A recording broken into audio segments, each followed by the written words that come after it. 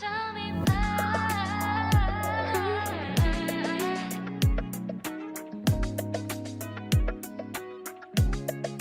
Someone tell me why.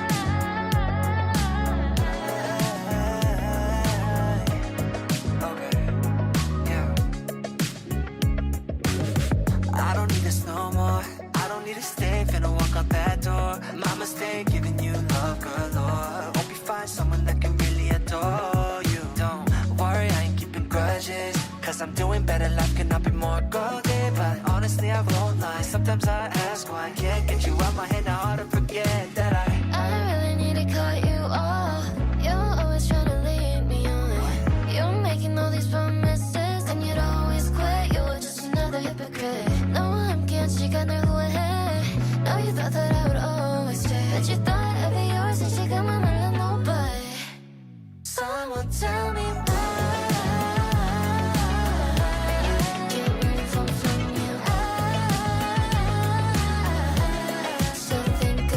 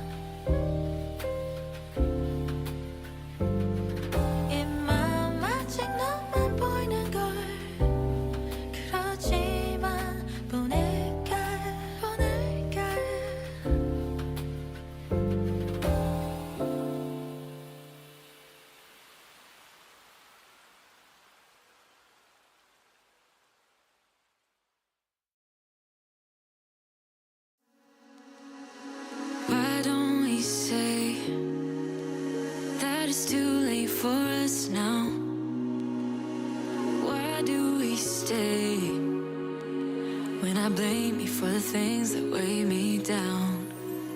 There we go. Okay. Good morning, everyone. Morning. Oh, I'm muted. Oh, the music just stopped. Okay. Oh, never mind. Good morning. Welcome in. Welcome. I have a VTuber model. Who is she? It's scary, actually. It's really nobody else. It's just scary. But welcome in, everyone. Happy shoot. I forgot what day it was. Tuesday. Happy Tuesday. Welcome in. Okay, it hasn't been months. Y'all are freaking exaggerating. Okay, I do IRL streams like maybe half the time, and y'all are just like, oh my god, VTuber Gary, who the fuck is she? I've never seen her. Y'all are exaggerating. Okay, it's not that serious, guys. It's not that. My outfit was cute yesterday. Thank you. I'm glad that you liked my pajamas. I live in them now, so. Where is Quinn? Quinn is actually going to be here in an hour. So from now, it might be roughly 45 minutes, 50 minutes from now. But I usually start stream at this time. So we're just going to chill. We're going to hang out for a little bit. And Quinn will be here when he's here. As per the title. Daniel, thank you for the level 2. Thank you. I forget that you were a VTuber. I'm still a VTuber at heart, guys. VTuber at heart. Guderian, thank you for the 6 months. Never seen her before. You just literally saw me last week, chat. Okay. You literally saw me last week. Lurk for 1 hour. Yeah. But good morning, everyone. I hope you guys are having a great Tuesday. How's the weather where you are? Today in Tokyo, the weather has been absolute ass. Yesterday, it was really cloudy and drizzling, and today it was just a heavy downpour. It was really bad. It's so sunny. I'm so jealous. It's so sunny. What is that like? What is it like to be sunny? I don't know what that feels like. I wish I was able to experience sun. Tokyo weather has been so bad. I had a friend come over today to do a little bit of work. She came over to do some recording. We went to grab lunch. By the time we walked to the restaurant, which was like a 5-minute walk, no more, both our feet were soaked.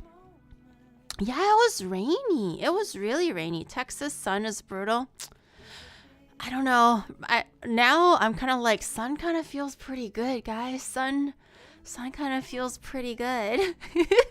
Stalling about the weather. What are you, British? Y'all are complaining way too much. Okay, then give me something to talk about. Okay, give me something to talk about. I just literally started this fucking stream 3 minutes ago.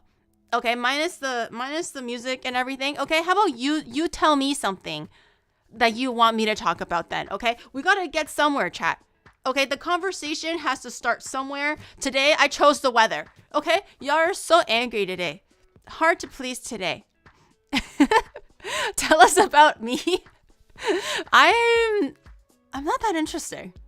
I feel like out of all the VTubers that are in this space and things like that, I feel like I am literally the most normie out of everyone here. I feel like there's people, because for a lot of us, like VTubers or streamers, I feel like a good proportion, I don't know if it's like half or the majority, but a good proportion of us are the ones where, they start in university, maybe they quit school to pursue their dreams in streaming, or they haven't really, had a prolonged length of working in a so-called regular job before they started this. So I feel like that in itself is already rare, because I kind of started streaming way into just having a regular life. But even my life was just very regular.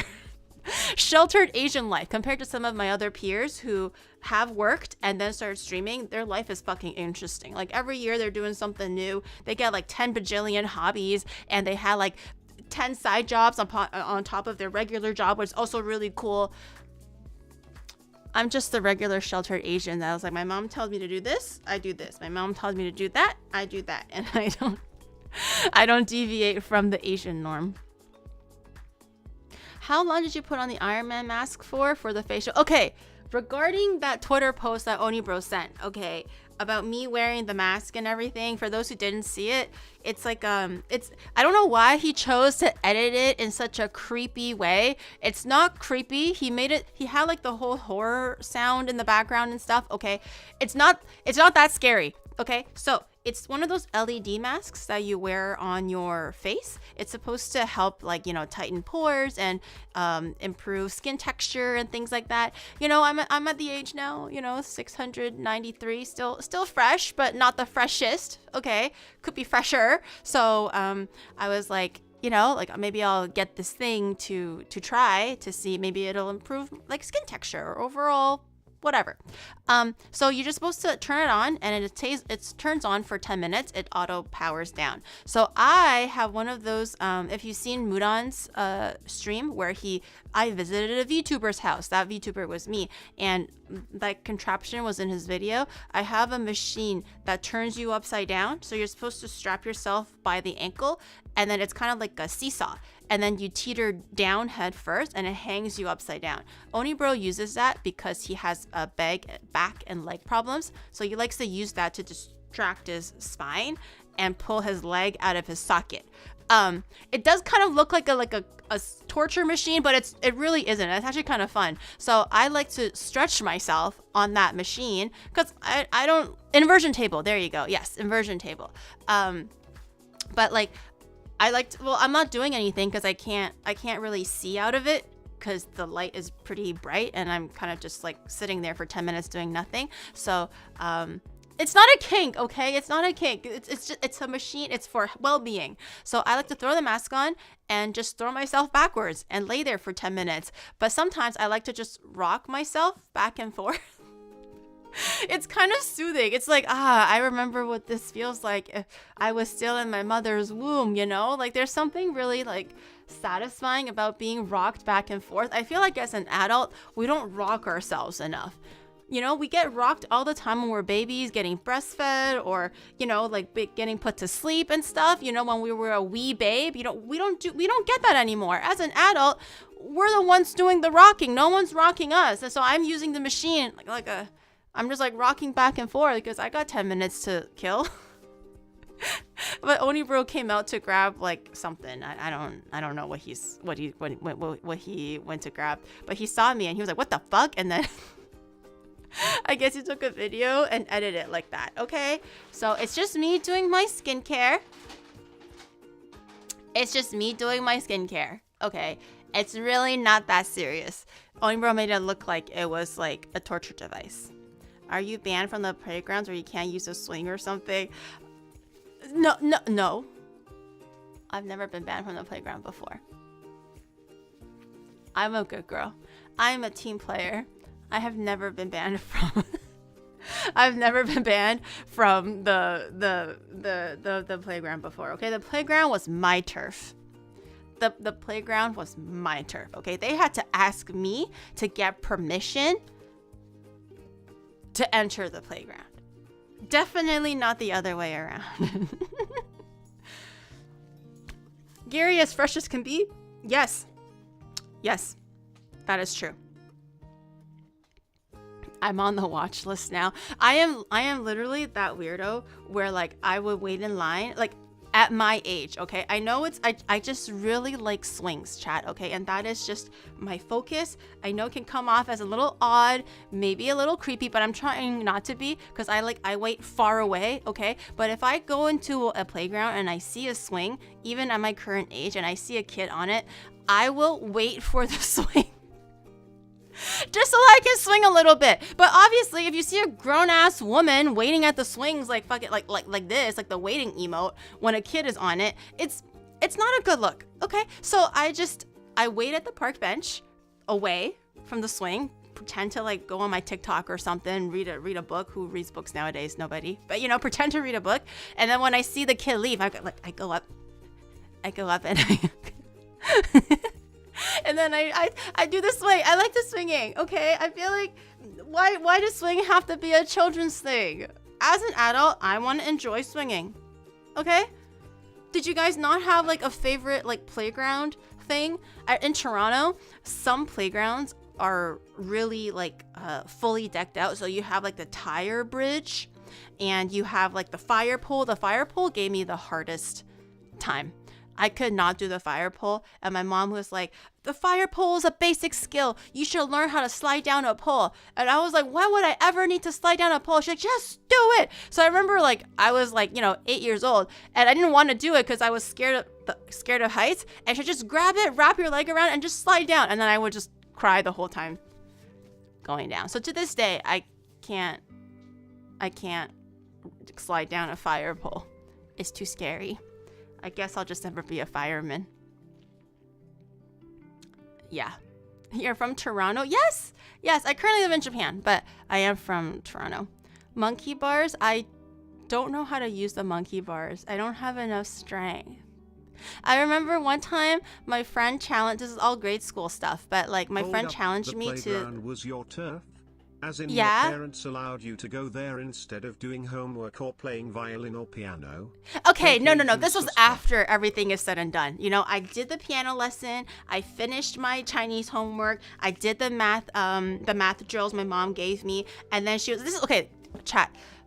Not to give like dates per se, but during this time when I used to go to the park and stuff, it's considered safe to go outside as a kid. Okay, no one's gonna follow you, nothing's gonna happen, it's all one big area, so there's a lot of kids there and we play outside. Okay, that was the standard. You were in a trench coat filming in a playground in Toronto. No.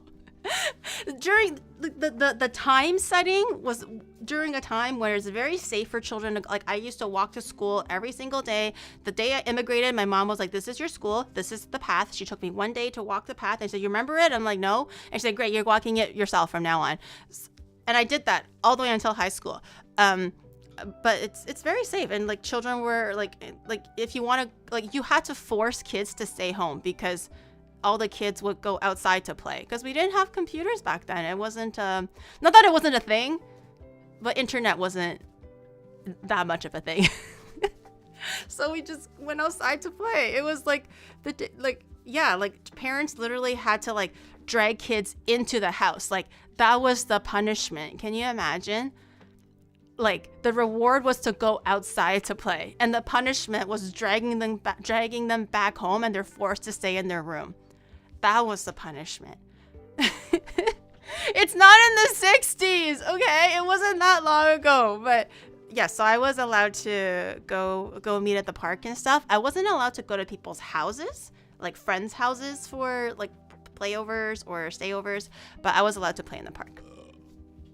Back in the day, we walked to school too. Yeah, kids these days don't understand what it's like to walk to school. I do understand that like concerns are different now, so maybe walking to school sometimes isn't the best idea depending where you are, but everybody gets bused, everybody gets driven. I had to get to school on my 2 feet, guys. Okay, nobody lived life the way that I did back in the day. On my 2 damn feet, I had to walk to school. I am turning into my parents. Oh my god. My dad used to tell me stories of how he used to like trek 2 miles to school. And I'm like, that's crazy because I only had to trek 10 minutes, But now I'm looking at you guys and go like, I had to walk to school, period.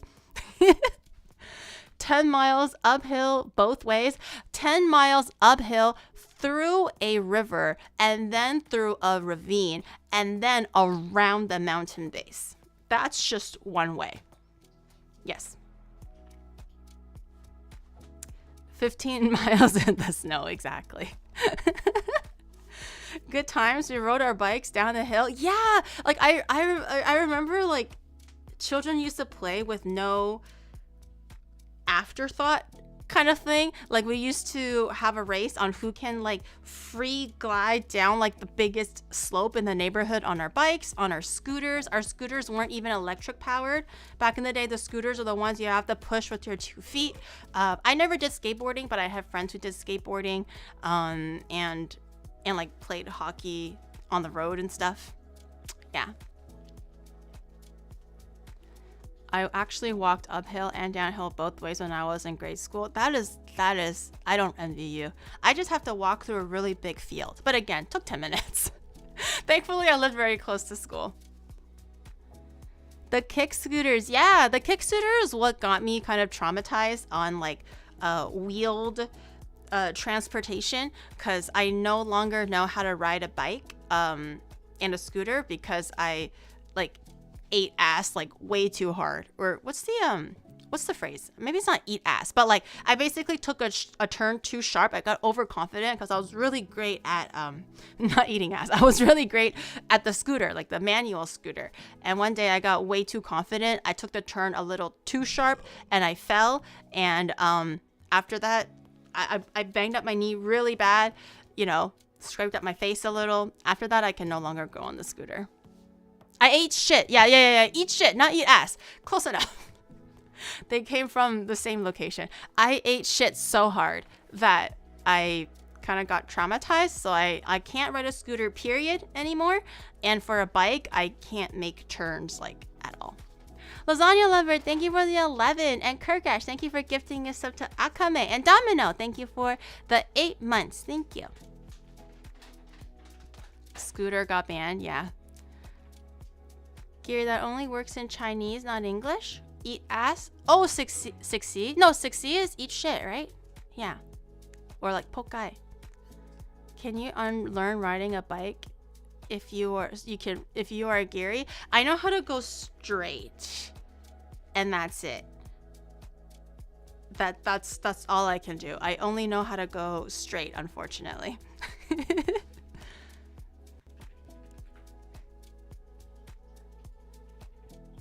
Put on training wheels.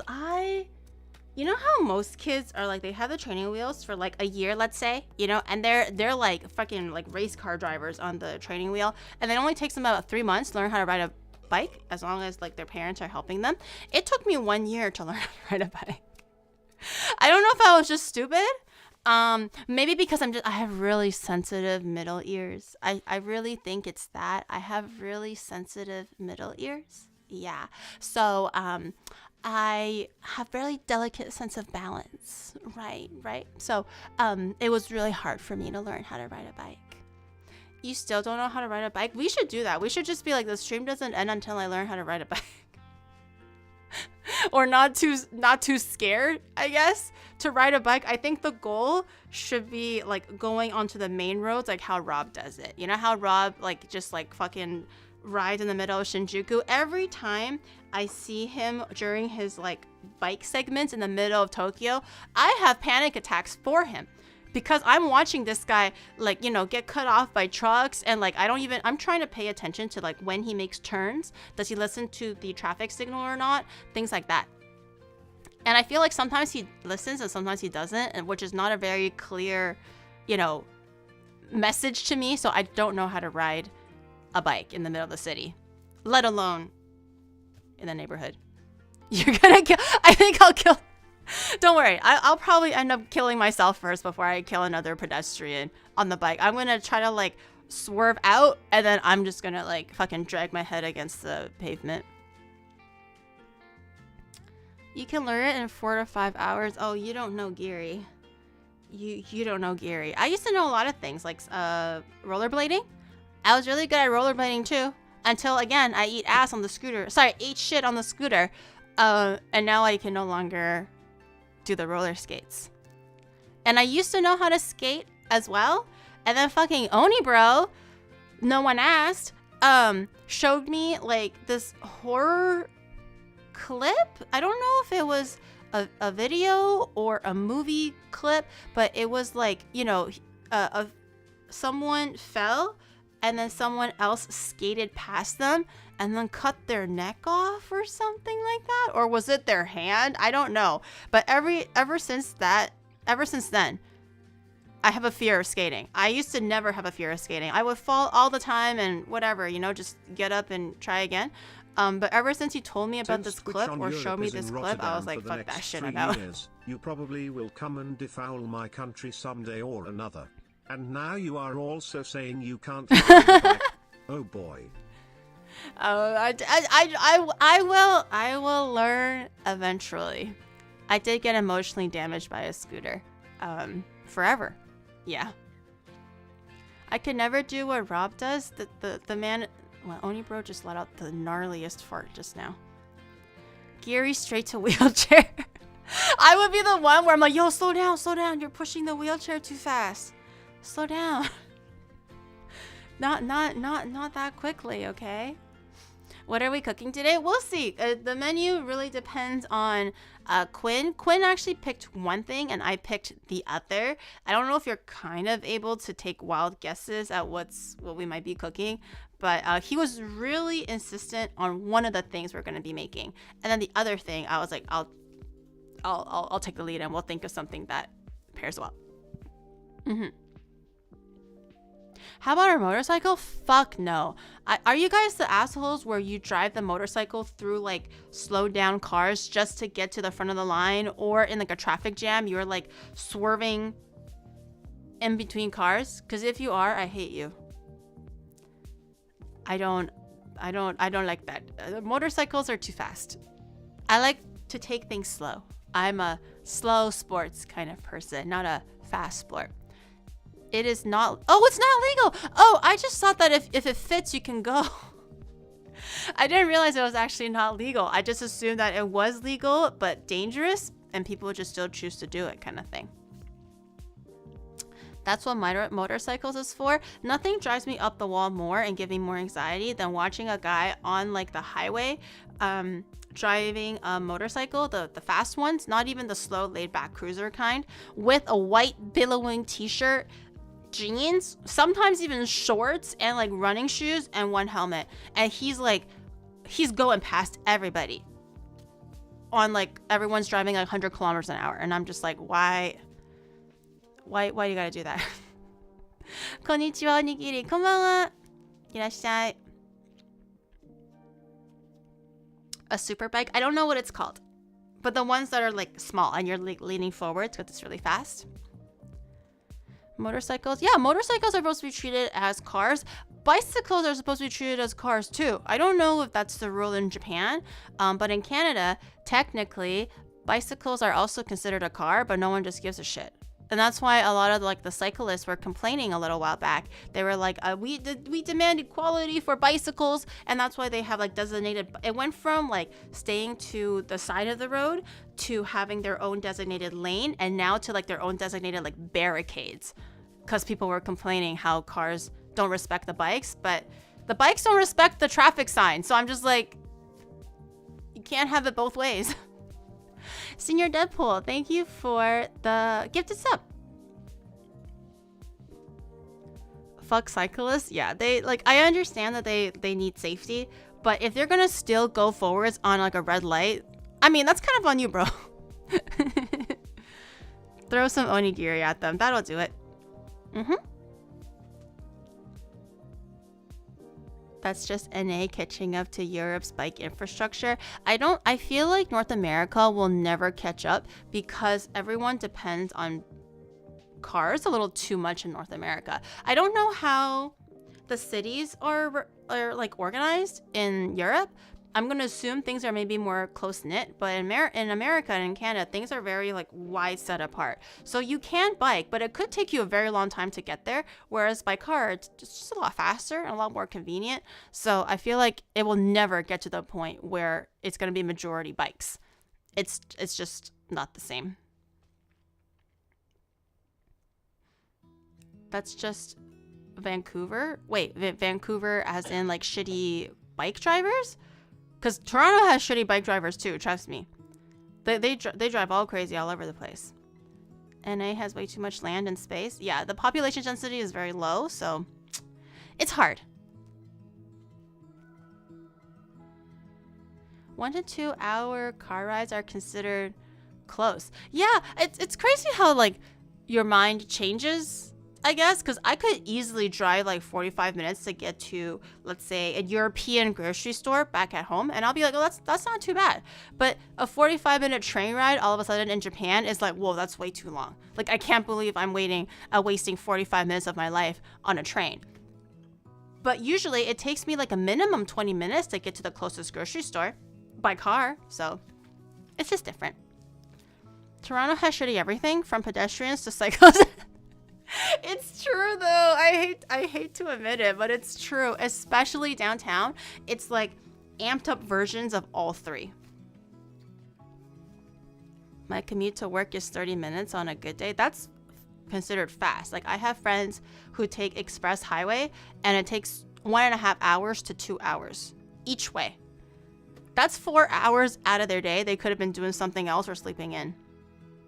But that's just how it is. Also because houses are expensive, so we move further away from our work just so that we can afford a house.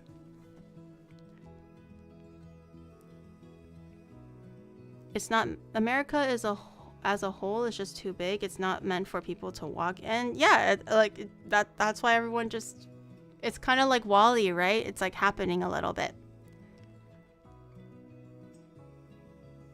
Just be faster. Just walk faster, okay? Just car faster. Just fly over everybody. Do everything faster. You can't make NA cities walkable. Well, I think there's many facets to that because there's the safety walkable and there's also a distance walkable. And I think America could work on both. 100 years is a long time in Europe. 100 miles is a long way. Yeah. It's still crazy that you can just literally train to another country if you're in Europe. And it takes like half an hour, let's say, depending on where you are, right? A different country. Half an hour, it gets me to the grocery store. Sleep at your workplace? No. That is some black company shit, and we don't condone that here, okay? Not that I do. I don't force, like, no one. I'm not employing anyone, okay? So I don't force anyone to work so hard that they have to sleep at their office. But that's some black company shit, okay? Go home. I actually heard from somebody recently that in Japan they have a last train system in place, not because they just want to give people like train conductors a break so they're not working around the clock, but it's actually so that companies are basically forced to be like, okay, you have to go home by last train, so you can't work beyond 11:30 or midnight, let's say, because you have to take the last train home, because everyone in general will take the train. It's assumed and expected, which is really sad to hear. That's why last train isn't like at 3 a.m. I think in Toronto last train is at 3 a.m. or something. Yeah, it's put in place there, so companies are kind of have to abide by the last train rule. Overworking in Japan is crazy. Yeah, 4 a.m. Yeah, there you go. It closes at 4 a.m. for Toronto, and that's really sad. It's really sad. Like people, you either work so hard that you make it to the first train at 5 a.m. or you work so hard that like, and then you're like, boss, I gotta go. It's already like, midnight. I'm gonna miss my last train. Why don't they just regulate the companies? The thing is they can't, right? I feel like because Japanese companies mostly are still run by like old geezers kind of thing.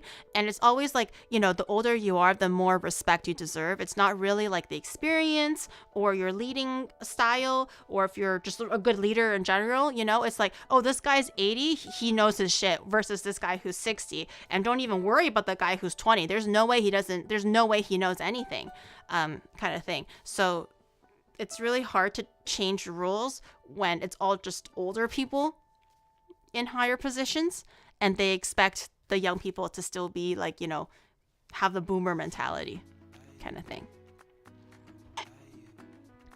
Seniority rules, yeah. Where's Quinn? Quinn is coming. I think actually he should be, or Onibro, can you DM him and just ask him if he's almost ready to set up? Maybe in about 15 minutes or so, 20 minutes, he'll be here. We just have to set up.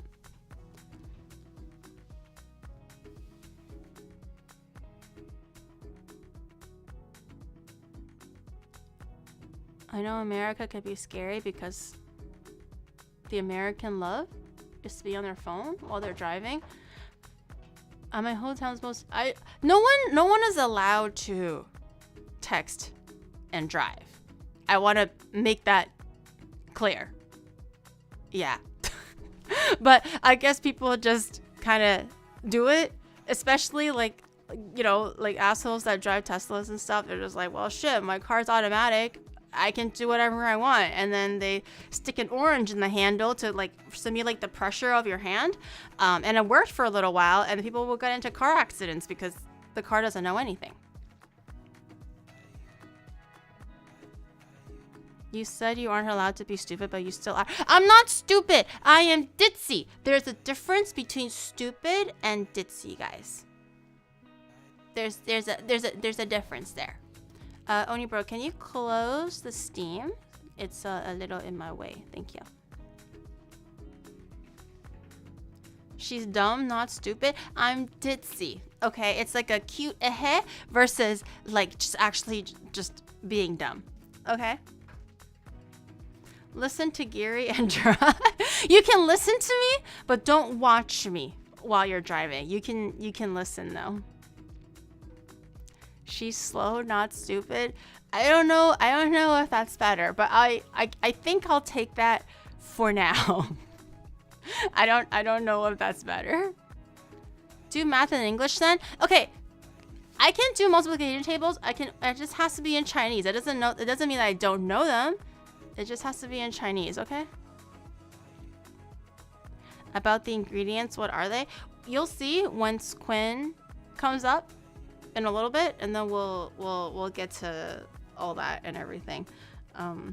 But yeah, that's why like with the working culture here, a lot of my like older friends are like, or you know, my mom's friends would tell them, oh, my kid heard that Gary lives in Japan, they really want to go. And I'm like, well, you know, it's a very unique situation I'm in where I can work here and have the life that I have.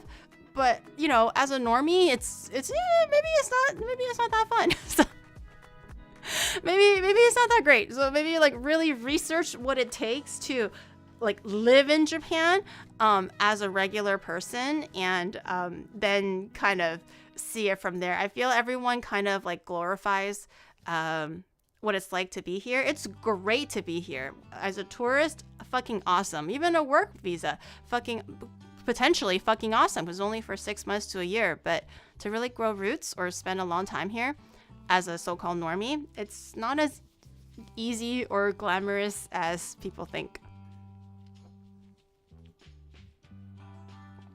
They should visit more than once.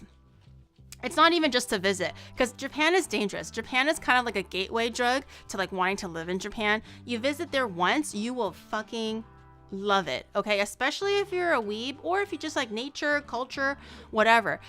Japan is really good at selling itself as being this amazing place, and it really is. That's why people love visiting there. But I would say visit more than once. So you're a little desensitized, because the first 2 times will be like, you know, Wonderland. You got to take a few more visits and maybe see a few more cities, maybe smaller cities, other cities, to get a good handle on what life is really like. Because you're not going to see anything in 10 days. You're going to have to spend a longer period of time to really see how locals react to their life and stuff like that. What's the best time to visit Japan? If money isn't a really big issue, I would say now is the one time, because right now is Sakura season. Flowers are not blooming yet. I'm also a little bit worried because I plan on taking you guys Sakura hunting on Thursday for IRL stream. But the general Sakura season, I think it's recommended because, you know, limited, like restaurants all have these really amazing limited menus. Like Starbucks has their Sakura teas and stuff like that. Desserts are all like Sakuras on them and they taste really good. They look real cute. So if you want to post on Instagram and Twitter, I feel like Sakura season is one of the best times. Summer, I would avoid if you can, because it's just really hot and really packed. And not too many things are going on in the summer. Late summer and fall is when all the festivals come out as well. And it also gets a little cooler. So October, like September is still pretty warm. So maybe like late September, October, going to November. Those are all really good times where the weather is a lot better. And then I guess winter, if you're into like winter sports and things like that. But summer is not the best time. When does summer start usually? I haven't been in Japan long enough to experience the turning of summer, but when I arrived in May, it was already quite hot. Like last year, May was already 27 to 30 degrees Celsius.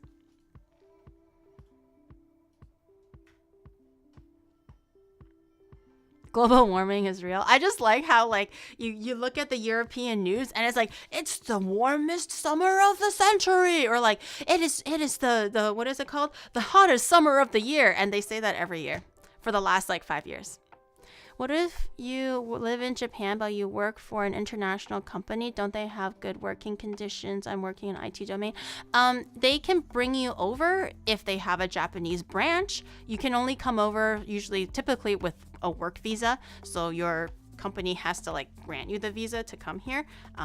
Usually international companies have more of an international working culture. So if you're lucky to have that, that's great. Or a more modern Japanese company, that's also great. But I don't like, that's why black companies are a thing, right? I think it's just hard to moderate or something like that. That's why it happens so often. Yeah. That people like, workers get taken advantage of, and like, like no PTO, Hey, or people when are just did you scared to become a take Vtuber? vacations. Is this going to become a regular thing now? Are you sure you can handle it since you are a normie flesh tuber? No, I'm not a normie flash tuber. I'm a super amazing, never seen before, out of the box YouTuber, VTuber. Okay? You know what else Chad should have taken advantage of? A party right now. Get your summer merch for the upcoming summer season. Hey, hey. Oops, she slipped. No, I didn't. I don't know what you're talking about. I want to do winter festivals in Hokkaido. One of these days I will go to like Sapporo and stuff, and do all that, visit like the ice sculptures and things like that. But Japan just has a wealth of things to do all year round, whether it's summer, winter, spring, whatever. It's just like, do you have the budget for it, and are you going to die from heat stroke? Those are the concerns. Thankfully, Japan does have a lot of AC. Okay, unlike Europe. Japan has a lot of AC everywhere outside of like when you're actually walking in the street. And Japan, because it's so hot, they invented a lot of things to help you cool down as you're walking. They have like the face mist, they have the body wipes, they have like creams that literally have a cooling sensation when you wipe it on, like sunscreen and stuff. It's pretty crazy. They go pretty hard on like trying to make life as comfortable as possible during the summertime. But it's rough. It's rough. Vending machines everywhere. Yeah, so you will always be able to find a cold drink, thankfully, because konbinis are everywhere. Dying of heat stroke, not dying, but passing away from heat, not passing away. Why am I so dramatic? Succumbing to heat stroke is easier to avoid, I guess, in major cities of Japan. I don't know why I'm so dramatic. I'm sorry. It's not that it's not that serious. It can be, but unless you're in Japan. I don't know what's wrong with my wording today. I had a long day, okay? Southern Spain is pretty warm in the summer, but you don't need AC when the wind is super nice. I need my AC, man. Like, I understand that like in Europe, houses are designed so that once you open windows, like wind is supposed to like pass through really efficiently to like cool down the area, but I just need like cold air on my face, not wind. Not warm wind that's moving faster. I need cold air. So I'm not built for the European summers. I discovered that when I went to Paris last year. AC is mandatory. Yeah, like you see, like in Japan during the summertime, you'll see a lot of cute girls and foreigners go to Don Quixote and buy those like mini fans. So they just have like a fan. They literally on the train, they just hold the fan on their arm pointing at their face because it's just really hot. But those things are available and very cheap to buy. So, there's ways to and then you get to like stand behind the girl who's using the fan. So she's like fanning her like pretty hair smells onto you. And I'm just like, wow, it's good to have summer. Not to be creepy, but like, what's in the blue tin can with the 12, what? You talk like an old man. No, but I'm just saying, like, last year, maybe I was able to experience, like, waiting behind, like, a really cramped train in Japan behind a girl, and she was, like, using the fan in front of her, and then I caught all of the hair products that she used on that day, and I was like, ooh, breezy. I didn't openly go up to her and go like, okay, I quietly breathed in. Quietly breathed in. Why are we seeing blue on the right? Oh, I think it's because it's reflective. This tin thing, they're cookie cutters. I think it's because it's reflective, so it's picking up the blue from my blackout curtains, or like the chroma key curtains. It's not actually like clear. It's just kind of chilling there. I don't sniff strangers, okay? They're begging me to just breathe in their aroma. What's a nice way of putting that?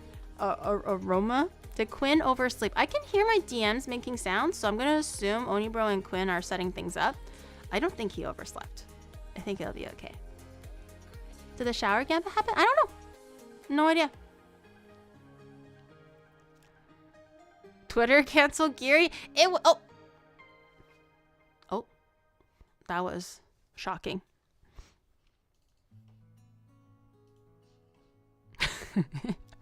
He's behind me now.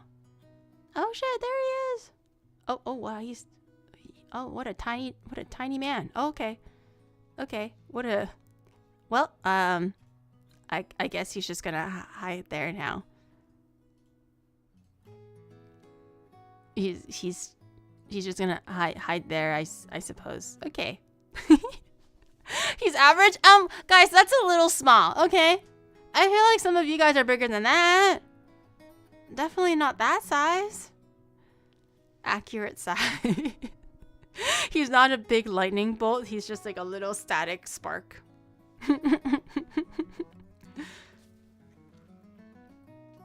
It's average. It's a little small, guys. He's a little tiny. He's just peeping out here and there. He's 183 centimeters? That means his face is going to be off the frame. He's 10 centimeters taller? Almost 10 centimeters. Why you gotta do him like that? I didn't do him like that. I was here this whole time. Onibro was the one that made him the size of a rice grain. Quinn tiny man confirmed. Well, you see it here, guys. You saw it here first. He's 183 centimeters. Okay, but what's his height? Okay. Very funny. Very funny. I didn't do anything. I don't claim whatever is happening currently. I'm just over here minding my own business.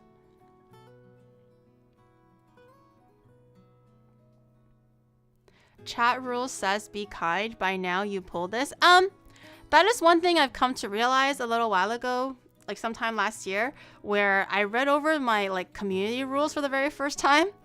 After making them like 3 years ago when I was like a wee tiny PNG tuber, where I'm just like, I just basically copy and paste. I'm like, let's see what everyone else is saying for their chat rules, you know, like be nice, don't bully, you know, no like, you know, like severe profanity, you know, blah, blah, blah, all that stuff. So I copy pasted, maybe changed a few things here and there, you know, just changed the work so it's not exactly the same. And then fast forward 2.5 years and I'm looking at it again. And I'm like, oh, damn. Those rules really didn't age well, did it? Number 1 says no bully, and I was like, maybe I should have revised the rules a little bit before it's like 3 years too late. Yeah. You're gonna have to change that. I will get to it. Why is Quinn getting smaller and smaller? He's floating. You raise me up because Quinn is tiny. You raise me up Walking on my faucet. He's really scaling that. Oh, okay. Oh shit, she's attached to my head.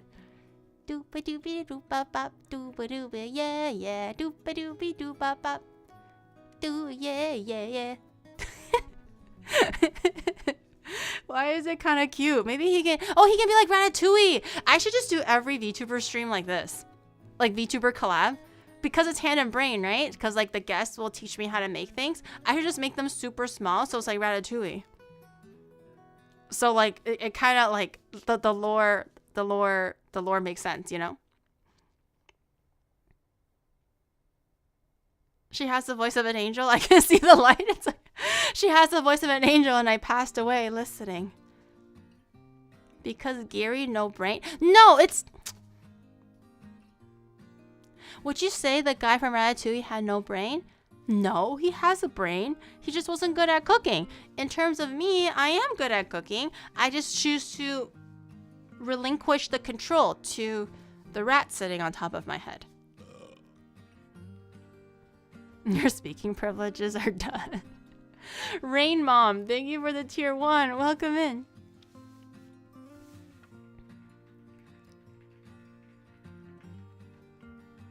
He's too small. He's a way too small. Are they still setting up? He's already like in here. I wonder maybe audio is broken? I'm surprised he's still setting up. Rain's mom? I don't think that's Rain's mom. I'm gonna assume that's not Rain's mom. Maybe it's just the mother of Rain. Oh. Moshi Moshi. Hello? Hello? Hello? Good morning. Good afternoon. Good afternoon. Onibro made you super tiny for the longest time, so we were just like, this is how it's gonna be. He's just gonna be teeny tiny like Ratatouille on my head. Oh yeah. Okay, so I saw your tweet. I'm gonna be honest. Listen, if my instructions burn down the kitchen, okay, you know, it's not my fault. You relinquished control to me, and I literally was like, before this chat, I was like, oh yeah, I have no idea how to cook. I don't know anything. You know, but like, you're a professional, so you got this. And they're like, yeah, that's great. You know, you just give me a list of ingredients. I thought it was just for your convenience. I didn't realize you wanted me to look up a list because you were trying to trick me into like getting the recipe so I could explain it later. It's called hand and brain, Quinn. That's how it works. You're the brain and I'm the hand. It doesn't mean anything if I teach you how to cook. You have to teach me how to cook. Luna showed me like your little like Twitter thread where you're like, bro, I gotta cook. I gotta teach her. And she was like, and I just chose to like not say anything. I was just like, you know what? Let it be a surprise. Let him find out organically what he has to do today. That is great. Yeah, I saw the tweet before I went to bed last night, and I was like, "Oh fuck, it's over." Don't worry, I'm pretty sure. Like, what is your cooking experience in general? Like overall, okay, have you cooked nothing? The most fancy thing I've ever made was like this. How do I explain this? It was like this like Italian beef thing that like you could put into a sandwich. That's pretty good, but I'm gonna be honest, like I got the recipe from my mom, so I don't really know much about cooking, you know. Like I didn't even have a kitchen until this year. Okay, I lived in like some like, you know, beat up like kind of apartment thing where it literally had a mini fridge and a microwave, so I had no idea how to cook. Oh, the dorm kitchen. Yeah, I had to ask my sister how to make some ramen noodles in the microwave like 6 years ago. So you know what, I am not the best chef. I have experience with preheating things. Okay. Yeah. Okay, well that's better than nothing, because some people, i.e. Onibro, doesn't actually know how to use the microwave, so he still goes like, yo Gary, how long do I have to heat up my gyoza for? And I'm like, man, you are a grown-ass man, use common sense. And he's like, I don't understand. Well, microwave math is kind of crazy sometimes though. I'll be like, oh yeah, 30 seconds is good, and then I take it out and it's like melted. I'm like, damn. It depends on what it is. You know what you should try? It's actually a really great idea the next time. If you ever have a hard boiled egg, whether you make it yourself or go to the grocery store, a really fun experiment is to put the hard boiled egg in the microwave for 1 minute. And if you cut it open with a fork, and it will have like the most beautiful aroma and smell. You will never taste a boiled egg the way it is, unless you've cooked in the microwave for 1 minute. Yeah, that sounds like a great idea. You know, my mom saw, I feel like Instagram Reels and TikTok rots people's brain. It's even getting to my mom. One time, okay, my mom knows how to cook like really well, right? One time she saw a short of someone saying you could microwave an egg or something. And I think they were talking about boiled eggs. My mom put a whole unboiled egg in the microwave, okay? Just a raw ass egg.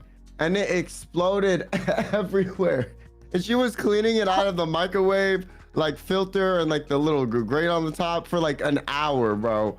A whole hour. Thankfully it's in the microwave and not like she opens the egg, goes like, ooh, I'm so excited, and then she fucking has no face anymore, you know? Yeah, wait, so what happens if you microwave a pre-boiled egg then? I know it's probably not good, you know? You should try it next time, and you let me know how it tastes. No. Oh, it just tastes bad. No, it'll make it taste much better. It's a very unique experience that's worth enjoying like one time around. Afterwards, it doesn't get as like interesting, but you should really save that for yourself and like do it. Take a picture. Let me know how it goes. So you hard boil it and then you put it in the microwave? Or you can just go to the grocery store and buy like those like pre-boiled eggs. As long as they're boiled, it's fine. Just not raw. And then you just chuck the whole thing in the microwave for like an hour. Best egg you've ever tasted. Oh, sorry, 1 minit. 1 minute. Oh my god, 1 minute, you are trying to kill me. Holy crap! I don't even know microwaves could go that long. I don't even know what would happen. I should try. What happens if I put something in a microwave for an hour? That's just a stream. I feel like it would vaporize.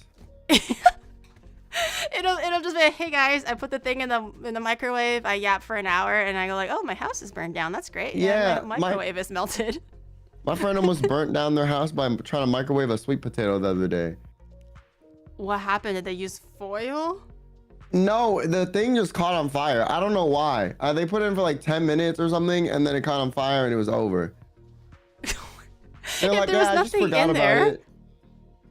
Oh, I definitely had. This is not me. Okay, I want this to be very clear. This isn't like, oh, haha, it wasn't me. It actually wasn't me, but this was a friend.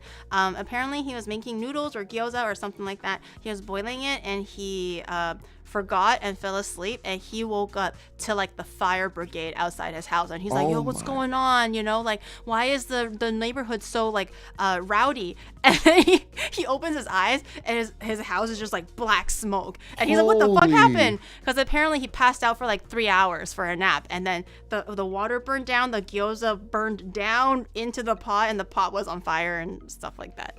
Did it like burn down his house, or was it just a lot of smoke?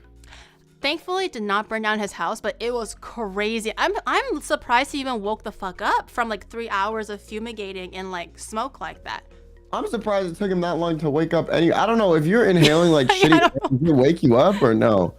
I don't know what happened, but he just said when I woke up, it was like, you know, like everything was like charcoal to dust and everything like that. And then he realized that like, you know, 3 hours passed or a few hours passed since when he was making lunch. It was like no longer lunchtime when he woke up. That's crazy. One time, like, have you ever made like instant noodles and then you didn't put water in the cup? No. Really? I feel like no.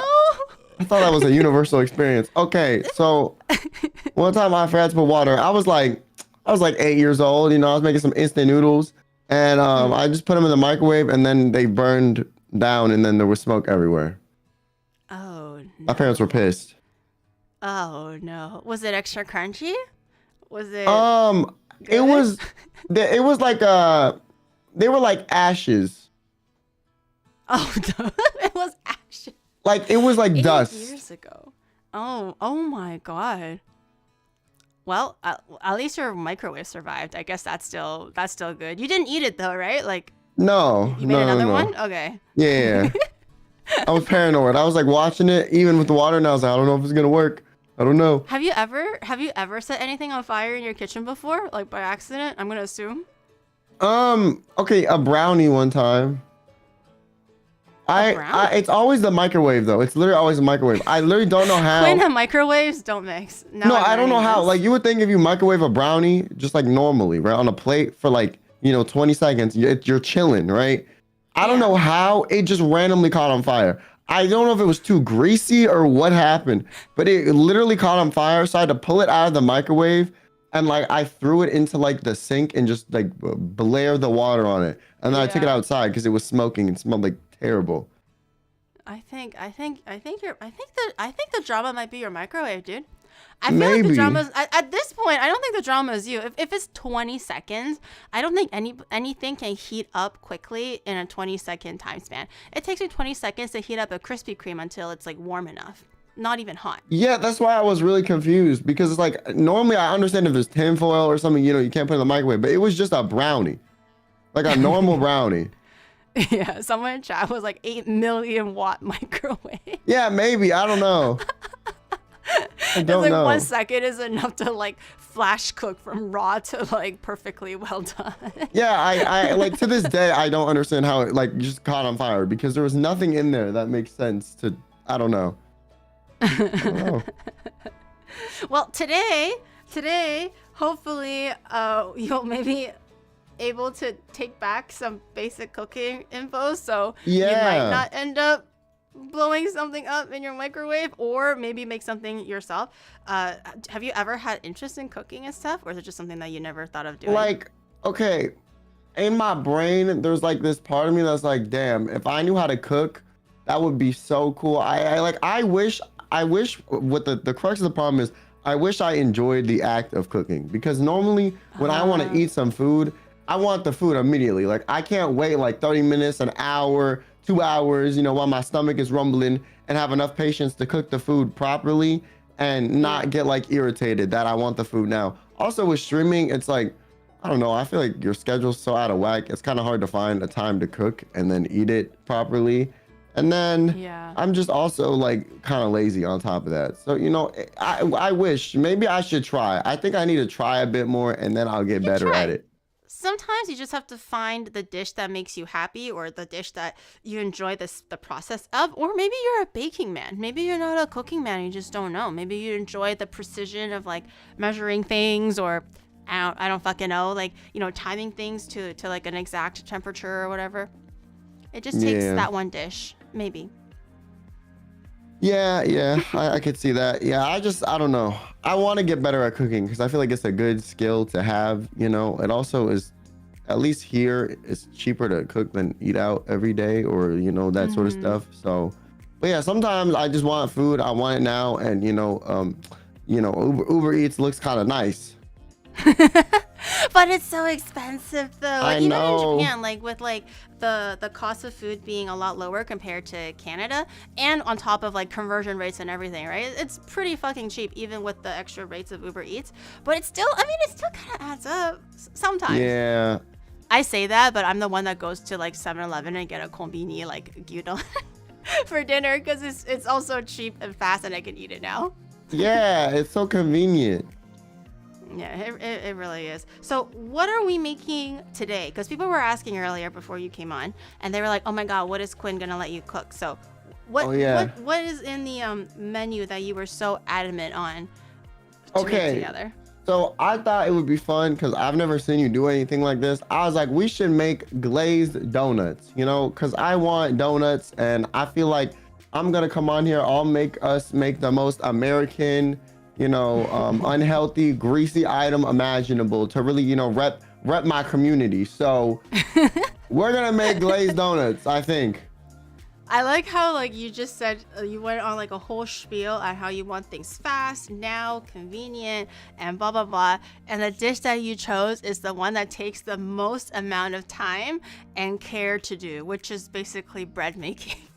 Yeah, I mean, I really wish I was good at bread making. My mom used to make this bread, and it was actually pretty good. And bread is my favorite food. I love carbohydrates. Carbs are so good. Oh yeah. So, yeah. What's your favorite bread though? Okay, that's really hard. Okay, I don't know how to say it, but it's like focaccia, I think. Oh, focaccia. Yeah, focaccia's good. I love that. It's really good. I like Oh, you know, focaccia French takes time. baguettes too. Oh, naan is fire. I love naan. Oh, you like the chewy, substantial breads, not like the Japanese milk bread kind of thing. Oh, I have had that before too. There's Really? one Japanese cafe by me where they have it, and I go there like I swear to God, like once every 2 weeks with my friend. I'll get like chicken katsu and then like a side of like bread. The problem with the bread is it's so like sugary and has like a lot of dairy. Kind and of how it is, unfortunately. yeah, it makes me Asian if I breads are eat very it sweet. if I eat it, it makes me feel really like bad, like physically, like I get like a bad headache or like a really bad stomach ache. So I don't eat it often, but it's really good. Oh, so you need like the European like real bread, Yeah, not the yeah. Asian like dessert bread or whatever it is. It's too much sugar for me. It makes me feel kind of, but it's really good. It's really like good. it, though. I grew up on it, so my tummy is used to it, so I actually really like it. I feel like I told this to my chat before, but I went to Paris for TwitchCon last year, and every single meal was bread. And you think it's a really good idea, you know, because I also do like carbs myself, but when you're eating a croissant and or a baguette, every breakfast and at least for lunch or dinner, at the end of the 4-day trip, I was like, bro, if I have to look at any more bread, I'm gonna cry. Like I need like rice, I need miso soup, some noodles, like any other form of carb that's not bread. Oh yeah, Because it's just way too much. I also feel like European bread. It's like eating it is like an activity sometimes. Like it's not simple. Like the outside is really hard, the inside is really soft. You gotta like bite it and chew it a lot. Versus like I don't know. You said you're more used to like the Japanese style bread that's super fluffy. Like that's like it's like effortless to eat. It kind of like just super soft. You barely have to bite it. It's like very easy. Versus the European bread, I feel sometimes it's like, I don't know, you're like hard, it's soft. It's like, it's more of a task. Yeah, like my jaw is not very strong, but I used to like, I don't know if you've ever like, like I guess like had struggle meals before kind of thing, but back in the day when I wasn't like very well off, I would actually use like Wonder Bread or like the Asian breads because they used to be really cheap back in the day as well. Yeah. And then I would actually pad that as like stomach filler. So I would eat the bread and then drink lots of water because in my head I think that the bread is going to like expand and fill space in my tummy, so I'm less hungry I make it sound like my parents don't take care of me. They do, but it's just like, like sometimes you're extra hungry or something and we just don't have snacks. I just use the bread and drink lots of water and let it expand in my tummy. I did that. That was my struggle meal. I did that in college. Yeah. I would also eat I would get sick of eating ramen noodles, so I would eat them like dry. Like I would not cook them. Yeah, but they're really good. My mom used to yell at me for eating, like I used to, like my little secret guilty pleasure was to take the Mr. Noodle or like the really like common brand that's really cheap at Walmart. And then I would buy that, crush it up, and then put the powder and eat it like chips. My mom found out one time and then she spanked me. She was like, even if you eat instant noodles, you eat like a rich person. You don't eat like you can't afford water. And I was like, man, but it's so good. Can't afford water is crazy. My mom was like, that is not the way. At least heat it up. Like, what are you, like actually poor? And I was like, but it just tastes good. It just tastes good. I'm actually surprised you were like, it's good. I feel like every time I say that in my chat and everyone else I'm talking to, they're like, what the fuck? But it's so good. They haven't struggled before. They haven't been on that low before. Yeah, where you had to like if I change was it like up. well off, that shit is still fire. Like I would eat it, Yeah, the one thing that I would quote unquote not stoop too low to eat is probably soy sauce on rice, because my mom really ingrained into me that soy sauce on rice is for poor people. That's when you can't afford like vegetables or meat or any condiment of the sort, because pickles are considered pretty cheap in China or like back in the day. But so if you're eating soy sauce with with rice, you're like really struggling. So I used to want to eat it like that because it tastes good. My mom would yell at me. She would literally yank the bowl out of my hand. And she's like, if you're going to eat like that, you don't get to eat. And I'm like, okay, sorry. Soy sauce rice is so good. Yeah, but I will eat it with other things. For example, tamago kake gohan. That's okay because there's egg and then soy sauce, because I feel like then it's like a dish. But soy sauce with just rice, because it's so ingrained in me now, I can't bring myself to eat it because I'm just like, oh, this is like, I can hear my mom yelling at me in the background. Yeah, it's like ingrained. Okay, I have one random question. I might sound dumb as hell, but I'm gonna ask it. You know, fried rice, is that like a Western thing that we like made up and lied to everyone and acted like it was like an Asian thing? The Jamie Oliver trend is just like, yo, I think he's making authentic fried rice right now. Yeah, like because I know we did that with burritos, so I'm just wondering if like for fried rice that's the same thing. Wait, hold up. Burritos are an American thing? It's not a Mexican thing? Yep. They're It American. is? Yep. Oh, I didn't know that. Wait, what? I thought burritos were a Mexican thing and they have those in like Mexico. Nope. They have tacos, but burritos are an American thing. Oh, well, I had no idea. Okay, well, fried rice is actually a Chinese thing. Oh, okay, so it's real. Yeah, Oh my it's God. real. Yeah, it's not like some kind of like fake ass shit that people all of a sudden start trending and doing. It is unfortunately very real. Oh, well, unfortunately, you don't like fried rice? Fried rice is good, but I feel like restaurants don't actually do it very well. I feel like fried rice at home tastes way better because then Okay, I when you start agree. loading up like proteins and sauces and veggies or whatever, restaurant ones are pretty basic. So I don't really like eating the restaurant ones. It's kind of like mid. Okay, I see that. Yeah, but it is very much a Chinese thing. That would be funny though. Can you imagine if fried rice wasn't? I low-key thought it was. actually- Low-key thought it was like some American shit. I don't know. After the burrito thing and like the fortune cookies, I'm like, all right, we just making shit up and lying to everyone. You know what I'm saying? Wait. Fortune cookies are not Chinese? No, I thought those were American too. Oh, it was? America does this thing where they make stuff up that like seems like it could fit with one culture, but then like it's really not from there. We just lied. Yeah. I'm a terrible Chinese person.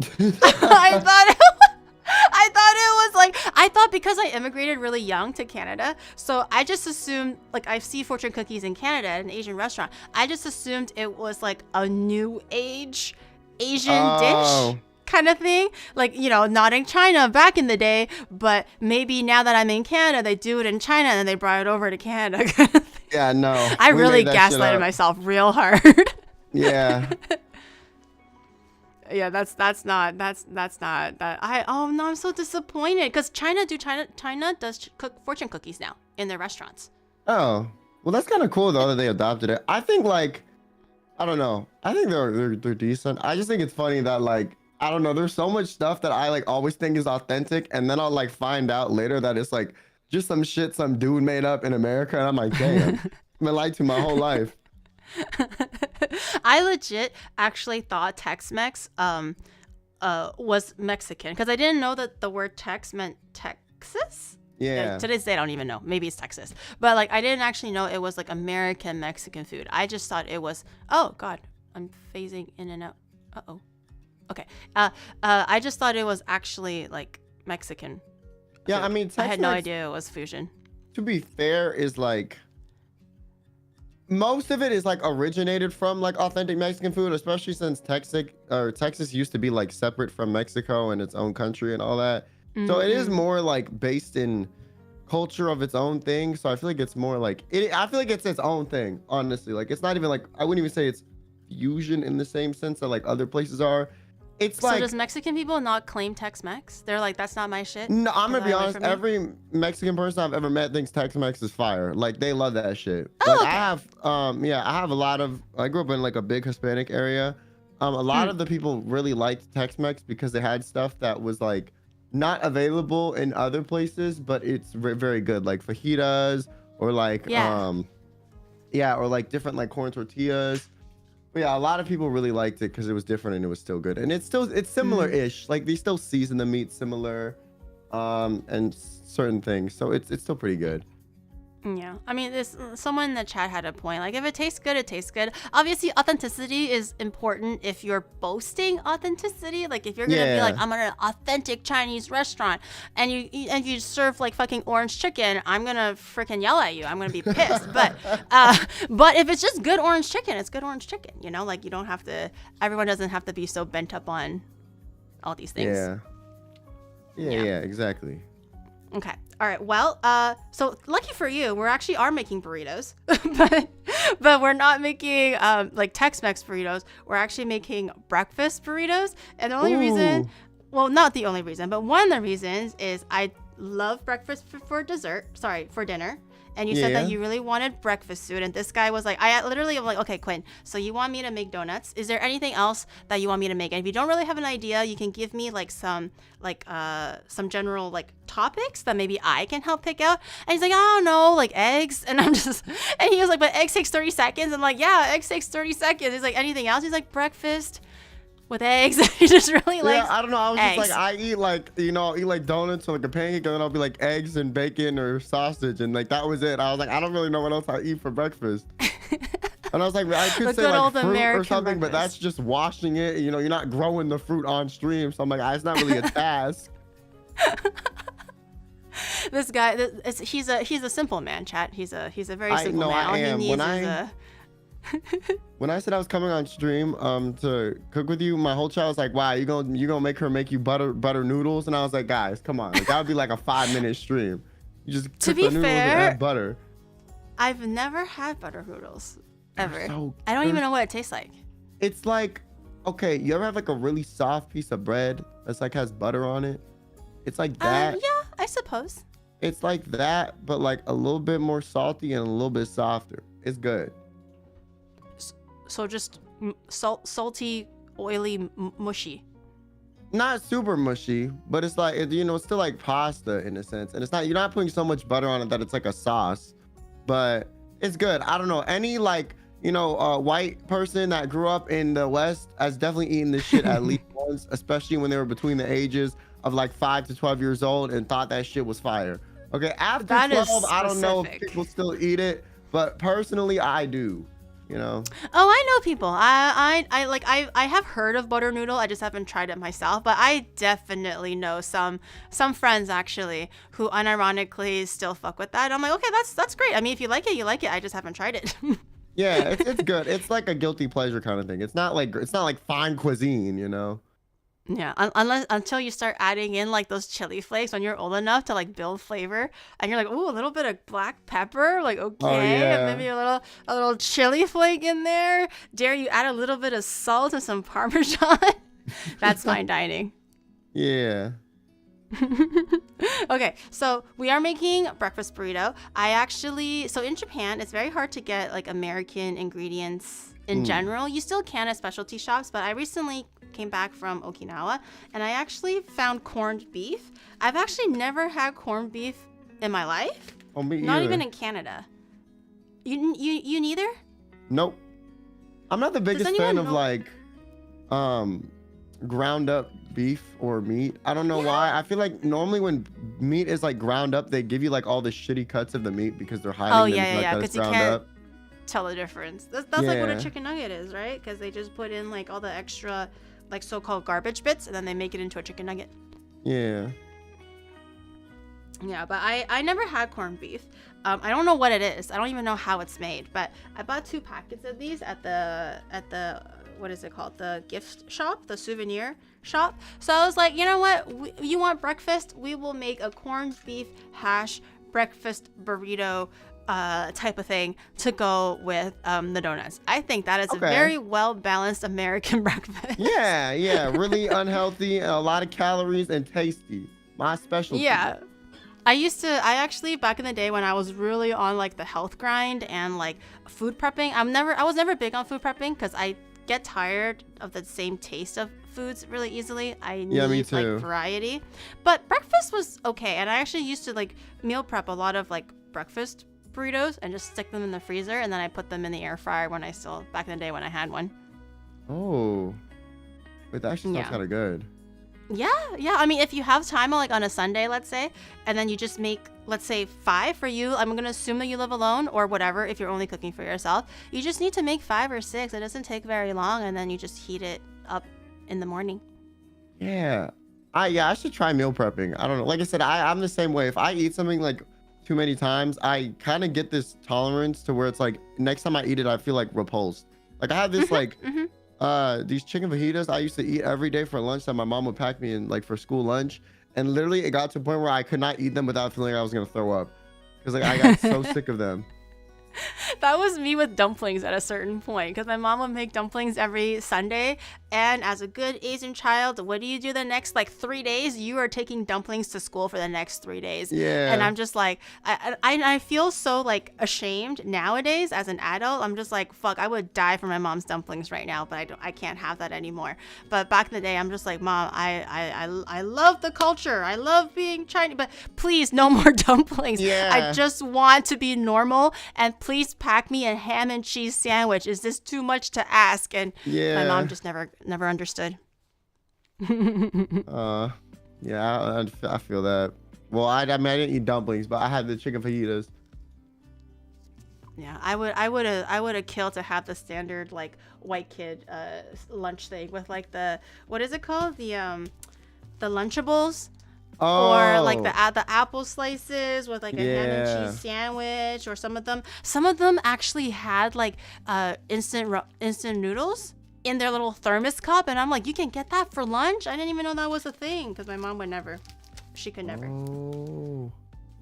It's always it's always the leftovers. Okay, so we'll get started on the donuts first, because we actually have to like knead They it need to rise and make the dough, and wait for it and stuff. So, chef, what is the first order of business? Okay, so this recipe makes 12 donuts and 12 donut holes. I don't know if you want to make that many. I was actually gonna say half the recipe, because it's just me and Oni Bro, and I don't think I can eat. And I'm gonna assume that these 12 donuts are made for like an American person. Okay. I don't think I can eat American portions, so All right. I feel like half portion can still make decently sized small-ish donuts. Wait, am I crazy? Okay, when I went to Japan, I actually felt like the portions there were bigger than the ones I ate here. I don't know if I'm bugging out. Where did you go? I went to Kyoto, I went to Osaka, and I went to Tokyo.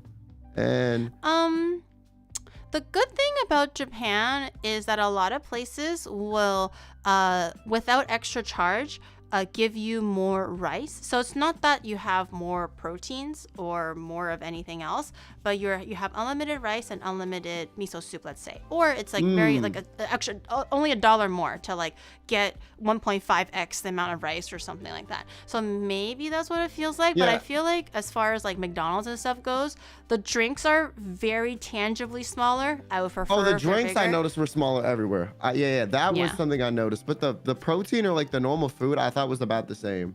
But I also don't like, eat a ton. Like, I don't know. I feel like all my friends eat more than me, so maybe it was like enough for me. You're not a true proud American. Shame on you. I used to be, but then my doctor was like, "You need to lose some weight, stupid." And then I went on my health grind, and I have not turned back.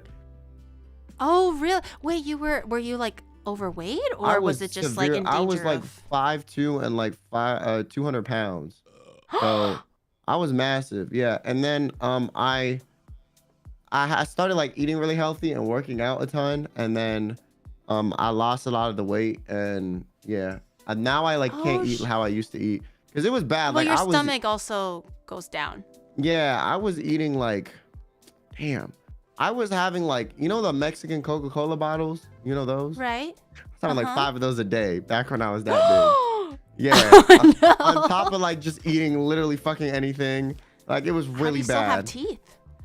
Yeah, You're I don't supposed to know. look like I don't know. My Aspen now. sisters have cavities and I don't. And like, Really? yeah. Maybe you just have this struggle. That's crazy. I'm proud of you though. That's crazy, because it's hard to like, grit down and go like, okay, listen to the doctor and be like, okay, all right, doctor, I'm gonna get my wake up call and like, work out and take care of myself. It was like, I don't know. I have a lot of health issues. So like that was like one that they were like, this is just going to make everything more complicated. And I was like, okay. And the reason I got that big is because I was depressed about my other health issues. So I was just kind of eating food to cope. So I was like, I'm literally like making my situation that's making me sad worse by eating more. So then I lost the weight, and yeah, it was like, it was hard, but I was glad but you're out of it. Yeah, that's really good. You're keeping up. Keeping up is the hardest. Like I was gonna say, when you were saying that you were fat, I was like, oh my god, Oni Bro was fat too, because Oni Bro also had like a fat era back in like you know what back in the day, and apparently Yeah. he told me his trick was just to drink 1 Coke a day and go to the internet cafe and grind games, and that's it. He wouldn't eat, he would just drink the 1 Coke a day. And then I'm like, wait, what? That's not good. That's your like diet plan? And he's like, yeah, that'll do it. That'll do it. That's funny. Go to the internet cafe for like 10 hours after school and drink one can of Coke. And I'm like, wow, it worked for him. But I'm just Yeah. like, damn, that's crazy. I What the hell? replaced Coke with like those like with like fizzy water kind of stuff. So it like Yeah, still yeah. gave me the same. I don't know, fizzy drinks kind of like make me feel more full. I don't know why. I think it does physically fill you up more though, no? Because it's expanding your Yeah, belly yeah. and filling it up. Yeah, because of the gas. Yeah, so I'll do that now, which will help. Yeah. I think it helps though, especially if you're trying to cut out sugar. Just replace it with like sugar-free fizzy water or fizzy Yeah. whatever. What's that? Le Crochet? What's that drink Oh, called? LaCroix? No, that shit's ass. LaCroix. That's like for like 40-year-old ladies that got divorced. No, don't drink LaCroix. Okay? Drink like something else. LaCroix is terrible. I would drink like an ice drink or like, you know, something else. LaCroix is ass. Listen, if you had LaCroix, had there's it. better options. Okay? I promise you. I've never had LaCroix because it was more expensive. So I always get like the Loblaws, like, you know, domestic brand because it's cheaper. Yeah, that but shit's I mean, probably it does better. the- I'm not gonna lie. LaCroix is terrible. I don't know why everyone thinks it's good. It is ass. It is Now it makes ass. me want to drink it, but I'll You never should get the try chance it because for they the don't one have it in time. Japan. Yeah, it's like maybe I'm gonna ask an American friend to bring me back a LaCroix. Yeah, you should. You should. Okay, I feel like we should get Smuggle one in. started so we don't Yeah. take forever. Okay, I will tell you the first thing. So step 1, it says to prepare the dough. So we need to whisk the warm milk, yeast, and 1 tablespoon of sugar together in a bowl of your standard mixer. Loosely cover and gonna go allow by it to hand. sit for 5 to 10 minutes until foamy and frothy on top. Wait, hold on. This is some. He's essaying. Oh, okay. It's like if you don't have a standard mixer, just do this in a large bowl, and then mix the dough Yeah. together with a large wooden spoon. Okay, yeah. So just hand mix it. Yeah. So the Okay. milk, yeast, and 1 tablespoon of sugar. Since you're doing half, I think it would be half a tablespoon then. And then for the milk. I'll go get my yeast, but I actually forgot. We should do a YouTube intro. 'Cause Oh, I yeah. usually turn these streams into a YouTube video. Are you Yeah. proficient in YouTube intros? Have you done one before? Yes. Send this to me though. I got you, bro. I got you. Okay. All right. How about you lead the YouTube intro, and then I'll go grab my yeast from the fridge. Okay. Everyone say hi, YouTube. Hi, YouTube. Hi, YouTube. Hi. Hello, everyone. Today. Oh, wait. Tell me when you want me to start. Oh, okay. 3, 2, 1, now. Hello, everyone. I'm Quinn, and I'm here with Onigiri on her channel. And today, I'm going to be trying to help her cook, even though I don't know how to cook. We're going to be making donuts and breakfast burritos.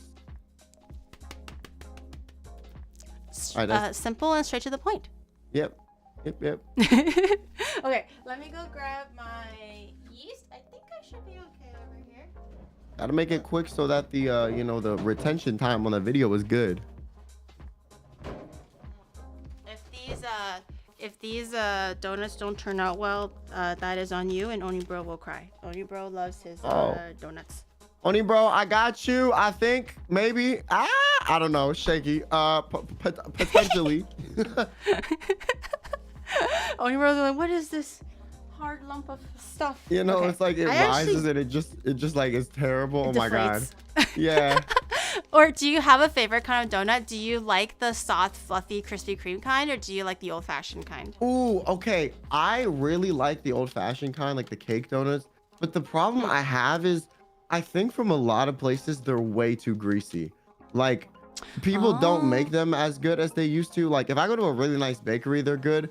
But otherwise, they just taste very greasy, and it's not appealing to me. So I guess I'm more particular about them, but I do prefer those. But the soft ones are good too. I think those are great as well. I like just both. feel like the old-fashioned ones, like the old-fashioned is actually not my favorite because I feel like they're really dry. Oh, yeah, I think it depends too on like what type or how it's frosted, but I can see that too. Yeah. Yeah. Wait, so how much water do I need? I know I need half a Oh. packet of yeast or something like that, but how much milk? Okay, Was so it? milk, it says 1 cup, warm to about 43 degrees Celsius, but since you're doing half, it would be half a cup. So that's like 240 milliliters. So that's 120 milliliters you need. Okay, I actually have half a cup, and I'm just gonna pop this into the microwave. Where's the warm milk microwave. yeast? Where's I the hope yeast? I hope your my microwave doesn't like listen to you and start exploding. Oh yeah, my fault. We'll You know, if see. it explodes, blame me. Yeah. Okay, for the I can't warm the milk anymore. Okay. 2 1/4 teaspoons, 7 grams instant or active dry yeast. What the fuck? What is yeast? Wait, no, I know what yeast is, but it's like you can buy What that is- shit. I'm not gonna lie. You know, see, I don't know how to cook. Okay, the only time I heard about yeast, I'm just like I'm learning. I'm learning like how much or more correctly how little you know. oh, I about, know nothing. I know about cooking. nothing. You can buy The yeast. only time I know about yeast is when we're talking about bread, and then like when my sisters would complain about like, you know, some type of infection, and then I was like, oh, okay, that's all I know. That's all I know. So we need 2 1/4 teaspoons of instant or active dry yeast. So we need half of that. So like it says 7 grams. So like we need like 3.5 grams. Okay, I'm doing like the not good baker thing, but I'm actually gonna eyeball. Okay. I'm actually That's gonna what I do. eyeball the yeast, but yeast is okay. I feel like yeast is one of those things where like, you know, you just follow your heart, you know. Yeah. You don't Yeah. gotta be too precise and start counting your yeast. It's okay. Okay, I have active yeast though, so I don't actually have to let it like froth up and like do its thing. I can just mix everything directly. So we'll put the milk in last. How much of everything else do I need? You need 1/3 a cup of granulated sugar, or so 65 grams. So half of that, 1/3 of what the hell is half of 1/3 of a cup? 1/6 of a cup. Damn. VTubers and math. I'm I right know. there I with you. dropped Sometimes I out of just guess. school. I can't do this. I basically say something and I wait a little second and then I see what the chat's saying. If they're doing like the emote or something, I'm like, oh, I know I fucked up. Yeah, and I if know, they just I kind of know, like it made continue no as normal, sense. I'm like, Yeah, okay. I feel like sometimes I do math so well that my chat's like, huh, because they're the dumb ones, you know? So sometimes I actually think we aren't as dumb as we think. It's just they're dumb, you know? Chad, I think happened you're too. I think you're kind of dumb. Maybe I am actually smarter than you give me credit for. Have you ever done the I'm smarter than a 5th grader? Have you Yeah. tried that game? I you passed have. it? Were you able to? I've be like smarter done than it a with, fifth grader? okay, I've done it where like I had like viewers come on and like they versed my friends and to see who was dumber. So I would normally make the questions, but I had one of my friends and a viewer literally, you know, like when you look at an analog clock, there's like the 2 hands. Yes. So I was like, what time is this? And they came in and it was literally like 6 o'clock even or something. I don't remember, but it was crazy. They came in and they were like, it's 6:30, it's this. And I was like, how are you guys messing this up? I feel like a lot of the reason people mess up on Smarter Than 5th Grader is because they're trying to be fast and like you can trick them. They're doing too much. Yeah. They're doing way too. Wait, someone just said that my sugar looks like MSG, and now I just freaked out for a second. So I'm just gonna make sure that I didn't dump in a 6th cup of MSG, and it's actually What is no MSG? sugar. It's sugar. Monosodium. You know the thing where like back in the day, people were like, "Oh, eat Asian food, you're gonna get MSG poisoning and give you headaches and shit." It was kind of a propaganda thing back in the day. But it's really just seasoning. It's like the umami flavor that you get in your tongue. It's like, it's not quite salty straight up. It's more like that salivating ability that it causes in the back of your throat. Like when you have really good soup, that's like umami kind of thing. Okay. And MSG does that. MSG equals make shit good. It literally is though. It's the fancy name is monosodium glutamate, but it just makes shit good. Everybody could do with a little bit of MSG in their life. It's not gonna hurt you. Okay, and then it says we Oh need yeah, two that's large eggs. actually the trick. Like if you're going to take home anything today, like take home any cooking knowledge today, just go get some MSG. You cook anything with it, any like savory application, just put MSG in there, and I bet you people are like, oh, okay, Quinn's a bit of a cook. You know, it's like, what'd you do to spice this up? And you don't tell them nothing. Don't be like, oh, I used MSG. Just be like, oh, you know, I was experimenting. I whipped something up. That's the difference between home cooked and restaurant quality. Okay, MSG. I will say though, for being a white person who can't cook very well, I do season my food very well. You know, listen, I remember I made chicken for my roommate and his girlfriend. They were like, "Damn, you know how to cook." And I was What'd like, you put in the chicken? Oh, I have like a list of like 8 seasonings I put on it. I don't even know all the names of them. I'm gonna be honest. There's like a bunch. He's gonna be like salt, garlic salt, pepper, black pepper, white pepper, chili flakes. No. There was like no. There was more than that. But it's very good. It's very good. But yeah, Okay. I don't know, because my roommate made me chicken one time, and I swear to God, it was like he might as well have just boiled it and put it on a plate. I was like, damn, it's like nothing. I was like, let me show you. I was like, next time, let me season the chicken, and then I just showed them when I do, and then now they do that too. It's really good. It's really good. That's pretty good. That's pretty good. I'll have to find that chicken recipe. I'm gonna try it myself. Watch it just be like oregano and like basic like white people seasoning.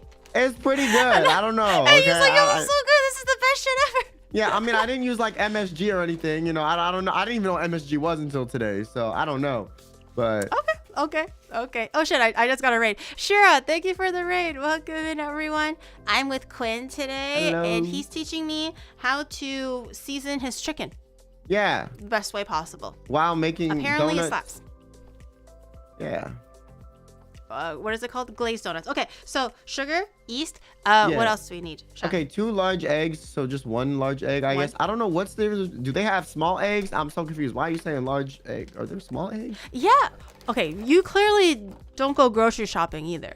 I normally just buy like the default pack of eggs that like my mom has been buying for years, and I don't question her, because it tastes good when she makes it.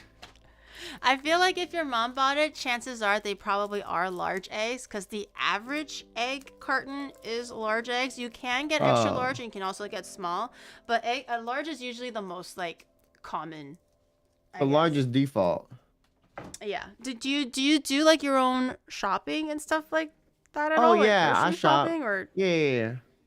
I've recently been I've recently been grocery shopping a lot more. They have like this thing where you can just put it in an app, and then you can pick it up, and it's really easy, and it literally is only like $5 more, and it saves me like 2 hours at the store. Oh my god, my Asianness is kicking in. That's not worth it at all. That means like you do know that like the people, if you do that service, they're gonna pick like the gnarliest green onion, the ginger that's about to rot, the banana that's like the most bruised, because they're taking advantage of people like you, Quinn. Okay, they're taking advantage. And they're like, this dumbass doesn't know how to shop for himself, and then just buy like the worst looking groceries and clear their inventory for $5 more. Normally it's pretty good. I normally don't buy, if I'm buying like a bunch of like fresh ingredients, I'll just go to the store myself, because of that reason. Because like even if they're not intentionally doing it, I don't trust you to like look at the fruit and know like if it meets my standard mentally. But if it's like I don't know, let's say like raspberries or something that's like it's kind of hard to like fuck up, I'll definitely add it to the thing for sure. Okay, well, I could never bring myself to do it. That's why I'm just like, ew, online shopping? No, thank you. I want to pick out my own green onions, and I shuffle through everything just to find like the medium stock is like super like severely wilted, and everything else on the outside is fresh, and I'm just like, god damn it.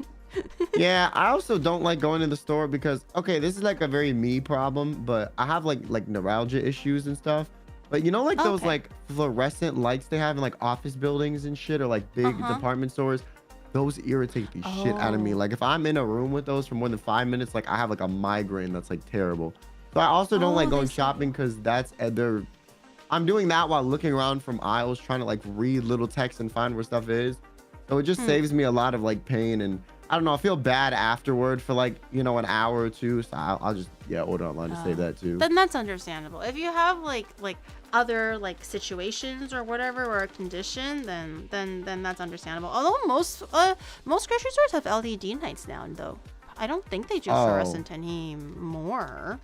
I don't know Maybe. that in America. I feel like most places still have those like big office building light things. Yeah, I fucking hate those too. It's the humming that gets to me. It's not really the lights. Yeah, 'Cause I don't really apparently have a the sensitivity to reason that. the reason they're so bad is they flicker at like a rate your brain can't process. Mm-hmm. So they're like, I think that they flicker too fast, and so it's kind of like you're like getting like strobe light effects, like while Mm-hmm. you're like just under the lights or something. I remember being like told that by some doctor or something. I was like, damn. Yeah, fluorescent lights make me like weirdly sleepy, and they give me really uncomfortable. Like you're right, kind of like the doctor vibes, like the Yeah. doctor's office vibes, or like just a regular office vibes. So I don't really like that. Wait, so how much sugar? Sorry, how much flour and everything else? Flour. Or what's Okay, next four after mix? 4 cups. So we need 2 cups. 2 cups of flour. Okay. This is a 1/3 cup. We're gonna be scooping for a little bit, I think. What is this? A 1/3 cup. Okay, 1. How many is that, chat? How many 1/3s do I need to make 2? You need 6. 6. 1, 2. Now everyone's saying Count for- 69. 16. That's one big donut. One big donut Be hole. Do you guys massive. call them donut holes or Timbits? Actually, I shouldn't be asking questions. I'm gonna lose track. Isn't Timbits like a Canadian thing? I honestly, because I grew up in Canada, I thought Timbits was the universal name for donut holes. I didn't even question for a second that why it's called Timbits from Tim Hortons. Tim Hortons. I just thought that was the name of. So when I went to America for the first time, and then they were like donut holes, and I'm like, what the fuck is that? Like that sounds awful. And then they showed it to me, and I'm like, oh, you mean like Timbits? I was like freaking like middle school, and I said this like in such a bitchy way because I just thought that's what it You're was. like, you I'm fucking You mean idiots. Timbits? Okay. Yeah. Not donut. Speak English. To be fair, we have like an equivalent here. It's just not like as widely referred to as that. Like, you know, at Dunkin' Donuts, they have these things. I think they're called like munchkins is what they call donut holes. I think that's our equivalent, but most people still call them donut holes anyways, you know. The branding didn't work as well here, I guess. Yeah, I just because I feel like Timbits sounds so much cuter. Donut holes is just like it just kind of sounds like you're eating the garbage part of it. Yeah, I feel like that and like the internet ruined the word like hole for me, so I feel like Timbits is just cuter, you know. Every hole is a goal, even if it's a donut hole. Yeah. Yeah. I also think Timbits is like, I don't know, like imagine like, you know how like some places they'll add like cute little smiley faces onto everything for no reason. Like I feel like you could have like a little cute Timbit with like a blushy face. I don't know. Marketing. It's a little like people ooh woo, people shy. Yeah. You could like do that with Timbits. Like the marketing could go crazy. They should like Twitch should do like a marketing campaign with Tim. Actually, no, don't do it without me though, because I would love to be part of that and like fucking like buy it and shit. But I'm no longer in Canada. I can't see it. Oh yeah. Don't do it. Never mind. Don't Didn't steal. they do, Don't aren't steal they doing Quinn's stuff idea. with like celebrities now too? I don't know. They haven't I done know it they had when like I a left Justin Japan. Bieber collab or something because all my Canadian Oh friends are talking fuck about that it. shit! No, they did that for McDonald's. What was it? Like Travis Scott? Like Oh, he just they did that literally for ordered like a McDonald's grilled here, cheese, not grilled cheese. Sorry, like a McDouble or some shit. It's like the Travis Yeah. Scott combo, and I'm like, what the? Like I was expecting like a unique burger. Yeah, a and it was unique just item that was like never gonna be large there again. But it's like fries. it's always just like their order at McDonald's or something. And I'm like, what's the Yeah. point? Like I'm like, I'm Yeah, not waiting even in the line Justin 2 Bieber one. hours to eat like a normal ass item on your menu. Like maybe bro Yeah. just said extra cheese or something, which I could just say myself. You know, I don't know. Yeah. I don't understand how thought that it's really dumb. it just surprised me that marketing thing like actually worked. It Like more works, people went to though. buy it. I was like, how the fuck? Like it's not even a unique item. I don't know. Yeah. Maybe I'm To crazy. be fair though, I was interested because of how you said like I was misled to believe that it would have been a unique burger, but when I Yeah. pulled up to the drive-thru and saw that it wasn't unique, I'm like, oh fuck that shit. I'm just gonna get my regular Yeah. or whatever. If it was Um, unique, I would how ma- understand the hype. Yeah. How many chat or Quinn, has anyone been paying attention? Oh, How I've many not been cups have I counting put 'cause in? it's behind for me, Chat. so I was like, it'd be inaccurate. Chat. Any knowers, chat? I feel like is this you- 5? I feel like you've done. 6? I feel like you've done 5 at least. 5. Guys, when I start talking, my brain just stops working. I don't keep track of nothing. 8? There's no way it's 8. 60. It's not 69. Not 15. Wait, what if I clip it and go back and count? Hold on. I'm cooking. That's dedication. Waiting for the clip to load. Chad, just for the love of God, Chad. Okay, I know you're keeping track, Chad. I know you are. You're just fucking with me right now. No, I can't start over. You know what? YOLO, and I'm gonna put in this last one. YOLO. Okay, you know what? We yaps for too long. The clip, you only put 1 scoop in the entire, 60-second window that it gave me. It's over. Oh, so it's okay. It's fine. If it's too much, it's Quinn's fault. Why wasn't he paying attention? That's on him. Not on me. What? Okay, fine. Okay, so fine. It's my fault. Sorry, Oni, bro. Okay, these might be ass. I'm sorry. It's gonna be like really stodgy, like hard ass donuts. Actually, speaking of like orders and stuff, have you seen the recent like not drama but like whiplash that JLo has been getting over her bodega order? Wait, no, what? So this is all over TikTok. I don't know if it's just like my TikTok Oh, or not, I don't use TikTok. but apparently.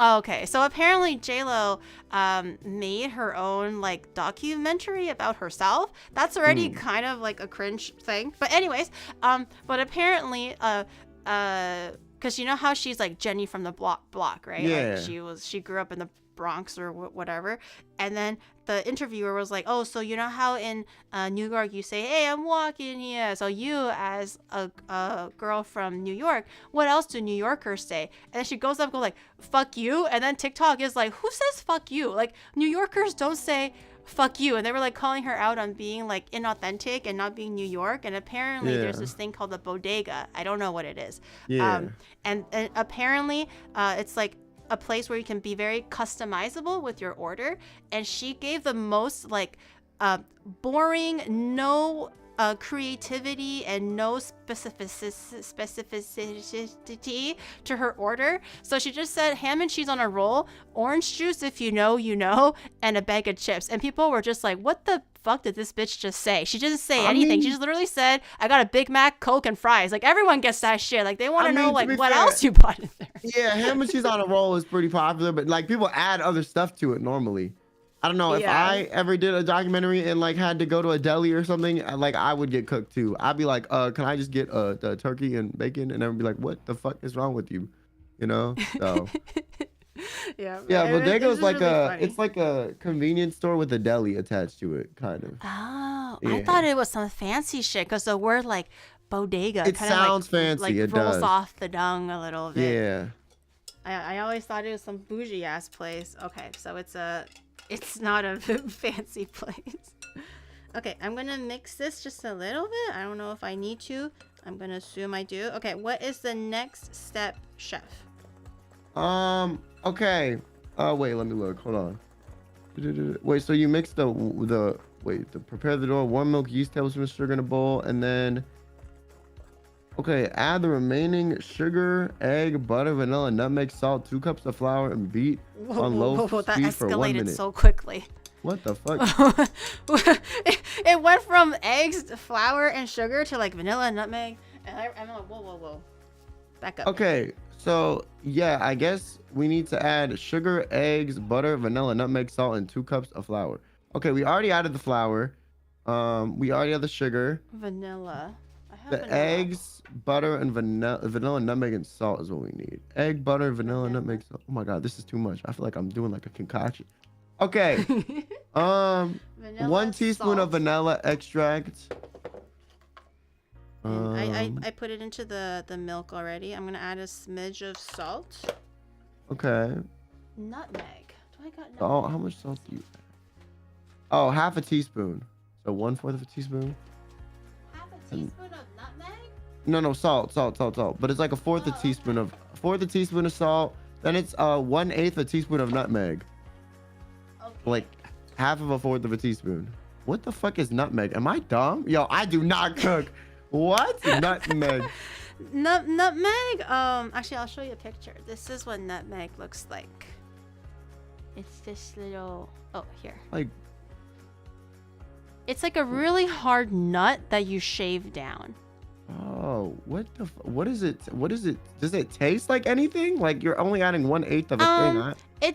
It tastes cinnamony, kind of, almost a little bit spicy. And if you have really had a pumpkin spice latte before, it kind of tastes like that. Okay. So it's like it's like when they add like caffeine to like, you know, sodas to balance out the flavor, I bet. Yeah. I see. Yeah, it's just a really hard oblong nut that you just like scrape off, and then it just turns into like powder comes off. All right. A spicy nut. Yeah. So salt I did, nutmeg I did. What else, chef? Okay. So now you mix the stuff and it says you beat for 5 to 7 minutes. Oh, okay. I just put the water in now, like the liquids. Wait, hold on. Let me double check. Other remaining flour and beat on medium speed so the dough comes out. Yeah, I think so. Okay. Wait, my mod said that I only put in 4 scoops before I asked how many scoops I put in. Does that mean I'm missing a scoop? You're missing 2 scoops. Mods? Then. You're missing 2. Uh-oh. Mods? W any mods? mods in the chat?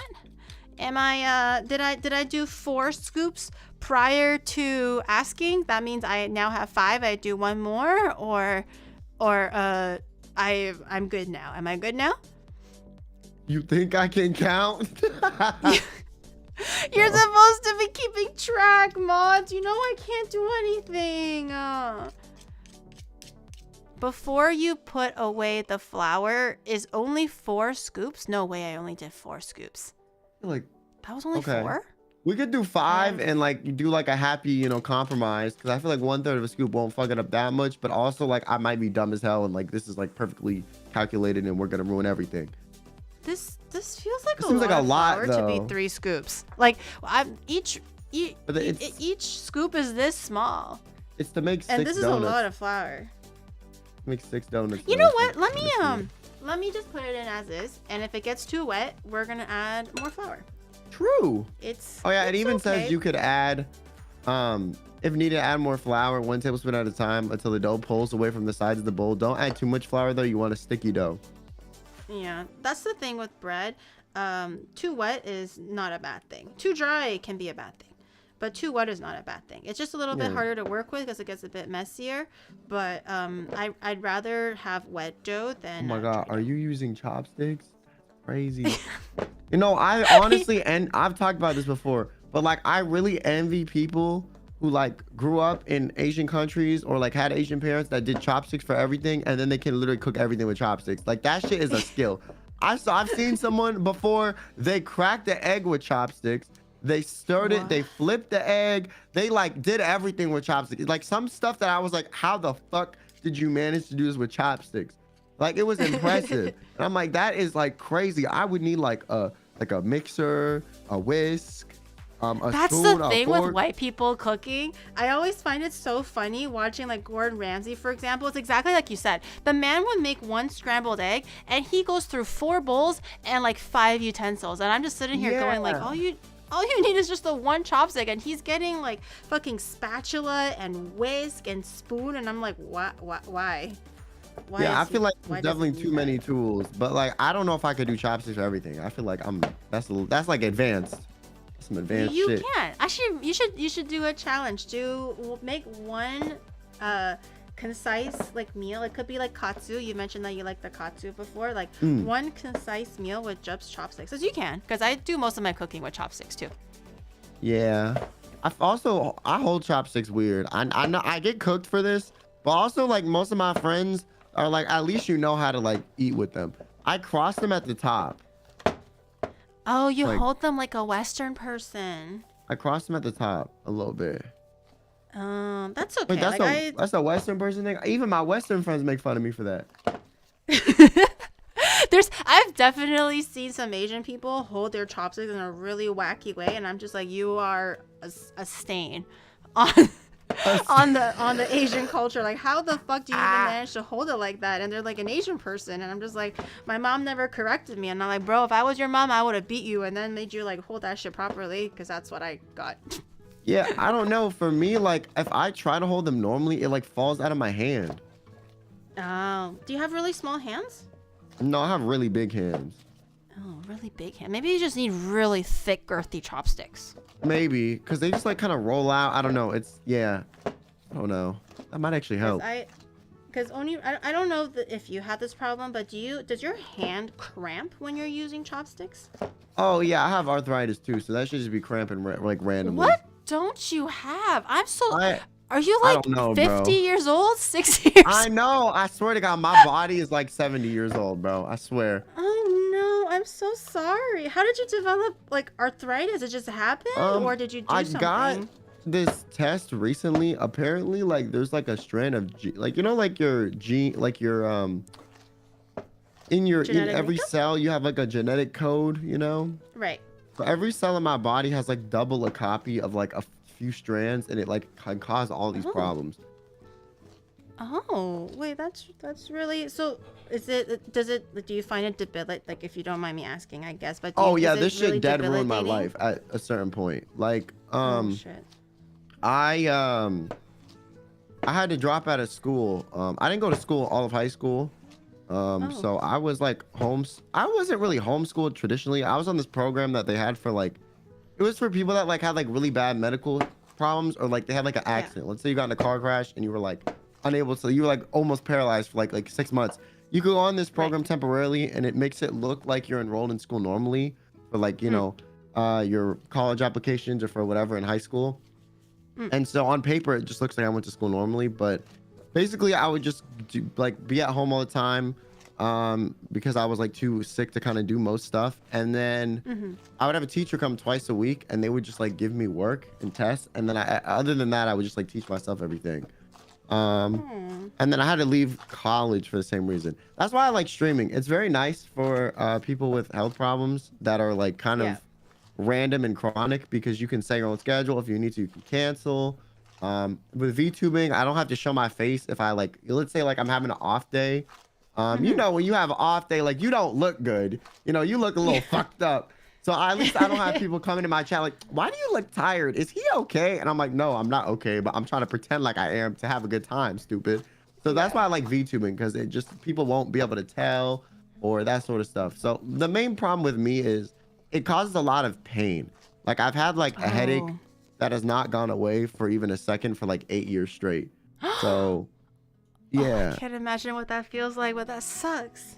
Yeah, so and it kind of like varies in intensity, but the problem with me is like sometimes I'm in too much pain to function. Like I feel like if it was like a leg pain or like a stomach, I could still focus, but the problem is if it's your head, like you can't think, and then I'll be seeing like double, or I don't know, all this crazy stuff. So that's why I'm really like grateful that like, I don't know, VTubing and streaming exists, because it's a very like good way for me to kind of, still have fun or do what the fuck I want to do. But it's not all bad. At least I know there are some people with issues where like they can't even like go outside, or their immune system is shot, so like they can't go places. I'm very grateful I can still have like mobility, and like if I wanted to, like I could go on a trip somewhere or that sort of stuff. So it's not all bad. But yeah, it is what it is. That's a really brave way of thinking about it, though, because like having any kind of chronic illness, like having any illness already sucks ass for it to be chronic, and for you to have so many like different kinds or whatever, but you're still able to kind of like, find joy in doing something or finding like a purpose. That's really nice. Like I've told this to my chat, but I'm a fucking princess through and through. I expect to be pampered. I do not do well with physical labor. The moment you tell me to do something like with like physically, like with my body to like hack things or whatever, I'm out. Just kill me. Just like, just count me out of the equation. I'm not even gonna try to like make it. That's the expectation I set for my chat. Okay, I mean that's fair. That's fair. Otherwise, I'm actually very healthy. Like now, I feel like an ass. I'm actually like, in all things considered, very healthy, and I'm like, nope. I refuse to lift a finger, guys. Shout out to you, being healthy. Being healthy is good. Yeah, but I don't know. I feel like I said, if you have a chronic condition, it does suck. It does suck. It's like an everyday thing. There are days where I'm like, damn, like this sucks ass. I'm miserable. But I feel like that's what makes like, I don't know, being able to figure out your own lane important, because I do feel like in some weird way, this like limited me from doing like certain things. Like I could never get like an office job. I would be taking too many days off or too sick to do the work. But I feel like it also, in its way of limiting me, kind of pointed me in the direction to kind of do what I actually like. Because like, even if I was healthy, I think I would hate like an office job, right? So this at least, yeah. it kind of like steered me towards streaming or content stuff, which I actually really enjoy. So I do feel like in some weird way, it kind of helped me find what I wanted to do. Yeah, I think thank God VTubing really took off or found its like I don't even know how VTubing kind of just suddenly became a thing, but I feel like that's the story for a lot of us. It's just like thank God VTubing was around and made me give me a sense of freedom or a sense of creativity or allow me to do this and that where I normally might not be able to do this and that. And I think it's really great that like VTubing is like a very popular medium now. Yeah, I'm glad it's like more, it's less niche. I feel like it's kind of like bleeding into like the normie, at least in terms of like streamer audience, like, you know, more like normie people on like Twitch or whatever are like aware of it and like okay with it and willing to like try it out and that sort of stuff, which is nice. Especially in Japan. Like you mentioned that you were in Japan, but like especially in Japan, I didn't realize how much of a normie thing it was until I arrived here, and you just like see Hololive merch everywhere. Yeah, it could be like on the train station, like yeah. I'm just like, what the hell? They made it this far, and I'm just like, well, yeah, because they're very commonplace entertainment in Japan. So I guess it's not surprising, but coming from like a North American background, like it's very surprising. Yeah. I can never imagine like fucking, you know, a Hololive doing a collab with like the CIBC, you know, which is like our national bank in Canada. I'm just like, who does that? But it's very it's very possible that maybe Hololive is going to start having like custom check designs for Mizuho, you know, like it would be insane. That would be cool. I would fucking like sign me up, chief. Like I'm gonna open 10 business accounts so I can get and collect and they gachify like the check colors or whatever, so you can only get like Suisse for one or a Cali for another. I would open like 10 bajillion banks just for that. That'd be kind of cool though. But like I don't know. I feel like they should have VTubers in Fortnite. I was saying this yesterday. This is random as hell, but like would be crazy too. Okay, it says, did you put it in a bowl with non-stick stuff? Oops. It says lightly grease a large by the bowl. power of the anime gods, I will it to not stick. Okay, it also says turn it to coat all sides in the oil, but I don't know if that's like just so it doesn't rise and get stuck to stuff, or if the oil is part of the flavor. I don't know. Okay, you know what? I'm gonna take my ball out of the fridge. Never mind. I mean, not fridge. Sorry. I'm gonna take my ball out of the little proofer thing, and let me oil this baby up. Yeah. Give it a little bit of a greasing. Was the last time you came to Japan the very first time you've Yeah, came to Japan, it was. Ooh. I remember you messaged me when I was there, and I was like, I'm leaving tomorrow. But yeah, it was a lot of fun. I want to go back for sure. It's just a long ass flight, and I have to. Okay, I don't have to. I'm making it sound like I have to. But first of all, I'm tall, right? Second of all, I got like all these like pain related mobility issues, or like if I sit too still, like it hurts. So I had to fly like business class so that I didn't feel like I was like dying for like 14 hours, right? Yeah. But no, it's expensive. I feel like I've only experienced like it's not business class, but what I did was premium economy, and I flew to New York or something on it for the very, very first time, and it was about $500 USD extra per way. So you know, one person will be like $1,000 more, and I'm like, oh my god, that's kind of expensive, but you know, okay, fine, let's try for the very first time. I actually think it's very worth it if you're able to afford that comfortably or whatever, because you have lounge access. So if you're, for whatever reason, you get kicked out of your hotel early, or if it's very late, you can have food and drinks and be able to relax and set things down. And for like you said, like for like leg room and stuff, because I'm also a little bit taller than the average like Asian girl, so I also want leg space. Onibro is also tall, and he also needs the leg room, and I feel like it's worth it. I mean, like it's not like you're flying like every 2 weeks, you know, if it's like for work or like 3 times a year, 1 time a year. I think it's pretty worth it, investment, if you will. Yeah, I straight scammed the airline on my way to there back to Japan. I had a flight that was 14 hours in business class there and back. Round trip, it was only 5K. I scammed them. I scammed them. What's the secret? I don't know. Tell Asian my auntie, mom, what's my the secret? mom found a deal or something, but it was with JAL, which was a fire airline, and it was 5K for business class there and back. And I was like, damn, that is a steal. Normally, it's like, for you guys that don't know, it's normally like 10K, right? For that. Yeah. But it was like half the price. And I was like, damn. I need to have a auntie to auntie talk with your mom. I need to find out her secrets. My mom knows how to get a deal. Oh my gosh. She would like cycle through credit cards to like build lines of credit for like deals. She has one credit card for this, airline points, one for food. Yeah. And like, yeah, she is crazy with this. Sometimes she'll be like, okay, whenever you buy stuff, that's like, because there are some things that like she'll pay for if it's like a shared thing with the family. It's like, if you buy anything with regards to this, use this credit card. Okay, I'm taking this one away. You use this one now. It's like a very she's very proficient in the all this like deal saving stuff. And it's not like she needs to be. Like, we could definitely afford it otherwise, but she just likes doing it, Yeah. No, it's like, why not? That's really good. My mom is actually the exact same way. I wish I kind of learned some of her skills in that, but I just got way too lazy. So I do have this is back in Canada, but I do have cards where you get like it's equivalent to one free ticket if you open a credit card today. So I would do that and then spend it and then cancel it or whatever, or like gas is double the points, but the other card is groceries double the points. But after a while, I'm just like, I don't have the time for this. Yeah, I'll just either not pay. Yeah, I'll either just like buy economy, or I'll just maybe buy the economy. Like, again, I only did it for the very first time, a few months ago, but I think it's worth it. If it's I do want to go back to Japan. I think Japan was a lot of fun. I didn't have a ton of time there. I was only there for like a week. But a week is not long enough. Definitely not. At least a month if you can afford the time. But at least. But for the week, I feel like I did a lot. I fit in a lot of different stuff. Yeah, one of my favorite things though was. Oh, you go. You sorry.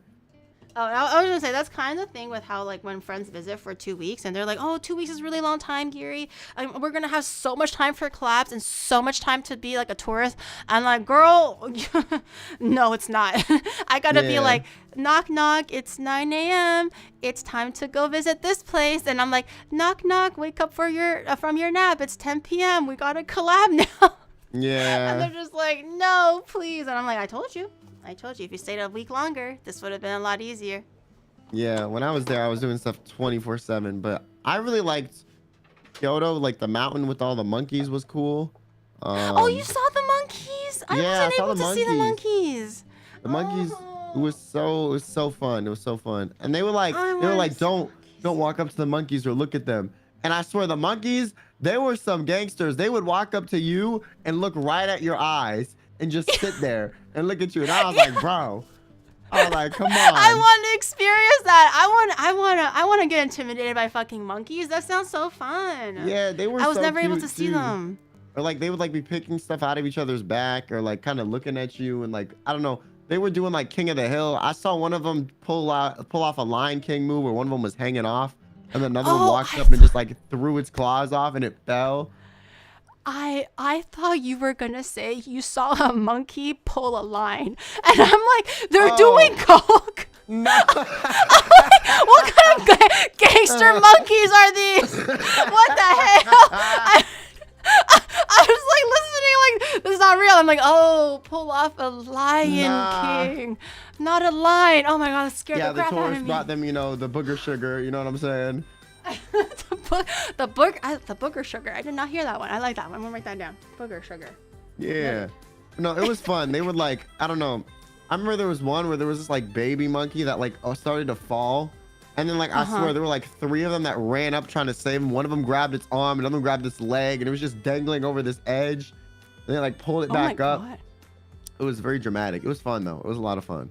Oh man, when was the last time that you went? I don't remember what season it was. Was it winter? It was October, so fall. October. I was there in October. The last 2 times I came to Japan prior to like moving here, it was all during October, November. I didn't see no like monkeys doing like gangster stuff, you know. Oh yeah, you had to go to the mountain in Kyoto, but it was fun. Maybe next time I'll get to see a monkey do some booger sugar or something. That'll Yeah. be a goal. Yeah. Have you been to? Is there anywhere else in Japan that you would like to visit if you get a chance next time? Dude, let me think. There's a lot of places, but I think I don't know. I would want to go to like some rural areas. But the thing with rural areas is they're not very tourist friendly. How's your Japanese? Oh, I'm cooked. I need a translator. I need someone with me that's fluent. They're gonna look at you. They go like, "Oh, white boy, no, come here." Yeah, no, We they would can't just take like your people would business. just point to shit when talking to me because they just knew. They're like, yeah, he's too he's look at him. Yeah, he's incompetent. Okay, and they would just point to something. I was like, thank you. You know what? I'm glad. Like, Yeah, it was have a you lot of ever fun. encountered any like rude Japanese people while you were here because you didn't speak Japanese very well? No, not to my knowledge. Whenever there were situations where I needed to speak Japanese, I was with someone that knew it, so I would just like look at them with pleading eyes, like I was like a kid that like needed to be saved, and then they would just walk up and just start speaking fluently, and I was like, thank God, you know. That was me with one of my friends because I don't even speak Japanese very good. Like it's just basic entry level enough to like order food and that's about it. Literally that Yeah. I chat. Yeah. Like I was with my friend and then I thought it was kind of funny because I saw her doing, so she went to the grocery store, kombini, and the guy asked if she wants a bag. And I was with yeah. her. The moment those words came out of his mouth, she looked at me in the exact same like cry hamster face, and she looked at me, and I'm like, okay, so she needs translating, and I say, yes, she needs a bag, so on and so forth. But then another day, she went to the kombini herself, and I went to catch up with her, so she didn't know that I was there. And then she was like, he was like, do you need it warmed up? She was like, no. Do you need a bag? She was like, no. And like, do you need cash? And she's like, yes. And I'm just like, this bitch knew everything. But when That's I was there, she was like, crazy. Gary? And I'm just like, she knew the answer to everything. That's crazy. Maybe I feel like it's just I don't know. I'm oddly intimidated because like I don't want to fuck Yeah. up. So I don't know. I also do this thing where when I panic and like I need to like speak a different language, even if I know some Japanese words, I just start speaking in Spanish. I don't know what it is. Like Spanish is my default second language mode. My mom is fluent in So you Spanish. speak Spanish. So I don't speak Spanish very well, but it's like I know a little bit. But my mom was fluent, so I grew up around hearing it a lot. So whenever I'm like, oh my God, second language, I just be like, start saying stuff in Spanish, and I'm like, wait, this is Japan. I'm like, this is what am I doing? This is Japan. What's happening? Although your brain does do that, where you're learning a different language, it's up to a certain point, it doesn't know how to separate one language from the other. So when I went to France for TwitchCon, I know a little bit of French because I'm French, not French Canadian, but you learn French in Canada. Yeah, so I yeah. had, for a little bit of time, I had to use whatever French I can muster that's like grade 4 level French. And then when I came back to Japan, everything is like merci or je suis désolé, and I don't remember how to say arigato anymore because my brain just shuts off for certain words, and it's really frustrating, but it's a very common thing for like bilinguals or trilinguals or whatever. Yeah.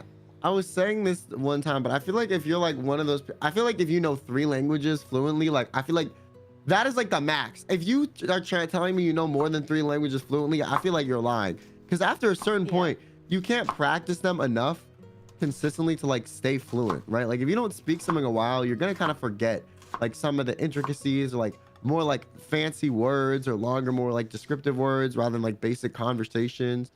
So I feel Yeah. like after like what 3 languages, like you're suffering in some regard. Like you're gonna mess up on Yeah. one of them. There are some people that are like, I know 6 languages fluently, and I'm like, no, you don't. You know, You know how to say my name conversationally- is. Yeah, you in know 6 languages. conversationally 6 languages, but if you had to like be very descriptive, I think Yeah. that like after 3, you definitely cap out. Yeah, no, that's true. Because I speak 4, but I don't claim to speak any 4 in any sense of proficiency. Like English, I Yeah. can barely speak correctly right now. Chat can clearly see that. Chinese, like Mandarin, it's like it's enough. But if I go to China, people know instantly that I'm a tourist. Like they know that I'm not local Yeah. anymore because of how I speak. Cantonese, again, also like kind of like baby level. I can order food, but I can't get into an actual deep conversation. And Japanese, obviously, is just like, sumimasen. Yeah. どんなとお願いします.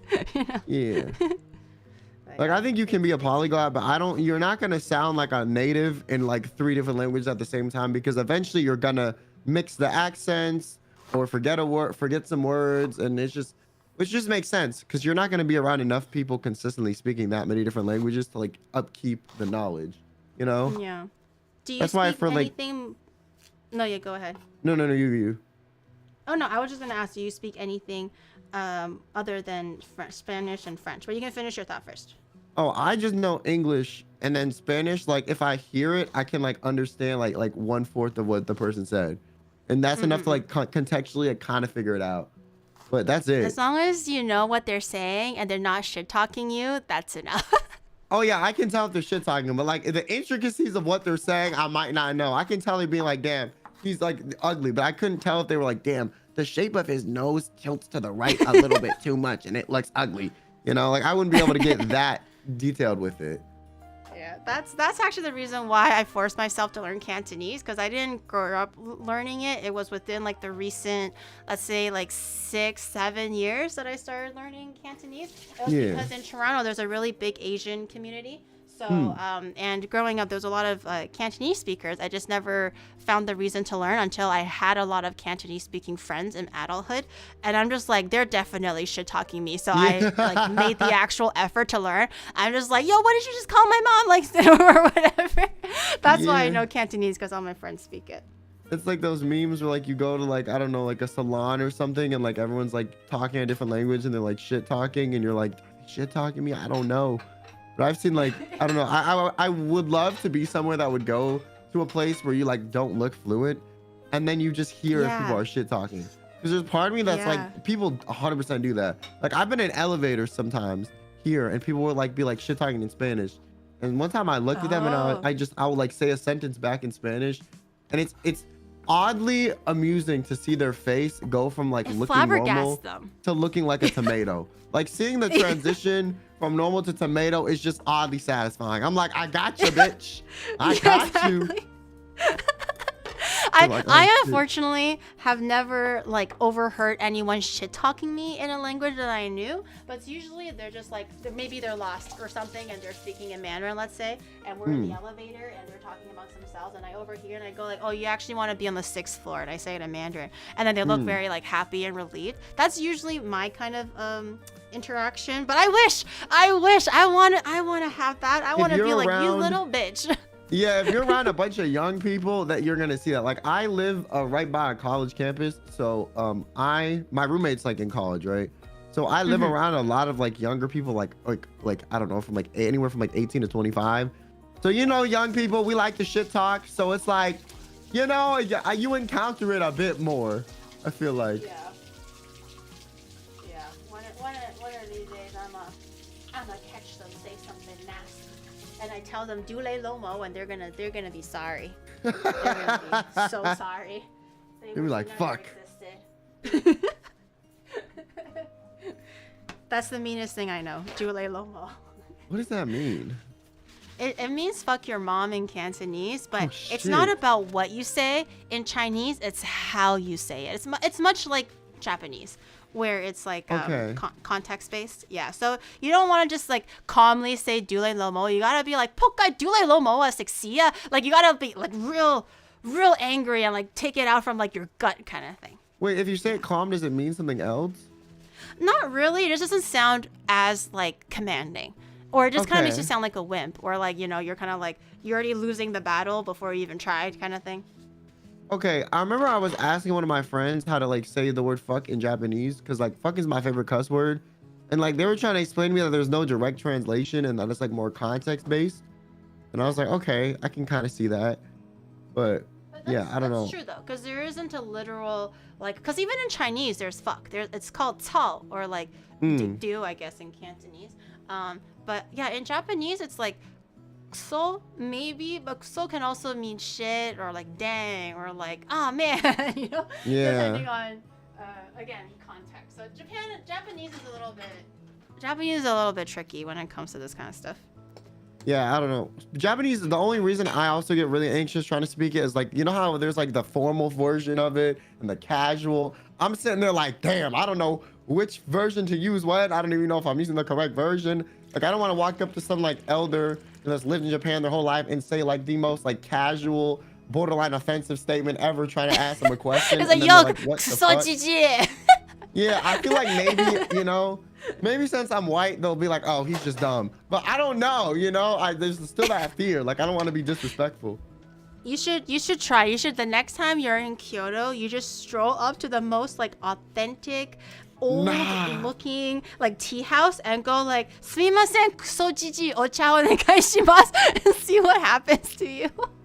Wait, what does that mean? Kuso jiji means you fucking old geezer. That is, I knew it meant old something, but I wasn't sure exactly. That is crazy. You're trying to get me beat up. Trying to get me beat up. He's gonna pull out a stick and hit me with it. Just go to any like old, ancient, authentic looking tea house, and that's how you order your tea. And they're gonna be he's a local. He's a local. He's a local. It's crazy. You know. Oh my god. Man, I want udon, bro. Udon in Japan is so good.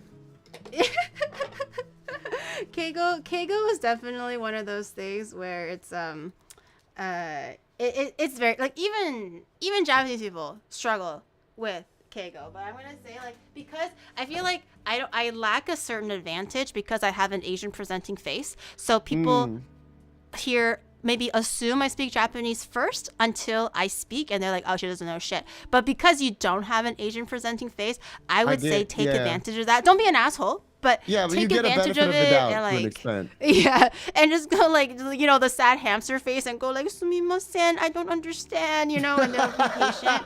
If I did that shit, that's why I was asking earlier if anyone was rude to me, because there was some asshole. I was taking some friends around to a bar that I really liked, and apparently the elevator to that level didn't work. It turned out they just turned the elevator to that floor off because someone fully booked it. But I didn't know that. So I went to the floor above it, and I was like, hey, can I use the stairs? Is there stairs? I asked in Japanese. And he was like, are you being seated? And I'm like, no, I'm not being seated. I want the stairs. And then he was like, no stair. And I'm like, can you lead me to it? How do I go to this floor? And then they were like, I don't know. I'm on this floor. How do I know how do you get to the other floor? And I'm like, I literally said in English, I'm like, okay, rude ass motherfucker, let's go. And I'm like where do you get off? And he says in Japanese with like the biggest fucking tone. And I'm just like, okay, well, enough of you, bitch. I'm gonna head out.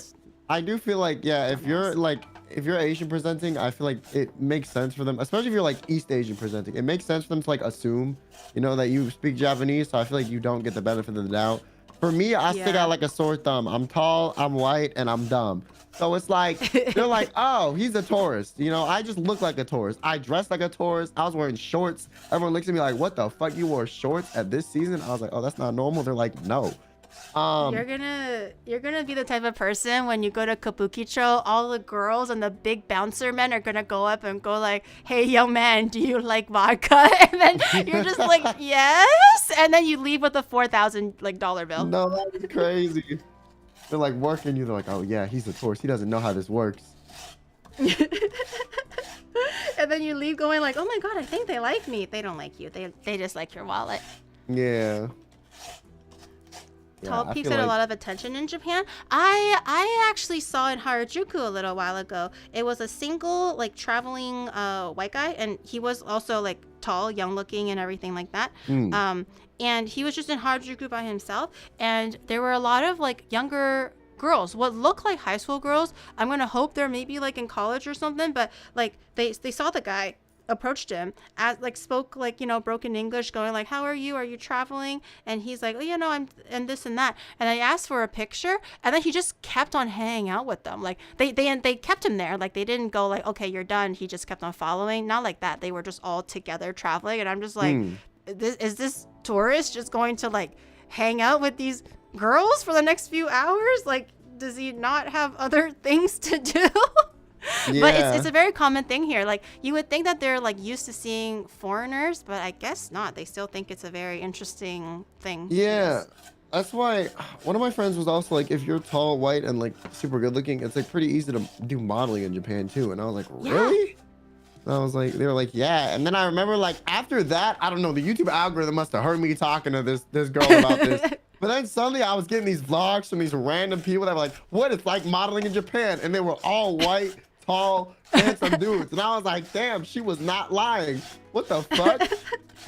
There's a lot of like Western, like as long as you look kind of cute with big eyes and you fit the like, you know, the general Japanese aesthetic, there's a lot of Western girls here that are like models and stuff like that. But I heard the modeling business is very cutthroat in Japan. Like there's a lot of like petty bickering and like kind of like backstabbing bitchy business going on. You think that maybe Japan is very nice and like, you know, team player, but not in these kind of situations.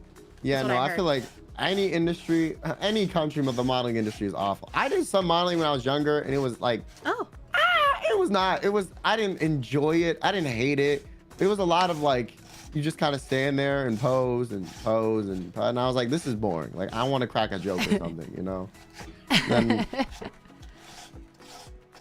but yeah, You'll it see, was. Quinn's face on Gap Kids. No, I'm kidding. Yeah. I don't know where. No, I did some stuff for like, stuff like Patagonia. Patagonia. What the hell is that? Sounds like a flower. I think it was that. I don't remember. I didn't do a ton, but it was, I didn't enjoy it as much as I like was thinking I would. I don't know. I felt a little bit awkward. Yeah. And even now, like when I take pictures, people say I look like the standing man emoji because I don't know how to pose. At least when you do modeling, they like kind of tell you, or like you can just kind of move around and somehow the fancy camera makes it look good. Yeah.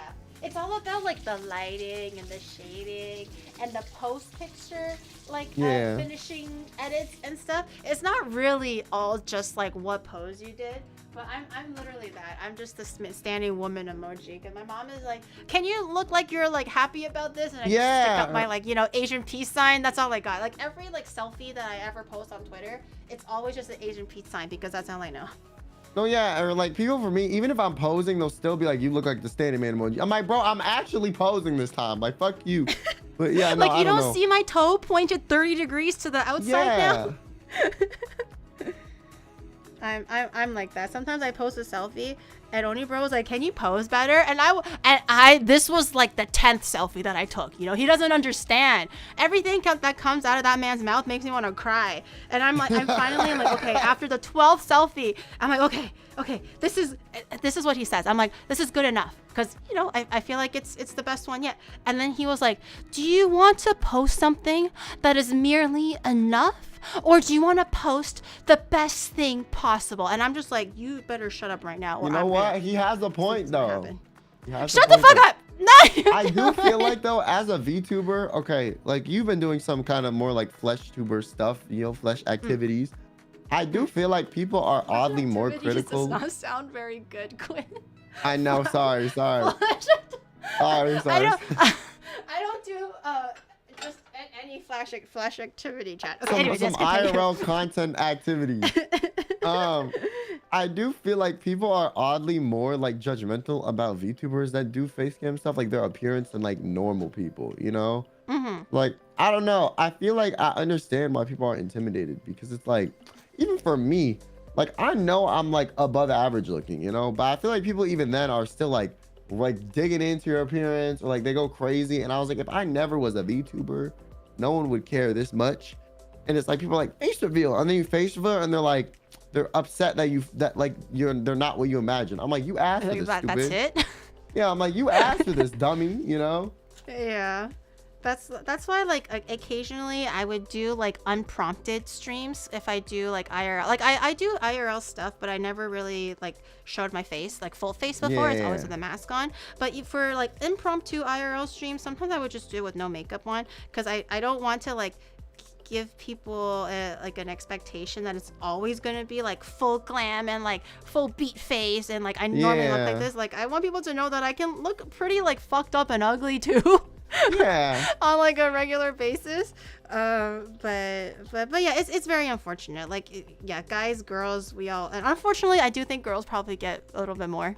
Yeah. Where there's like higher expectations put on them. But yeah. Yeah, I also feel like, I don't know, people also expect like VTubers to be all be ugly. I'm like, bro, like most of the VTubers I met are like normal looking people, or like some of them are like pretty attractive looking. I'm like, damn.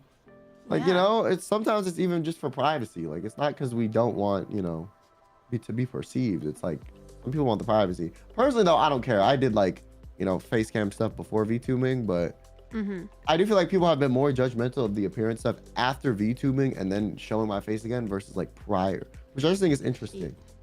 Like, yeah, I feel like it's just like the incels of the internet kind of assume that the reason why we do VTubing is because we're ugly. Like, if we're pretty, why not just do like flush streaming, you know, or like IRL streaming? I understand the train of thought, but it's just like, come on, man. Yeah, I understand it, but I also feel like, I don't know, them always, part of the reason like them thinking this way is like reinforcing people's want to be a VTuber, because it's like you're not judging them for the content anymore, you know, it's like their appearance. And I feel like as a VTuber, I saw like a clip, I think it was like Asmongold said something, and I was like, this is the most genius way someone explained it.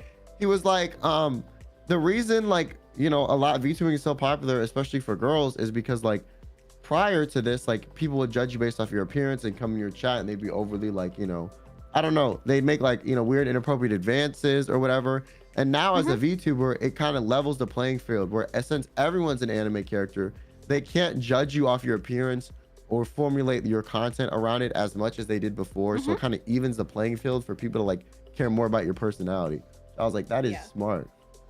Yeah, I actually watched that clip. Now that you said it, I remember watching that one. And I was like, yeah, that's true.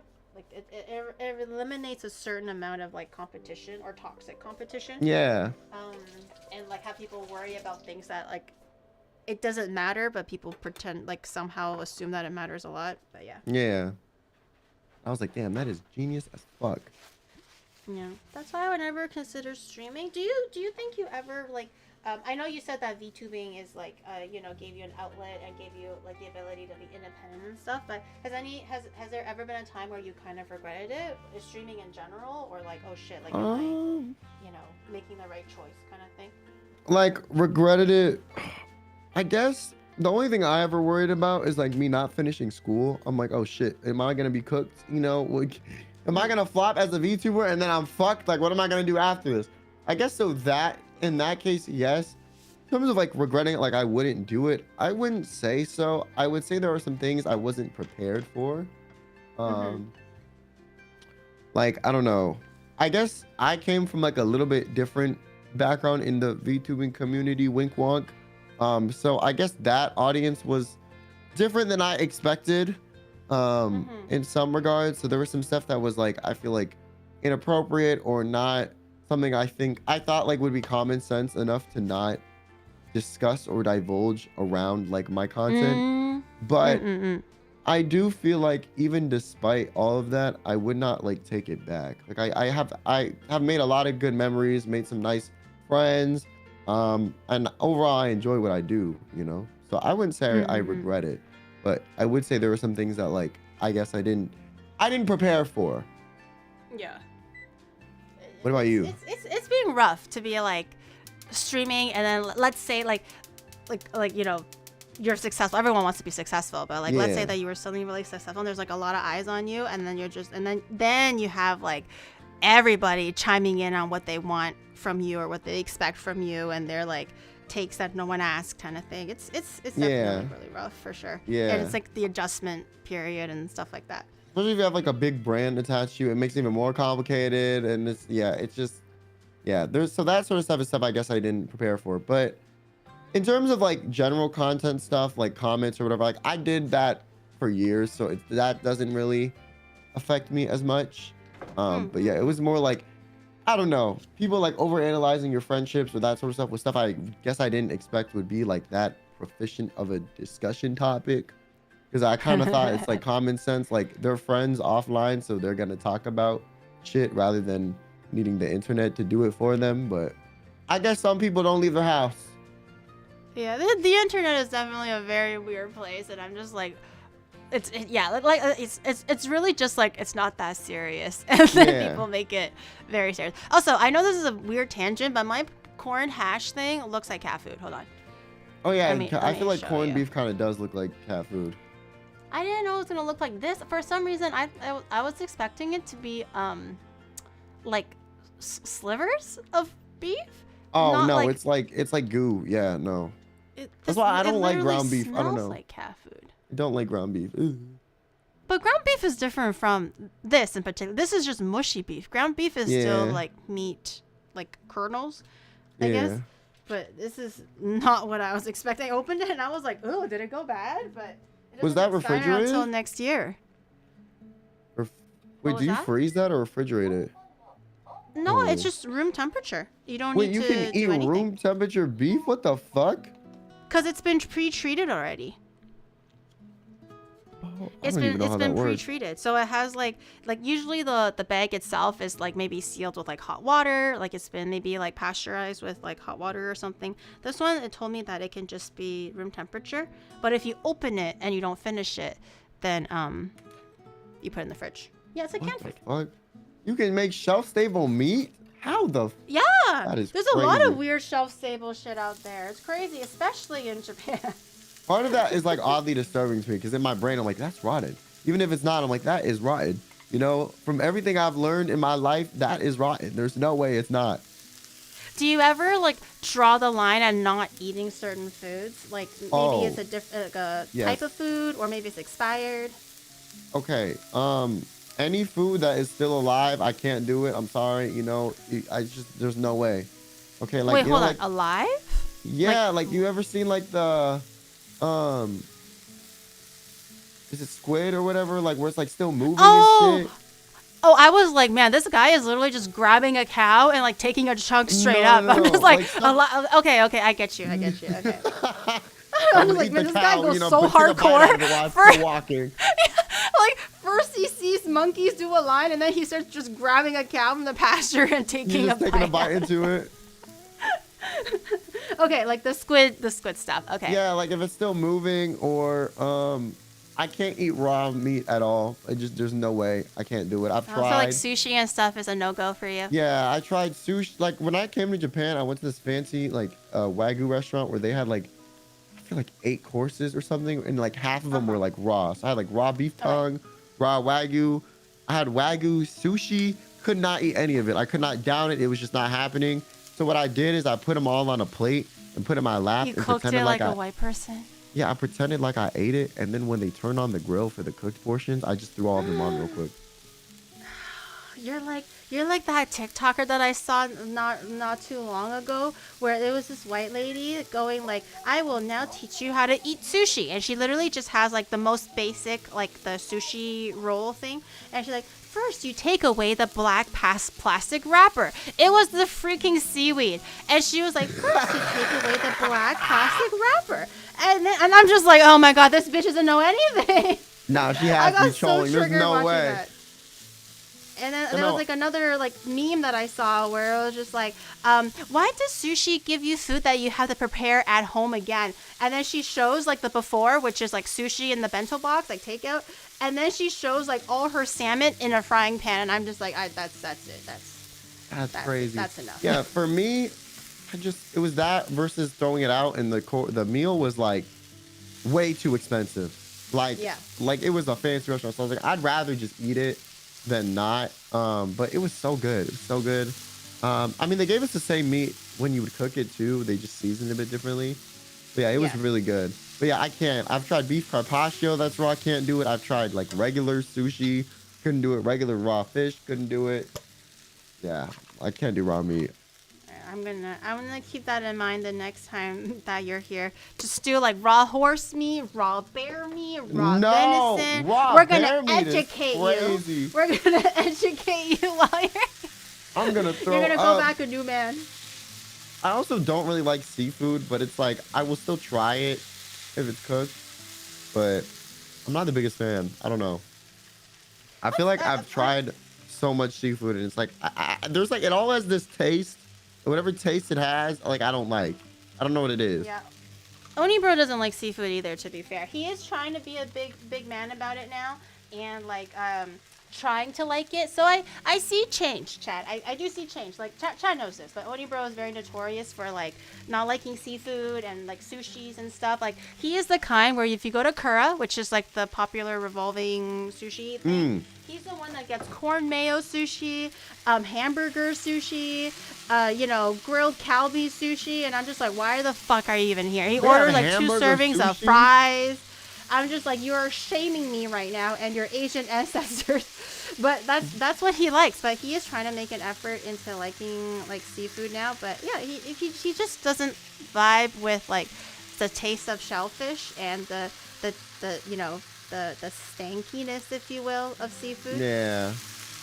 I don't know. I can't do it. I've tried. I went to Nobu with like a lot of my friends, and they ordered everything off the menu. There was like 20 of us, and they brought everything out, and I tried everything, and I did not like a single thing except for like the steak meat, And I was like, damn. It's like, this is rough. Like, I tried everything. I was like, please, like something, man. Like something. I did not like anything. There was one thing I could almost tolerate because it kind of tastes like chicken, but it still had like that little taste. So I was like, I prefer chicken. But yeah, I tried. Odibro definitely has a very like Western palate. He is the one where just like drop him off anywhere. If there's a Burger King or like a McDonald's, he's satisfied. But if it's like, 5-star dining and like unique cooking experiences, he's like, no man, I'd rather just like go home and eat instant noodles. Me too. I do feel like sometimes though, like mid food, like just mid food, like mid-tier food is like sometimes better than like fine dining, because sometimes fine dining is like it's too much, or it's really good but they like give you like barely any food. I'm gonna make sure Onibro never hears what you just said, or else I'm never gonna hear the end of it. But like, did you hear that? Did you hear what they it's said? sound logic though, no? I'm never. I will never. Like, don't get me wrong. I am not one for like 5-star dining, because I agree with you. It's like expensive. You get like 10 little baby morsels, and you just paid $300, and I'm just like, for what? But I mean, I like noodles or like home cooked like style of foods. But I would typically never gravitate towards like a hamburger, unless I had no choice. That's fair. Or if I hadn't eaten in like 3 months and I really crave it or something. Yeah, that's fair. Yeah, I guess for me, like, I don't know. There's something about it where it's just like, I feel like fine dining, it's also for me, it's a risk. Like, if I spend this much money and I don't like it, I'll be more irritated than if it was like some mid-ass food that I tried someone at and it wasn't good. Because a lot of fine dining stuff is like not stuff I normally eat, because that shit is expensive. So a lot of times I'm trying stuff. So I'm like, shit, if I try this $50 item and I don't like it, I just wasted $50.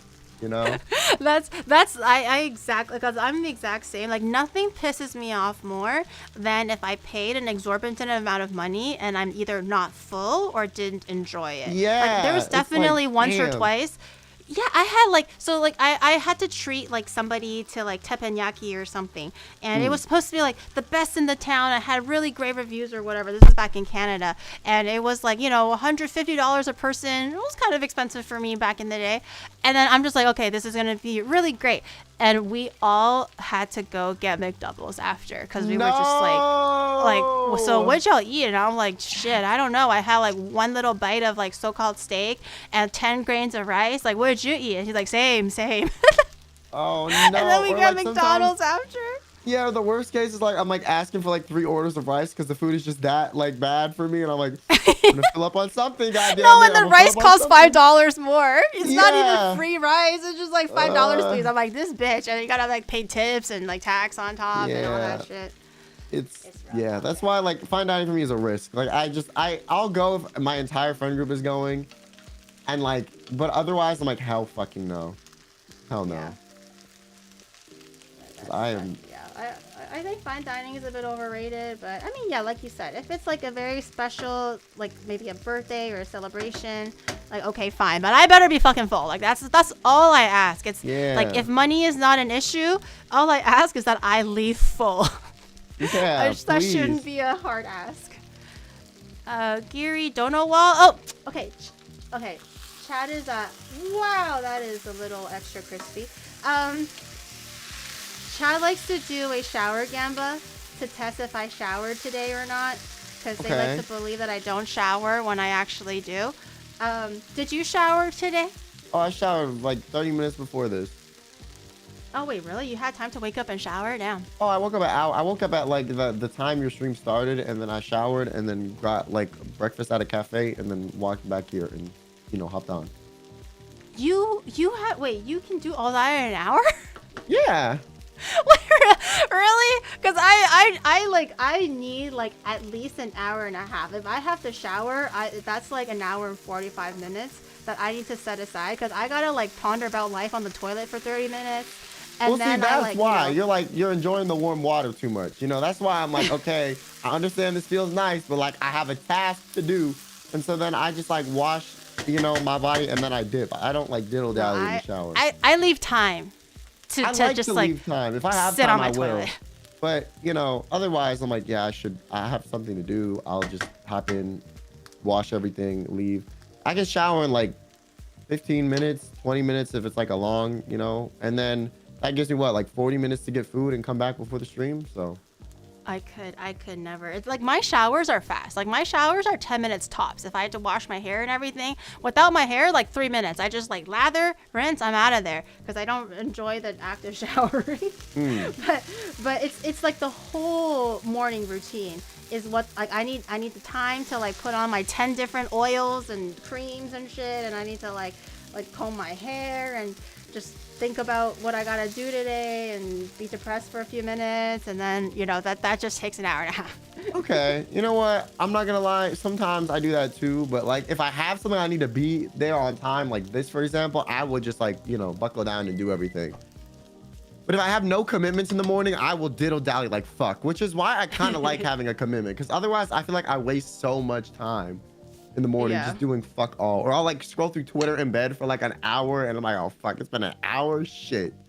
That's me at night, because I stream at night, and sometimes I end stream at like 3 a.m. and I'm like wrapping up things, so maybe I go upstairs at like 4 a.m. I finish my skincare routine 4:30, and no matter how tired I am, I just gotta get my hit of TikTok. Like it's so bad now that sometimes I would be like an hour and I'm like, it's 5:30 and I hear birds chirping and crap and I have to wake up for a 9 a.m. meeting. I'm just like, well, fuck it.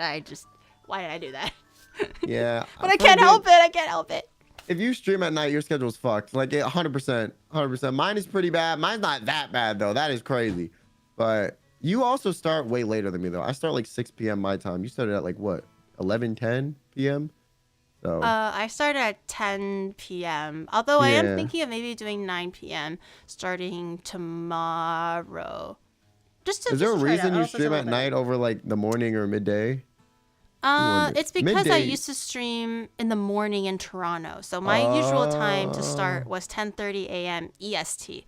And then moving to Japan, I didn't want to change time zones because it's a 12-hour difference or 13. So that means it's like exact opposite. So I feel like I'm like forcing a lot of my regular viewers to either stay up or wake up early depending on where they are. So I would rather just keep the same time but change myself. So that's why I used to stream at midnight when I first landed in Japan, because it's a 13 or 14 hour difference at the time. So that was like midnight for me.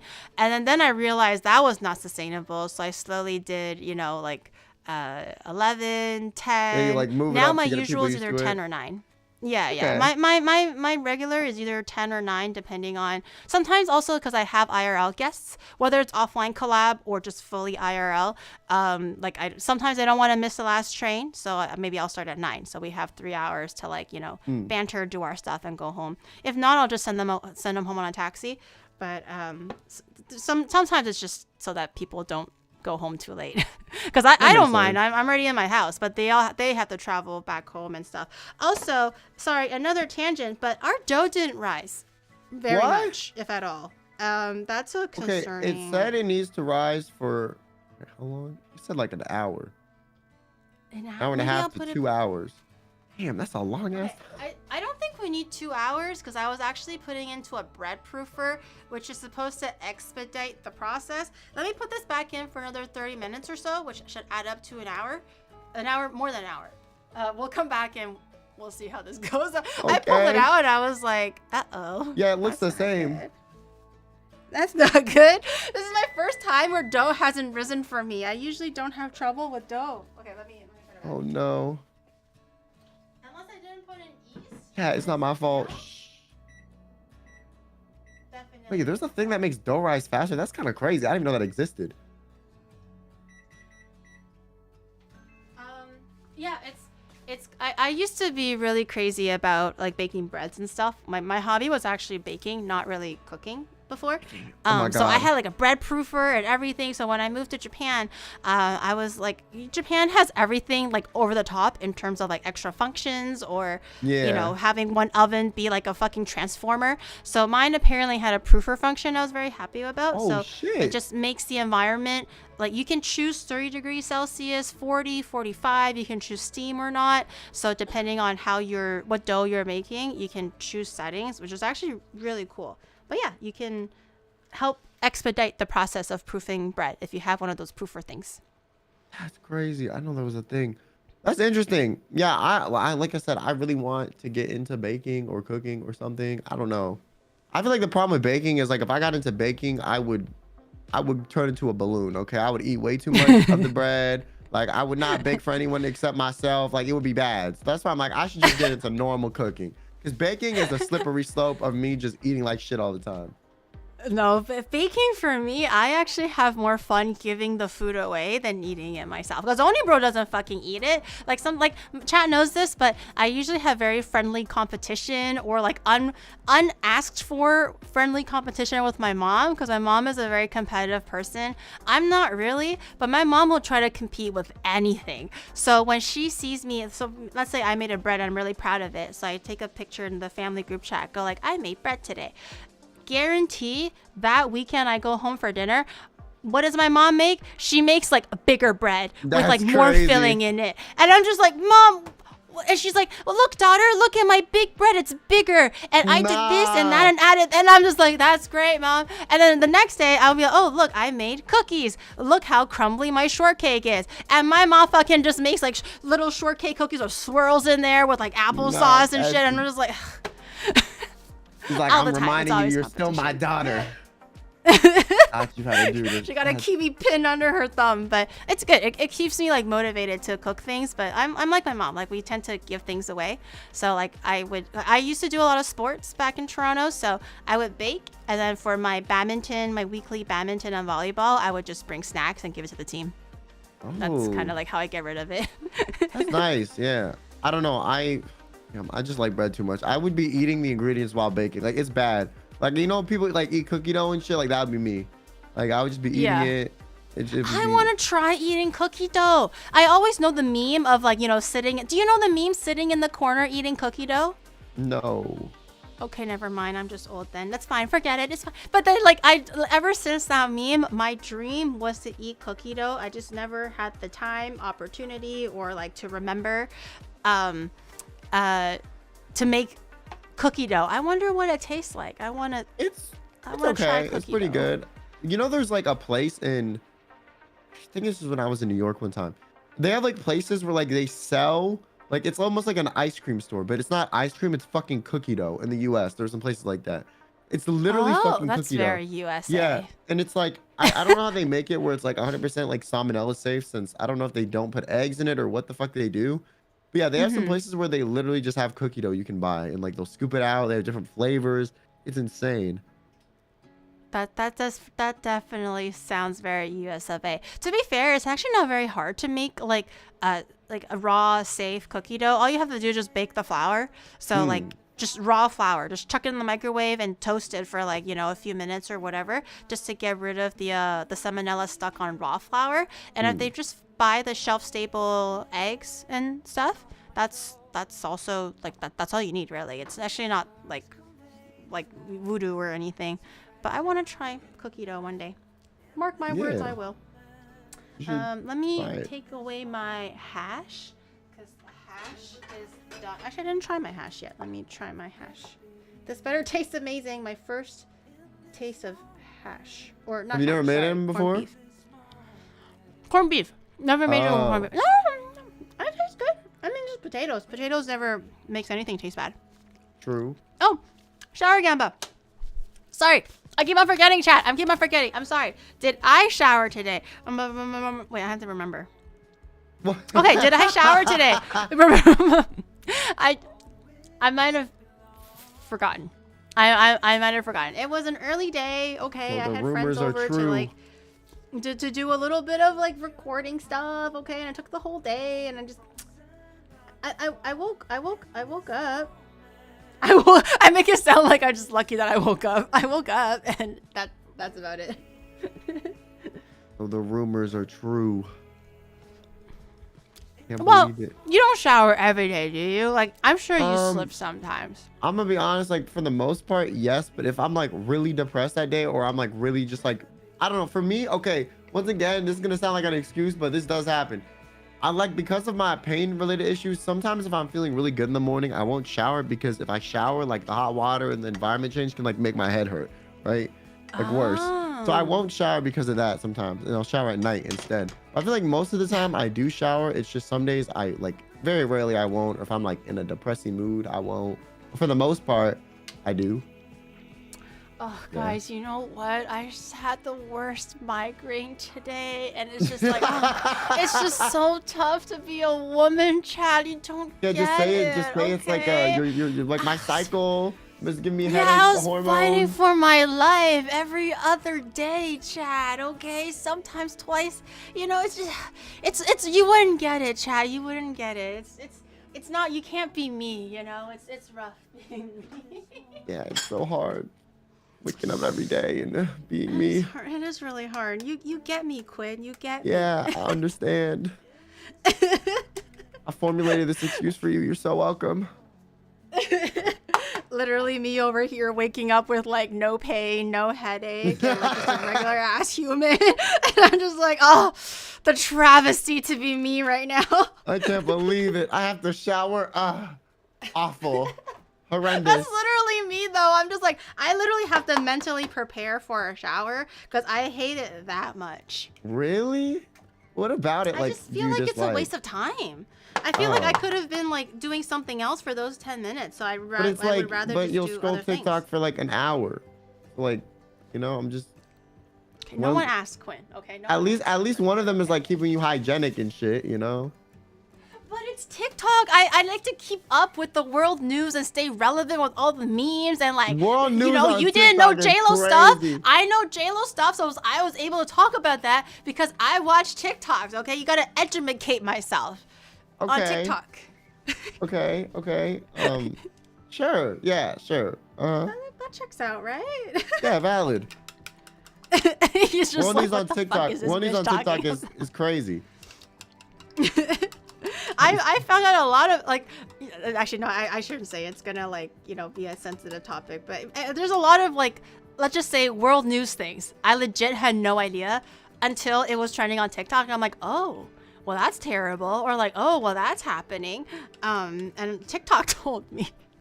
And I don't, because I Crazy. don't watch the news. Who watches the news, man? That's for old people. Yeah, I understand. I see that. I just feel like, I don't know, TikTok, I feel like TikTok is one of those apps where I feel like people just say shit and then suddenly everyone thinks it's a fact. Like, I think that happens on TikTok and Twitter the most.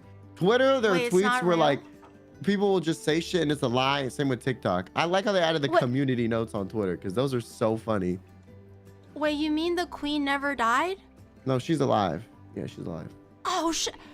TikTok told me that the queen passed away. Oh my. No, Oh. yeah, they've been lying to you. Yeah. Oh, shit. And also, I don't listen to got it. TikTok. The earth is flat. Yep. Yep. TikTok's lying to you. Okay, noted. I'm gonna write that down, and I'm gonna make my own TikTok. Like, my fellow viewers, I have something to tell you. Like, bestie, I have something to tell you. The world is flat. Here's why. I love watching those, like, what is it called? Info documentaries on the Discovery Channel about people who actually think that it's flat, and they're like, they literally like shot a laser in one direction, expecting the laser to like stay flat or like whatever, and literally it calculated a curve, and they're like, oh, it must be the wind. Like they're fucking Oh, coping so shit. hard. It's just so funny. That is kind of crazy. I did see like there was one time where I was like, damn, what if we're just being gaslit? Like, okay, apparently, I don't know exactly how true this is, but I saw this. We're like, whenever they take pictures of the Earth, like, it's never actually like one image. Like, they can't go far enough to get the whole thing, so they like segment it off and like piece it together, right? So because of that, I'm like, damn, it's, they could like manipulate it. What if it's not real? You know? I was like, shit. But I don't know. I also feel like it like does not make sense that the Earth is flat. Like, you know, people would just be falling off that shit. You know, like how can I go to Japan and back here and like both directions and it keeps me on the same, you know, plane. To be fair, like when I grew up, you know how like the moon landing happened, and I'm like, okay, the moon landing happened, right? That's really great. And then actually, I don't remember what year that was. I don't know if I'm like dating it correctly. But anyways, and then after a while, like a few years down the line, people were saying that it's not real anymore, and I was like, oh my god, I've been tricked this, because I was like, I could have swore I was really young when the news came out that it happened. So I was like, oh, you know, I was really young, it must be like fake then. And then I realized that I got gaslit, and like it wasn't real, the moon landing was true. It's just you just don't know what to believe sometimes. Yeah. Wait, you were really young when the moon landing happened? Wait, hold on. When did the moon landing happen? You gonna be old as shit right now. Wait, hold on. I might have gotten my times wrong. You're like ancient. You about to become a fossil. What time? Wait, hold on. What time is the moon landing? You'd be like 50 something now. I think. Okay, actually, yeah. I'm not 50 something. I'm 693, mind you. So way older than 50. But I'm not 50. Okay, I'm not 50. I just remember learning about the moon landing as a kid. Let's go.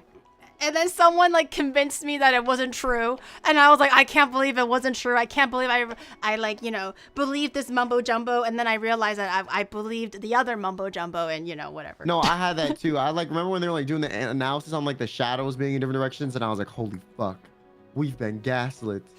But yeah, no, but like the thing is, those like flat Earth documentaries, they make it sound so convincing. Like there was definitely more than a few times, I care to admit, where I'm just like, oh my god, maybe like, they have a point. Are we the wrong? Because you know how like back in the day they said that like, you know, we're like everything revolves around the Earth and it's not around the sun, and it just takes like time and science to prove it. I'm just like, oh my god, what if we were misled this whole time? You know, because they just sound so convincing.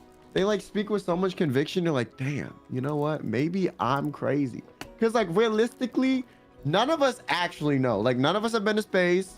You know, we're just believing people that we are, you know, based off these systems are presumed smarter than us. But realistically, they could be dumb as shit and we could just be getting lied to and we would never fucking know. You know? That's why I'm like, would you ever go to space if you had a chance though? Fuck no. Well, okay. If there was a guarantee I would make it there and make it back alive, yes. Otherwise, fuck no. I feel like it's too risky. Like, I don't know. I'd be terrified about the whole process. You know? What about like, you know how like, like Elon was gonna do like one of those like whole Mars landing thing where he was gonna not repopulate, but like populate Mars. And he was sending people up there eventually to like, you know, start a whole civilization and stuff. But I heard that the plane ride was free or something. You wouldn't take advantage of that to like live on fucking Mars? No, there's not gonna be is there gonna be internet on Mars? No. Okay, fuck that. It's Elon. You know? I'm sure there's gonna be Starlink or like Mars Link or something, right? Mars Link. I don't know. I don't know if I would do that. Especially if it was free, I'd be like, oh, they're just trying to test if this shit can like kill you. Like the dude that they put the chip in his brain recently, like that motherfucker, like he had to get paid a mad bag because I heard somewhere that all the animals they tested it on died. So I was like, damn. They doing a human, you know? I don't know. I would, if there was a free ride anywhere to space, I'm assuming that it's because the chance of dying is so high. I was actually thinking about it because I'm gonna assume it's not anytime soon, right? So let's say by the time I'm actually like 60 or 70, and maybe he's looking to have like, you know, have some grandmas on Mars to like make cookies and like keep general morale up while all the younger people are like, you know, making businesses and terraforming Mars and shit. You know, I would volunteer my old ass over there. Like, you know what? Like, I'm gonna die somewhere. Might as well on fucking Mars. Yeah, if I was in a decrepit state more than my body is now, because my body's already like 70 years old, I would 100% go to Mars. Because at that point, it's like, I've done everything in life. I might as well do something crazy before I leave, you know? Yeah, but I would have to be like content with the life I lived at that point. If I still wanted to do more, I wouldn't go to Mars because that's like like that's like a 50-50 death sentence, you know? Even in the future. I'm just like, just beam me up, Scotty. If I explode, I explode. But it's such like a once in a lifetime opportunity. Yeah. I want to be that monkey that got put to space first, or was it a dog? This ad is for those who believe in the flat There was a earth dog in theory. space. I don't know. I also feel like there's so many times like the can rockets actually going to make space you exploded. Like physically you might not 2 even leave the times planet, stronger bro. and allow you You to might not even get out the levitate you know Yeah. the fucking And the atmosphere and pre-order you'll die. stores this So it's like Sunday. I feel like So get even yours that now is or uncertain. get And then on waiting. top of that, you got to make the journey through space. I'm like, damn, this is a lot. Yeah, what was that? What was it like? Was it called the Challenger? I don't remember, but that really unfortunate. Like, Oh, with like the situation teacher on where- it. Yeah, like they barely Yeah. made it into the atmosphere, and then like it exploded, and it was like everybody like died, Then it was like and just live like, on the news. yeah. I remember watching that like it happened live, or like it was like breaking news or whatever. This just happened, and I'm like, what the heck? But Yeah. that does terrify me a little bit. But what are the chances, Chad? What are the chances? I feel like they're pretty high. I'm not gonna lie. I feel like the chances What are are the pretty fucking chances? high. It'll be fine. It'll be fine. Chad is just like, please send Gary to Mars. Please don't. We don't want her back here. Just let Gary stay on Mars. Yeah, I don't know. I feel like I'd be too scared. I'd be way too scared. Way too fucking You scared. gotta take a chance at life, Quinn. Sometimes you just gotta do something that scares you. Isn't that just like every teenager, like summer coming of age movie? Do something that I scares you. mean, I guess. I don't know. That's terrifying though. It's terrifying. That is Do you so have a lot of scary. fears? Like heights Um, and things like that? Not really, but I don't think I have any irrational fears. I guess. Think.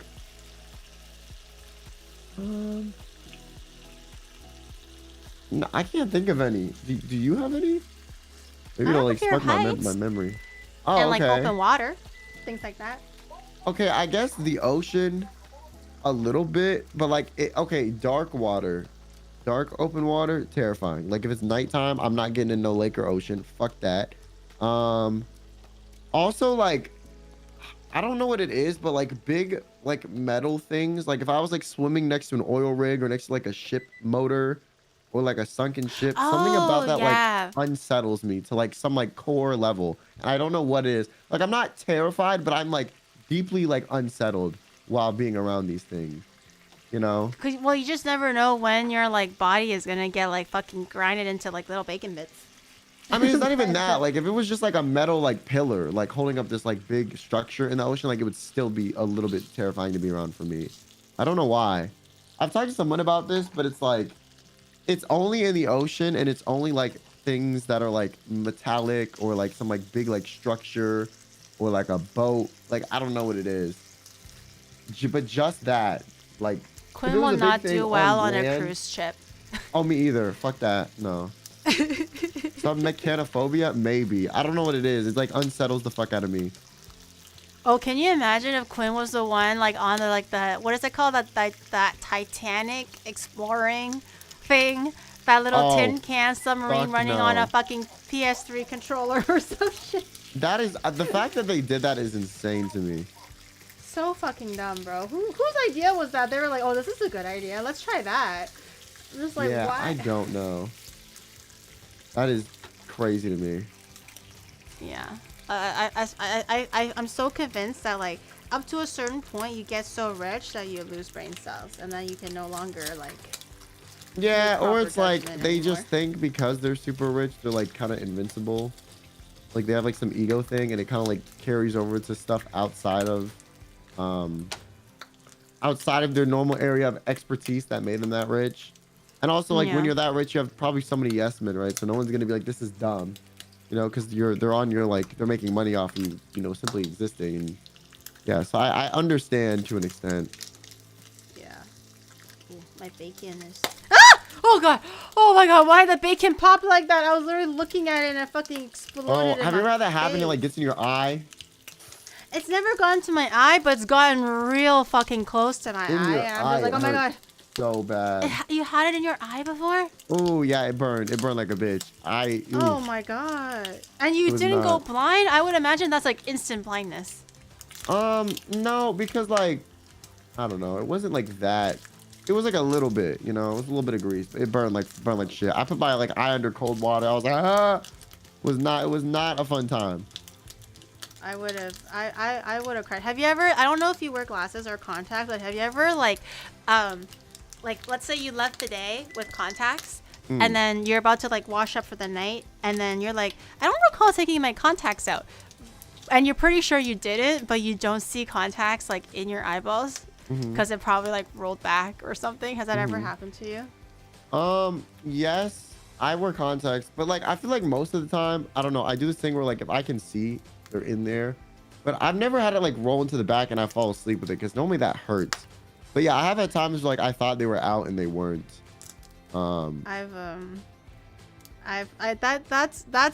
guess that's more of a reasonable fear, but I have a fear of that because one time I didn't wear contacts. I just wore my regular glasses. And then I went about my day and I was washing up without my glasses, obviously. And then I noticed this little like fleck on the side of my eye. And it's literally 3/4 of a contact that's like hiding on the outer half of the eyeball. And I was like, what? I didn't feel it. I only saw it. And I was like, what the fuck is that? And I just started to panic and I was like trying to like gently like guide whatever the fragment was, and it turned out to be literally like 3/4 of a contact. And I'm just like, I don't even know how it got there. Yeah, I'm like, how long was that in there for? Been there? Like, fuck. Yeah, that's happened to me before too. Because I think sometimes if you take them out too like quickly or aggressively, like it'll fucking like rip in half or something. I don't know. I kind of look now when I like take them out to make sure. Yeah, contacts, I have this fear that like they're gonna like stuck in the back of my eye. But I remember like reading something or something about how like that like can't really happen. I don't know. And it kind of reassured me a little bit. What do I feel like I heard somewhere where it says like there was like a horror story but that was like true or something, where a girl like ended up having like eye discomfort. She went to the doctor and there ended up being like 10 used contacts like piled up in the back of her eyeball or something, and I was like, oh fuck no. I think I heard that too, but I feel like that is when I heard the thing about like it's not possible to actually have that happen, because like there's not enough room or something in the back of like the eye where the muscles. I don't know. I could be bugging, but that's what I've heard. I was like, okay, maybe. Have you guys ever gotten contacts stuck in your eye, chat? And how many? How many? What's the class average, chat? How many contacts have you gotten stuck in your eyeball? Teacher would like to know. Glasses gang, no contacts. That's the safe way to go. Well, I have LASIK now, so like I'm very lucky that I don't have to wear. Well, I wear colored contacts now just for like vanity reasons. Oh, for aesthetic. Yeah. But it's not so that I have to see or anything. But yeah, that still freaks me out though. I'm very careful to like take the contacts out first and then like everything else. Okay. Yeah, I don't. Ooh. Yeah, that would be kind of. I don't know. I'm scared to get LASIK too. I've heard stuff about like, I don't know, like people like getting their vision fucked forever from that too. I'm like, ooh. I have heard that, but I told chat my story before, which will probably make you like not want to get contacts ever again. But they told me that it was going to be painless, and at the very beginning of the procedure, I'll feel a slight pressure. That's what they said. Slight pressure. And all I can feel was them squeezing my eyeball as if it was like a gosh darn pimple. And I'm just like, this is not slight pressure. They are literally like you know those like toys where if you squeeze hard enough the eyeballs will pop out? That's what I felt like. And I was like, this is like I was like trying to like not freak out. They were like, do you have anxiety problems? I'm like, no, I'm pretty like normal or whatever. I'm like, I have anxiety problems now, doctor. Like, you gotta give me something. I'm about to freak out now. And then they were finally done, and then they were like, okay, and now you will lose your vision temporarily because I'm removing your cornea. And I'm like, okay, but you physically know your eyeball's open because they're basically, the pressure was them putting these like hooks on your eyes to keep the eye open. So I know it's open, and then the feeling of you losing your sight, kind of like a curtain being drawn, and you know that your eyes are open, was the scariest shit ever. And I was like, what if they put it back on my eye and that's forever? Like, what if they fucked up? Because they have to remove the cornea and laser the inside or something like that. And I was like, that's it. I'm going to say my prayer. I'm going to lose eyesight on both eyes. It was a good run. Oh I'm just my gonna be God. blind. But Yeah, no. thankfully it did come back, but it's just sitting there having no vision in one eye, and I'm just like, this is terrifying. So for those who like are like blind, legally blind, almost blind, kudos to you, because that shit is scary. Oh my God, that sounds terrifying. So yes, get LASIK. I recommend it, Quinn. If you don't have to wear what? glasses ever again. No, never and then wear there's like glasses the ever chance again. that like you'll have like those weird halos and shit afterward. Like Oh, I've like, always had that though. I have that too because I have astigmatism, but it's like I don't Yeah. want it to get worse. I don't know. I'm terrified. Your astigmatism doesn't get worse. I also have astigmatism, but it's not that high. But LASIK doesn't treat that. It only treats like your nearsightedness or farsightedness. So it didn't get worse. It's just still there basically because the glasses aren't there to correct it anymore. Yeah. So you just kind of have. I don't know. I've just heard horror astigmatism now. stories of like it going bad, and I'm like, I don't know if I want to risk it. I don't know. I'm scared. It's like another potential problem. For recovery, I also heard you just like have to keep your eye open or something. I don't know. My mom got it, and I was like, that sounds terrifying. It definitely hurt a lot after the procedure. The doctor was like, make sure you like do these drops 3 times a day, you know, for disinfection, for numbing, blah, blah, blah. But it got to a point on the first day right after surgery where I literally couldn't keep my eyes open because it was throbbing so hard. So I was just like, I had to ask Onibro or my mom, like, you have to just pry my eyes open and put the drops in there because that's what they told me. Like I can't do it myself because it's just literally, I can't help the tearing up because it was so painful. Ugh. Yeah, no, fuck. But fuck it's that.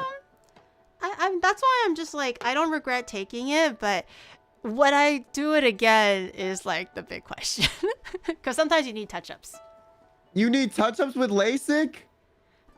If your vision is bad enough. My vision was terrible going in, so it tends to bounce back a little bit, maybe like halfway through. It won't ever be as horrible as you started, but it'll be like, let's say I started with -10 and -8. So for me, it can bounce back to like -4 maybe. Maybe the worst it can get is that. So you can get a touch-up, but I'm just like, do I want to touch up and like risk being blind again? Yeah, I would not. Oh my God. See, if it's not permanent too, then damn, there's no way. I don't know. Oh, that's terrifying. The dough is rising a little bit. Oh, yay. Okay, it's definitely not like exactly double, but at least it's something, and we'll take it. Let's go. Yay! Wait, Okay. what happens if you make bread but you don't let the dough rise? I've always been curious about that. Then you just fucked up. You're just eating unleavened bread, like you're just eating a rock. Oh, is it super hard if you don't let it rise? It's super. So the reason why bread is like soft in the middle, like outside of like the issue of crust and stuff, Yeah. the middle is really soft because there's air bubbles in there, so it kind of like stretches the bread out, so it's nice, and that's what makes it so-called fluffy. So if it never rises, the dough just stays flat and heavy and sticks together, so it's really dense and really Ooh, like hard yeah. and tough. Okay, So I you can see that. you don't want that. Okay. All right. So what do we do with the dough? The dough is, you know. Okay, so after Risen. the dough has risen, you need to shape it into when the dough's ready, punch it down to release the air, move the dough from the bowl and turn it into turn it out onto a lightly floured surface. Then use a rolling pin, roll the dough out until it's 1/2 inch thick, and then using a 3 to 3.5 inch donut cutter. Okay, we don't have a donut cutter.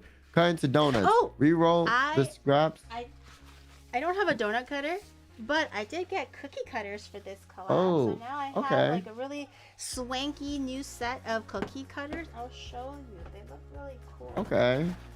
It's like, it looks like, you can look on the Yeah, you can use like if you have like a large circle and a smaller circle, you can just do that. Yeah, look, it's a 12 piece and it's like, ta-da! It looks like Saturn's rings or something. It's so like mesmerizing. Okay, yeah, then we can Ooh. use those. Just get a bigger one and then a smaller one. Small one for the middle, big one for the outside. Wait, this is starting to make me feel uncomfortable. It's making me uncomfortable too, but it also looks oddly satisfying. I'm not gonna lie.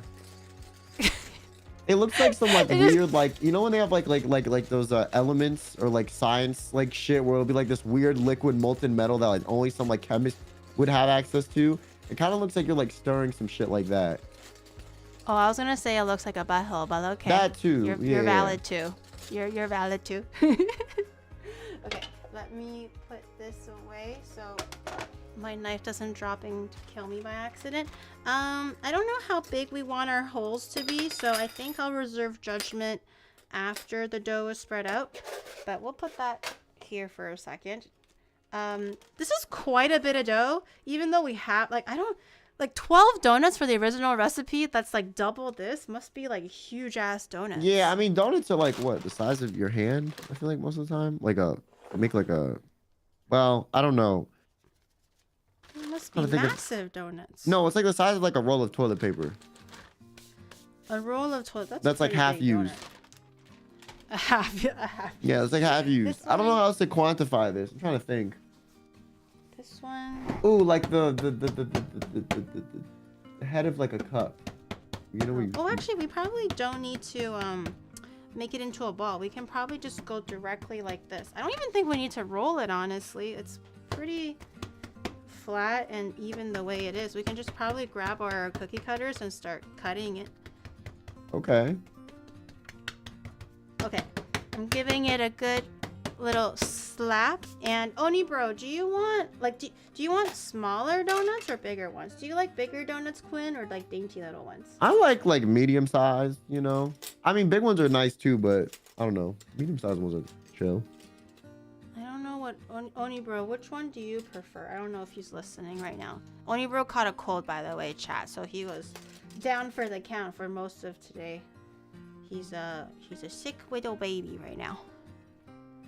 I think. With the big words, but compares donuts to half-used toilet paper. I don't know how else to explain it. I don't want to bust out like the circumference, like, you know, I don't know, 3.141592. Like, no, fuck that, you know. You know the pie, but beyond 3.14, I don't know. Yeah. I don't know shit. Okay, I don't think Oni bro is listening. Then that's fine. I want to be dainty, so I'm gonna make tiny little donuts. Something like. Okay. Oh yeah, that this. looks good. That's good. That's good. Yeah. I think that's good. I'm gonna press. Oh, we're gonna make like little baby donut holes. That's cute.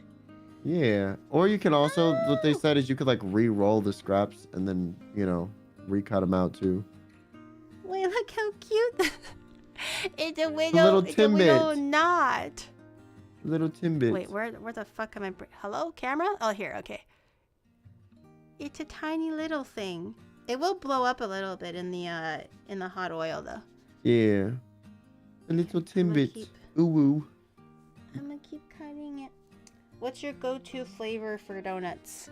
I really like glazed ones, but I also like a plain like chocolate sprinkled one too.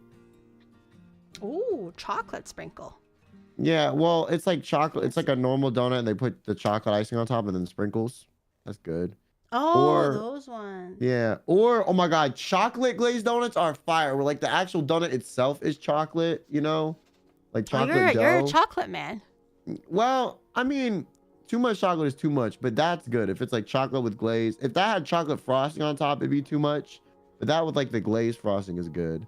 Or one time I had like... we can do? Like, you finish your thought first. I was gonna say, one time I had like an Oreo donut that was fire as well.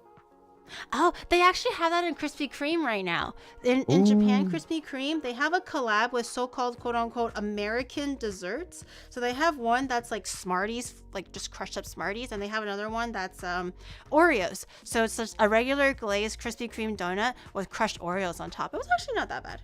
Sounds pretty good. It was pretty good. I was gonna say, if you like chocolate glaze, I don't have like melted chocolate, but I do have Nutella. So when we're making the glaze, because it's like liquid, we can actually like incorporate some Nutella in there and then dip the donut in. So theoretically, it might sound like a very good idea, but we're gonna have to try and see. We could try that. Yeah, I mean, when I say chocolate glaze, I mean like the dough is chocolate and then the glaze is still like the normal clear one. Yeah. Oh, it's a bit too late for that. Yeah. You can't make the dough chocolate anymore. It has the taste of nutmeg currently. Oh, that is fine. Donut holes are cute though. I'm so excited to try these donut holes. They look Glazed like, donuts are always good though. You guys can't see, but it's like, can you guys? They're right here. They're right here. They're tiny little ones. How do you get your camera to like be on top of the thing but not in the frame? That is impressive. Be on top. Oh, it's just like overlapping, but you can have it be the full thing like this. No, no, I mean like how do you position the camera where it like pans down to see your hands? Oh, it's just overhead. Oh, I do have 3 cameras though, so. that is fancy. I have my phone and VTube Studio. Well, how often are you actually gonna do something like this, right? Like, Probably not often, yeah. Yeah, unless you do arts and crafts or like cooking things often, like, the need for this kind of setup is very rare. Cool though. Yeah, I just have one top down for my hand, one top down for the cooking, so you can see it here. One top down for the cooking thing, and I can have a 4th camera if I'm doing IRL stuff that I want to have, like, I don't know, a different angle for. But other than that, cooking just needs 3. Or you don't need 3. You just need 1, really. But Yeah. we're extra like that, so. You're a professional cooking streamer, VTuber person. No, I just stand here and let people yell at me and tell me how I did this wrong and that wrong, and I didn't season it the way that the grandma did it, and like I'm a sorry excuse for an Asian person because I accidentally burned rice a few times, and it's just Burning rice that's is what crazy. I'm here for. That's what I'm here for. Well, I didn't burn the rice cooker. Okay, in my defense, I burned it. It's not cut that well. I burned it in a pot, which is like, you know, like next level difficulty for rice. You have a command for everything you've burnt? What the fuck? That's a lot of that, stuff. They did Oh that. my That's God. not me, okay? Sometimes I didn't even burn it, and they would just write on the list. Steak, grilled cheese, casserole, bacon wrapped. How do you burn water? They just write that shit in sometimes. It's not even me burning it. They're literally so toxic now. They just wait for me to potentially burn something, and even if it's like cooked beautifully caramelized, they're like, oh, that's burnt, and then they add it to this like so-called list. Okay, this You list burned is a ass. It's not pot true. handle? How did you burn a pot handle? The other stove top was like on, and then I might have like put the handle over the other stove pot, and it might have like charred a little bit, you know. Oh, okay. But they're all like reasonable reasons. You also burned a glass pot too. Okay, that was not because of me. That was because of the pot itself. This was when I just started and I just moved in here, and it was supposed to be like boiling water safe and fry safe, and Onibro got it for me, and I was so excited to use it. And literally, as I didn't even put one chicken in there when I was frying, and it literally started to crack, and it was like a pot full of oil, and I was like, pause everyone. If this breaks right now, I'm fucking toast. Like, literally, I will turn into burnt toast. My house is gonna catch on fire. Oh, what the fuck? Thankfully, It it did didn't just actually crack. crack more. Wait, that's crazy. I'm watching the clip. Wait, wait, how did you find a clip? Did Someone linked it in send chat. one? Yeah. Oh my god. That was Wait, actually what the terrifying. fuck? The crack? Yeah, no, I'd be scared too. The crack just appears. Yeah, it just all of a sudden, I didn't even notice it. Like, chat was like Monka S, and I'm like, oh, what happened? Did I say something? Did I do something? And then they were like, Yuri, your pot cracked. And I was like, wait, what? Oh my god. I know glass and heat, it can do that. Like, I've had situations where like I took a warm glass thing and I put it in like cold water and it fucking shattered. If it's tempered glass, it should be okay, and that's what the pan or the pot that actually ended up breaking was supposed to be. It was supposed to be like tempered glass, so it's safe for boiling water and frying things. But I guess it was false advertisement because clearly it didn't end up being that way. Yeah, making a glass Could've pot died is an that odd day. choice though.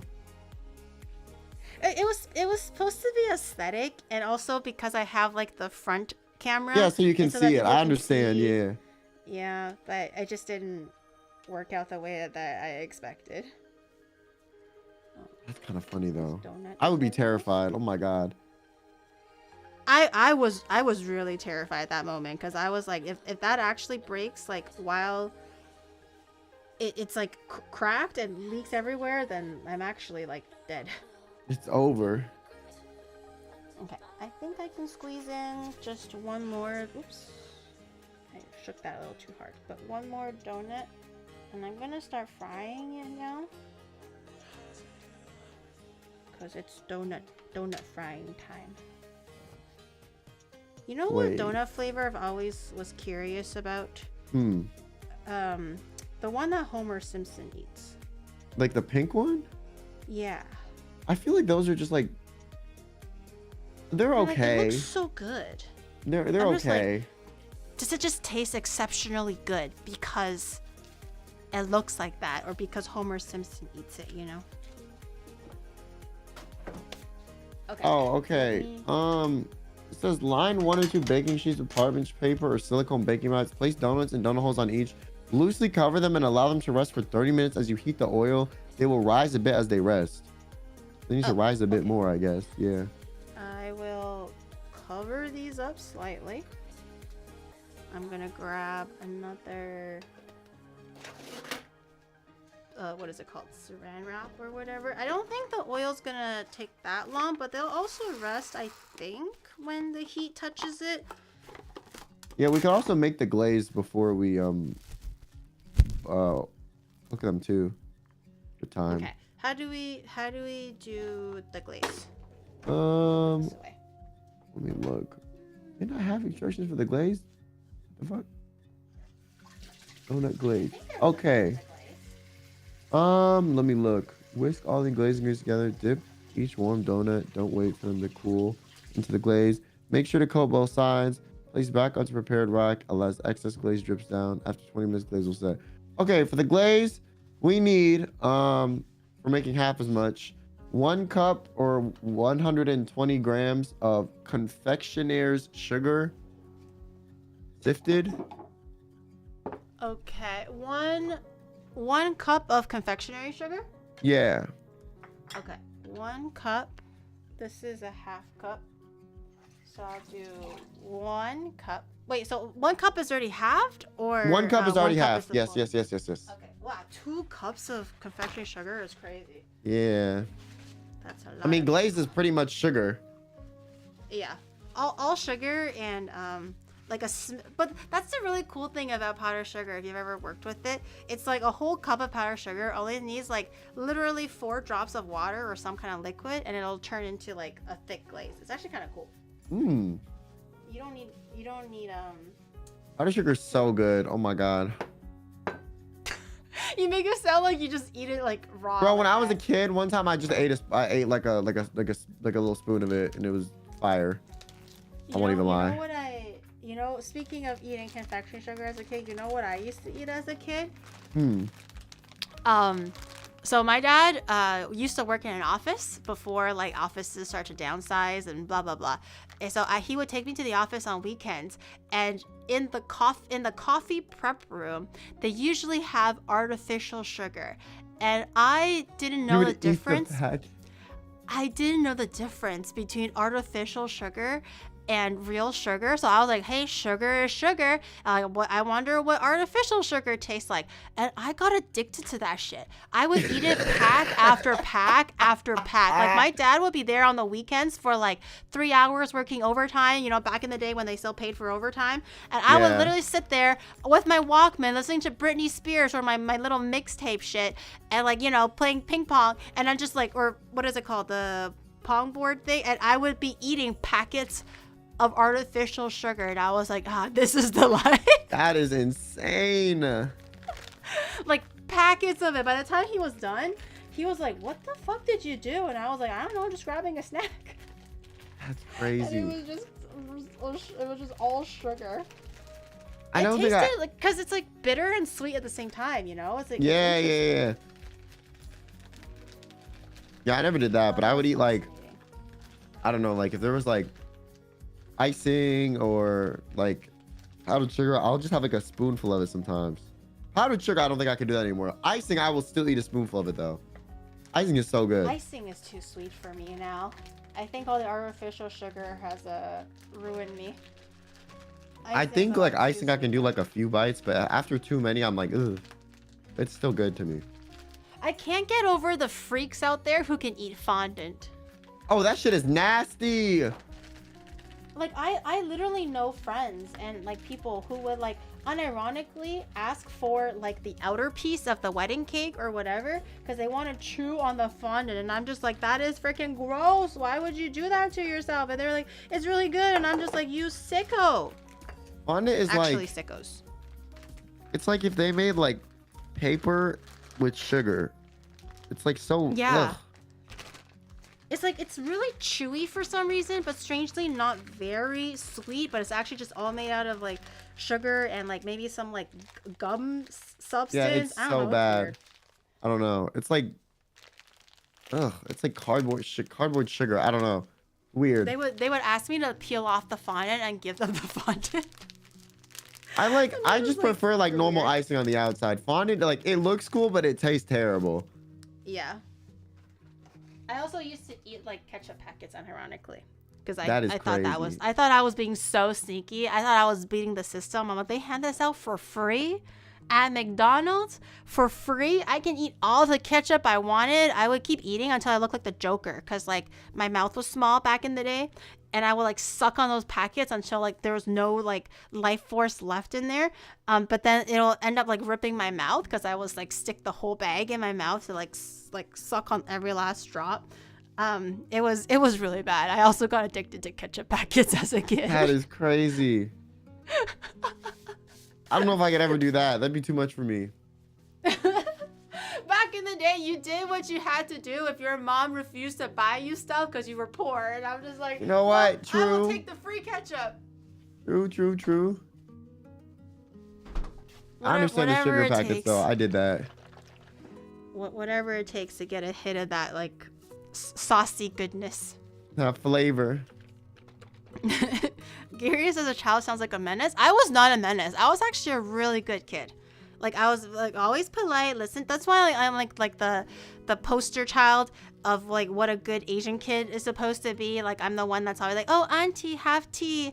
Uncle, please sit. And like, you know, would you like a shoulder massage? Or like, oh, you eat first, auntie, or whatever. I'm literally like the poster Asian kid. Okay. Every auntie loves me. Okay, so I have the 1 cup of sugar. What's the next thing that I add to the glaze? Okay, the next thing is you need a 1/3 cup of heavy cream, half and half, or whole milk. So you need a 1/6 of a cup then, so 40 milliliters. 1/6 of a cup. Okay, I actually have heavy cream. I actually forgot to heat up my oil, so let me do that real quick. Yeah, so 40 milliliters of that. Okay, I think that's good. I'm gonna heat up my oil.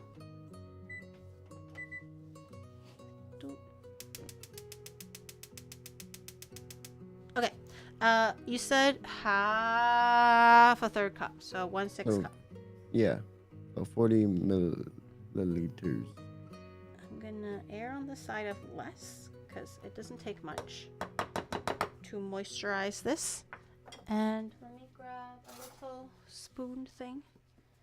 Mix. Anything else I need to add into it? Yeah, and then you need to add. You do a half a teaspoon of pure vanilla extract, so 1/4 a teaspoon. Oh, okay. Vanilla, I always say measure. Never listen to anybody when they tell you vanilla. Put in as little as or a lot as you want.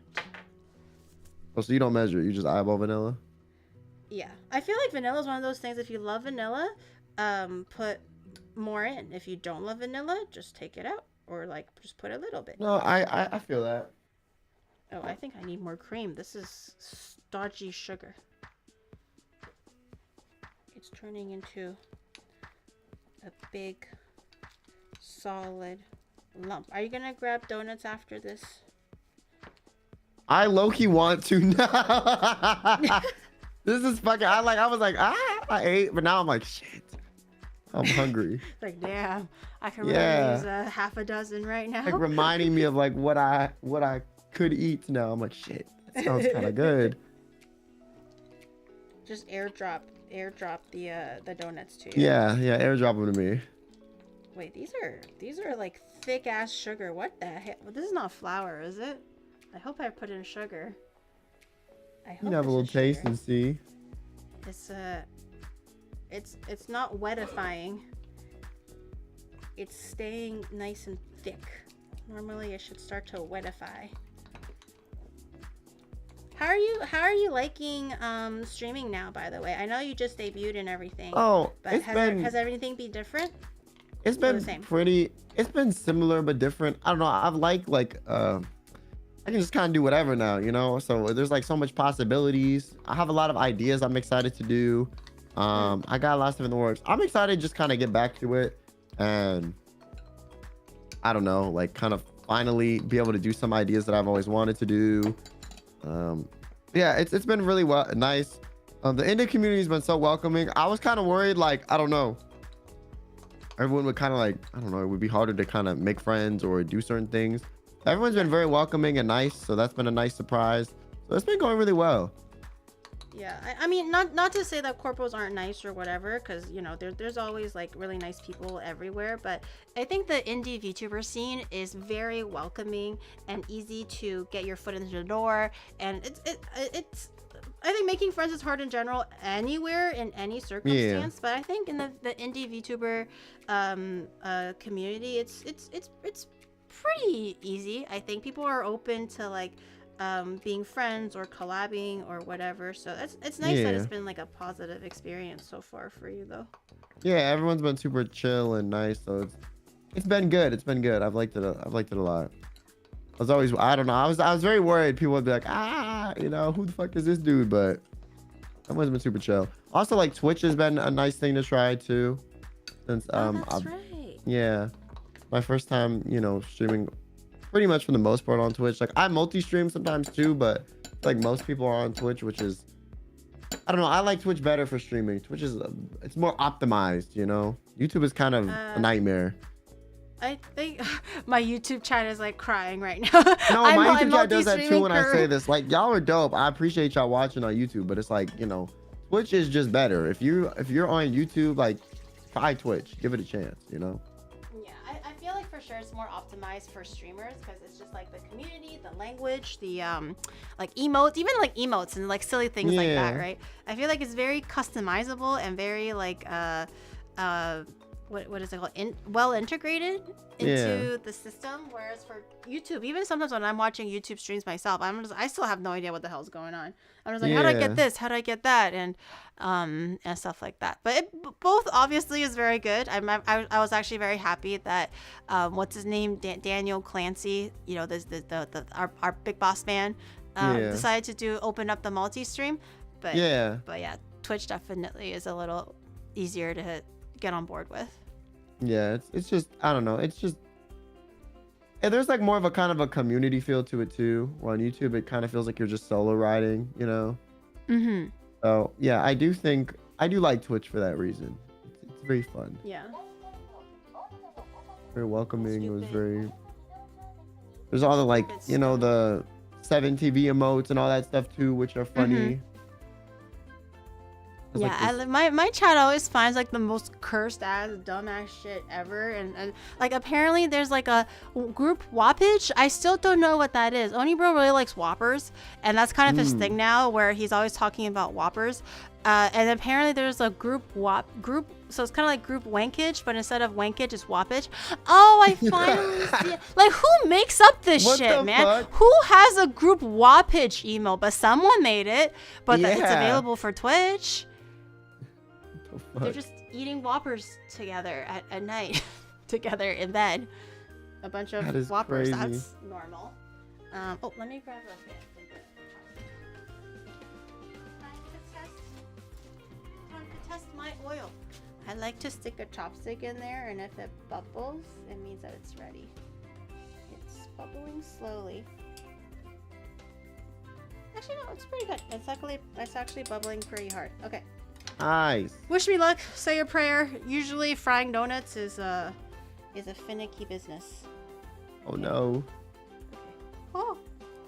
Oh, okay. Okay. It's bubbling. It's doing okay. something. Let me put it on here. Okay.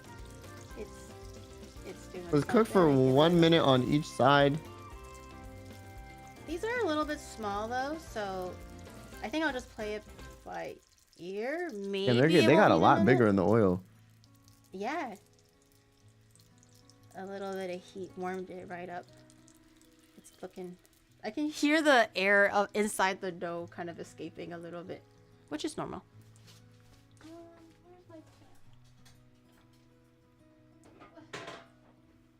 Okay, I have a pan ready.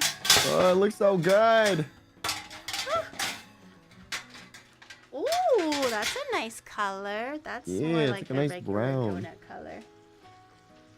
Okay, I think this one I'm ready to take out before chat says I burned it.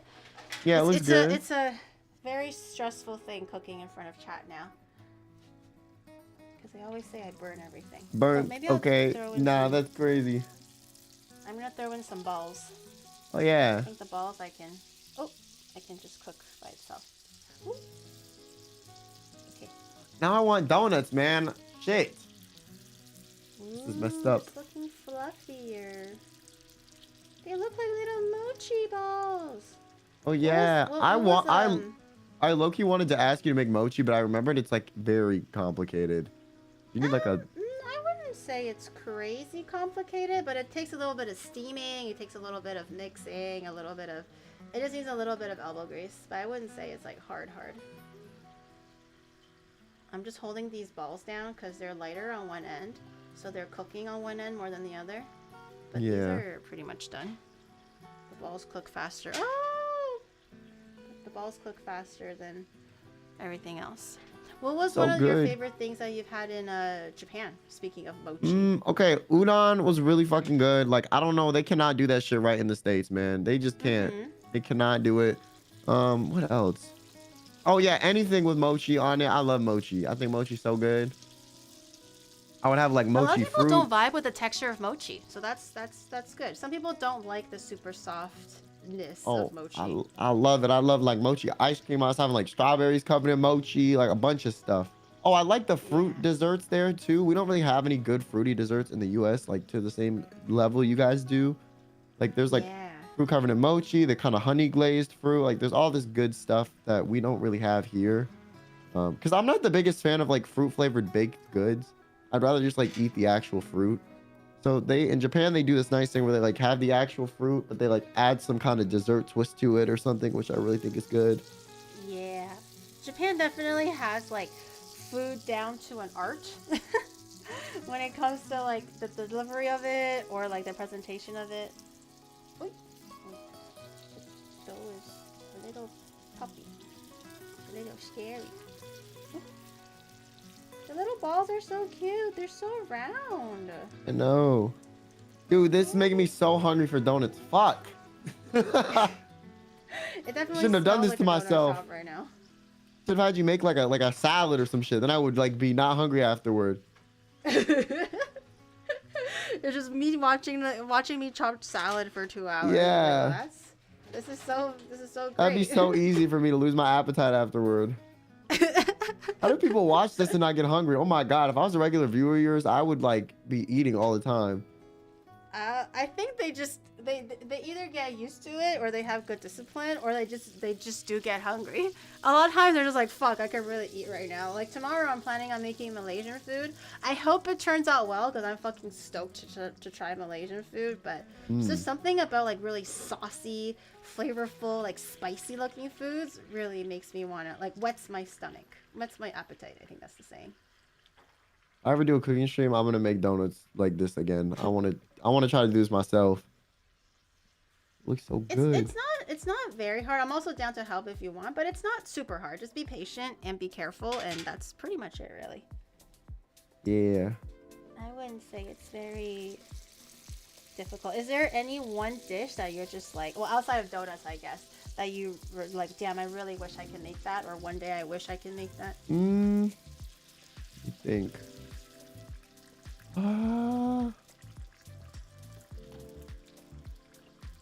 Some breads, but I'm trying to think. What's something that like I can only really get at restaurants that's like super good? Have you had a beef Wellington before? Okay, I was at a place where they served it, and I don't remember if I had a bite or not, but it looks good as fuck. But no. I should try making it. I never ate it. Yeah, it But always looks it's always, looks really complicated to make.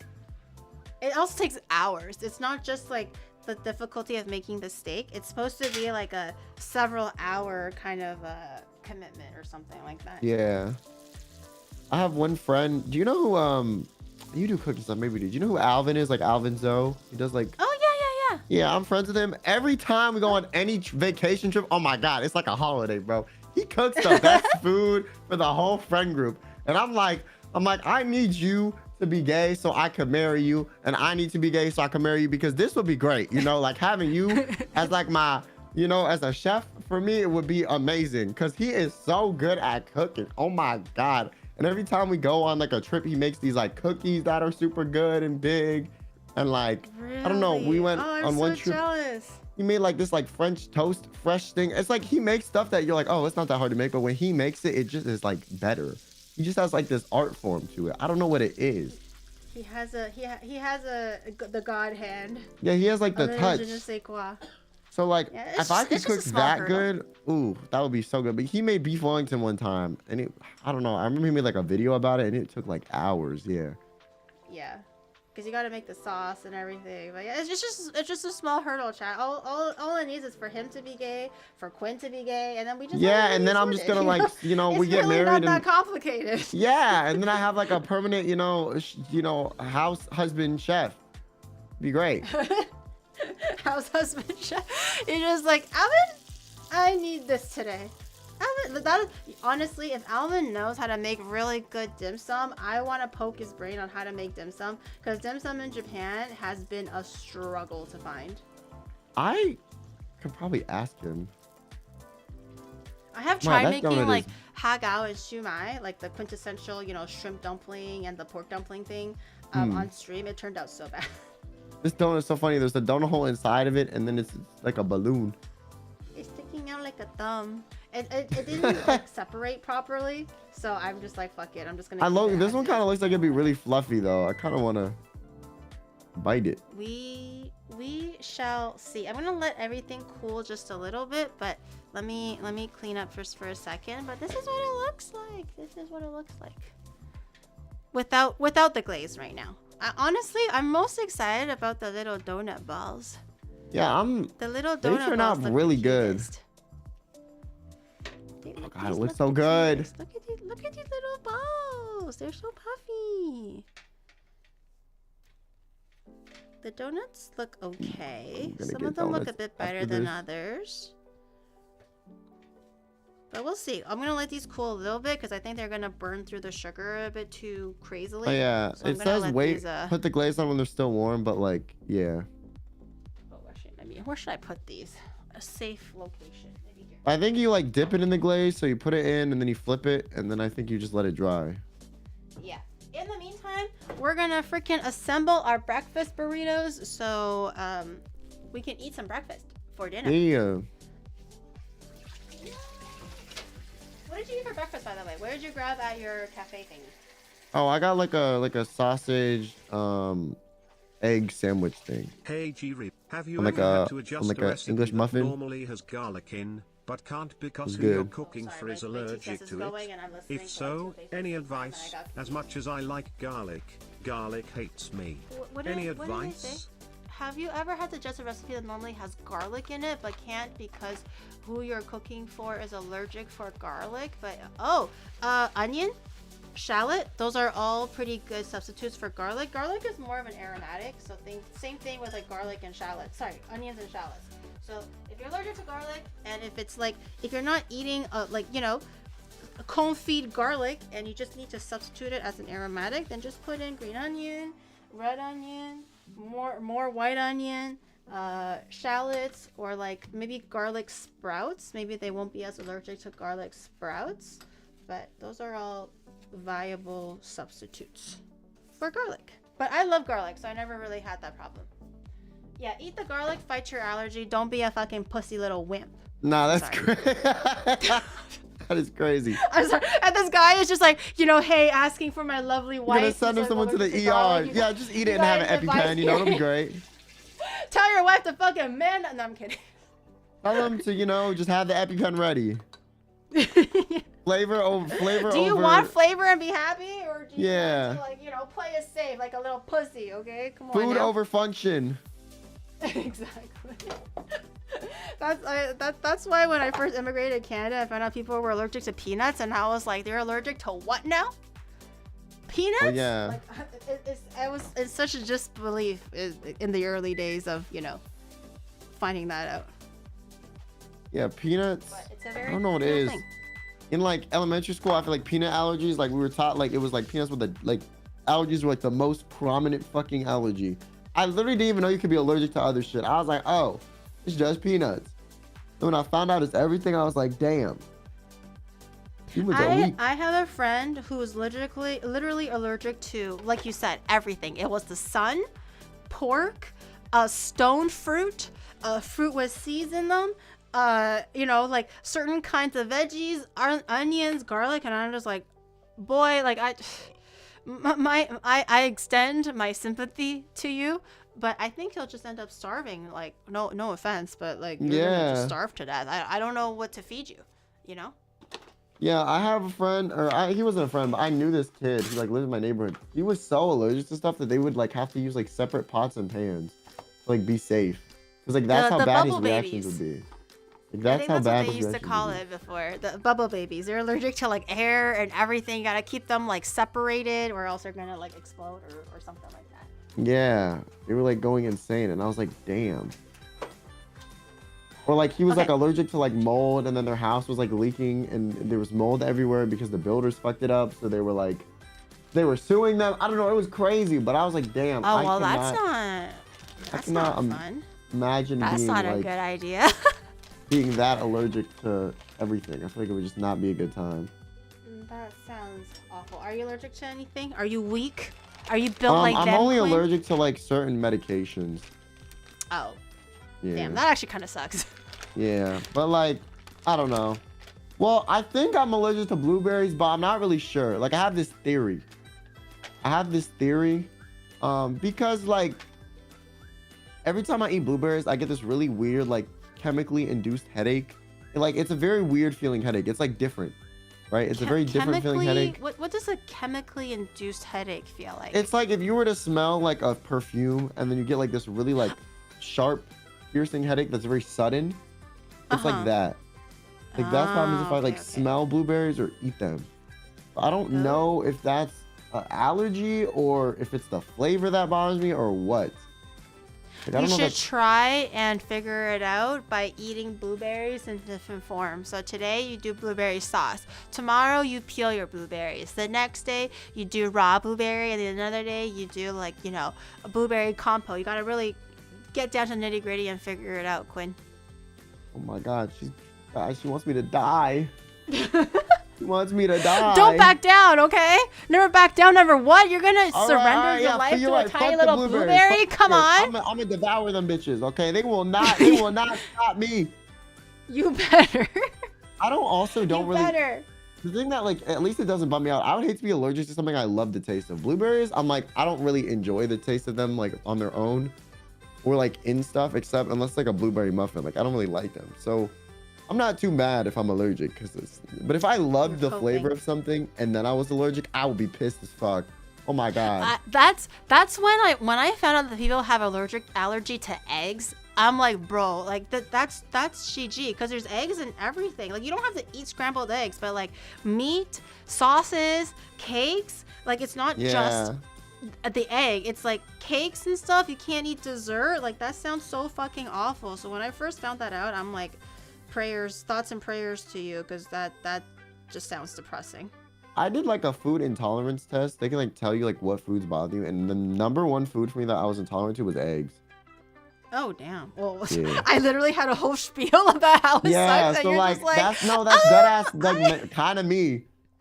Now I feel like an asshole. You didn't say anything, and then you're just like, yeah, like that's I mean, I still eat eggs. Like I don't give a fuck. I don't really think it affects me that much, but maybe it does. Maybe if I cut out Oh, all God. eggs, I would feel amazing. I've never done that though. Oh, It's like, I don't even know what I would eat then. I can't eat bread. I can't eat. What the fuck could I eat? My God. Existential crisis right now. Yeah, like, well, actually, what would I eat with no Why? eggs? Like meat, plain, and fruit and vegetables? You have to eat like a farmer. Actually, no, farmers eat eggs. Oh, I could eat rice, mind. actually. Rice is good. There's no eggs in rice. Okay. Yeah, rice is not bad, but it gets like as an Asian person, I feel like it's kind of embarrassing to say, but I don't actually like rice that much. I like Really? noodles. I'm more of a noodle girl. Okay. I The think that's Asians in fair. China Wait, are you gonna know, be there was "You like a want-" thing where people were like, if you had to, like an order of like rice, noodles, or bread, like which order would you pick? Noodles always number one, then rice second. I would say bread is last, not because I don't like bread. It's just it's what I'm used to. So like rice and noodles are what I'm used to, but definitely noodles first and foremost. Okay, shit. For me, it's so hard because I feel like so many of them are tied. Okay, bread is 100% number one. I feel like I eat that more than the other two. But then noodles and rice is like I can't decide. I guess I'll put noodles first. I don't know. I'll go noodles, rice. But I like they could honestly either or could be, you know, second. I don't mean to interrupt, but I just want to point out my avocado cut is so beautiful. Oh yeah, My it is. avocado is beautiful first and Yeah. foremost. So thin But and the cuts perfect. are so beautiful too. Okay, I'm gonna take some here, take some here. I always have the problem of overbearing my. Yep, I was right. It doesn't even close. You put too much stuff in it. I might have to do the double. where To I be use fair though, two, but normally that's when too they many make carbs, burritos, though. the tortillas are like massive. Oh, maybe if I squeeze real hard. If I were to just go like that and just really squeeze it. Oh no, it's busting. It's busting. Okay, think I'm it's gonna too have full. to do some burrito surgery. Okay. Now it's extra Okay. carby. Oh! Just how I like it. Extra tortilla-y. Oh, I forgot to add cheese. Silly me. Well, this one will just have minus cheese. It's fine. Okay, I'm gonna have to grill this now. Put this over here. Turn it back on. A little bit of oil. I think I'll just... Oh, you grill it after the fact. Oh.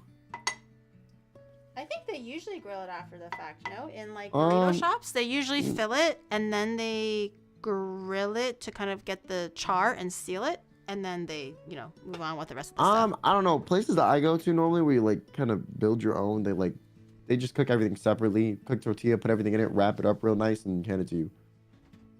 They don't grill it? That's No. a shame. They gotta grill that shit. I or else low-key it's think not that would be safe. like nice, but they don't do that. You should go But their like, tortillas "Excuse are me, ma'am, can you massive, so grill they it?" can fold it in a way where it doesn't fall apart. But they never grill it. I saw someone mention this in chat, but it's actually a really great idea. I was gonna do it a different way, but I think it's better. So I'm gonna use the cheese as the glue. So I'm gonna put a little Oh. thin layer of cheese on the bottom, let that melt a little bit. Put the open-sided tortilla on the cheese, so it's gonna Okay. act as like a glue to stick it on. I was actually gonna put the cheese in between the folds of the tortilla, so as it melts, it'll like, you know, seal.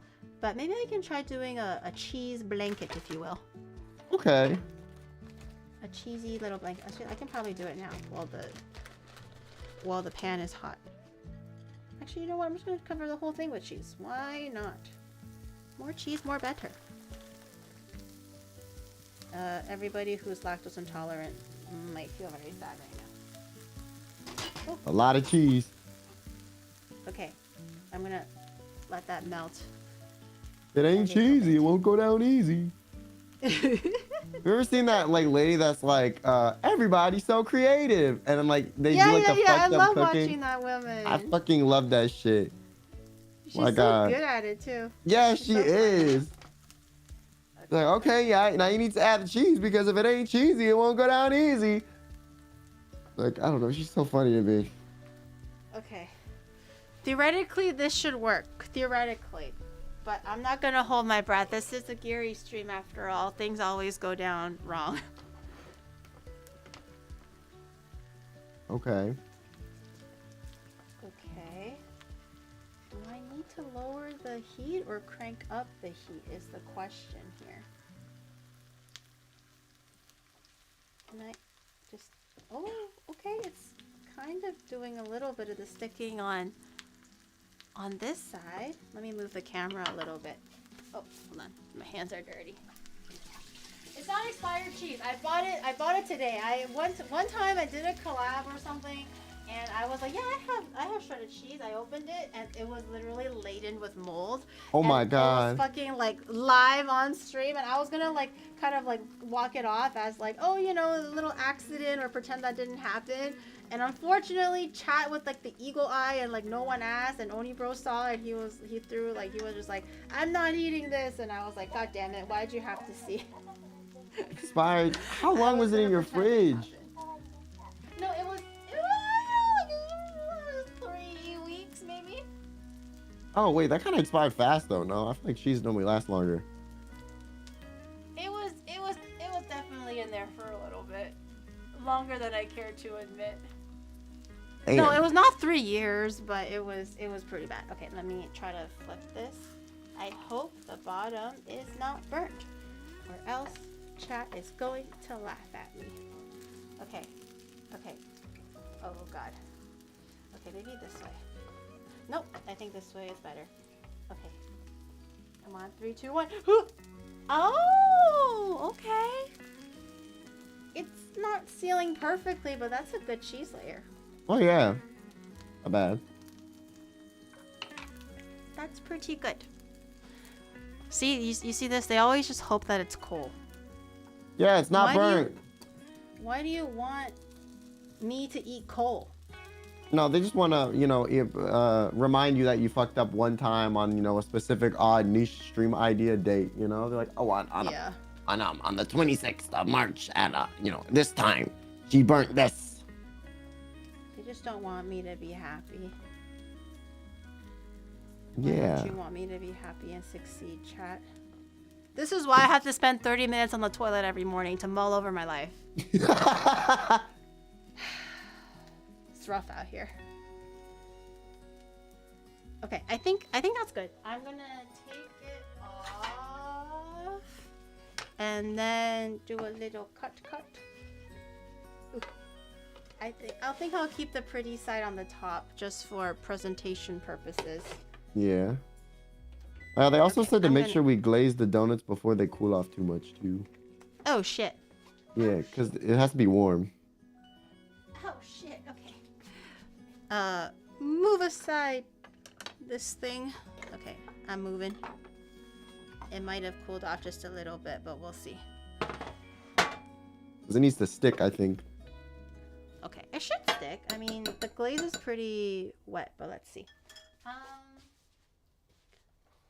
Let me go in at it. Let me put this over here. Can you guys see that? Actually, I'll just use this big camera. This better look super sexy or I'm gonna get very disappointed. Nope, here.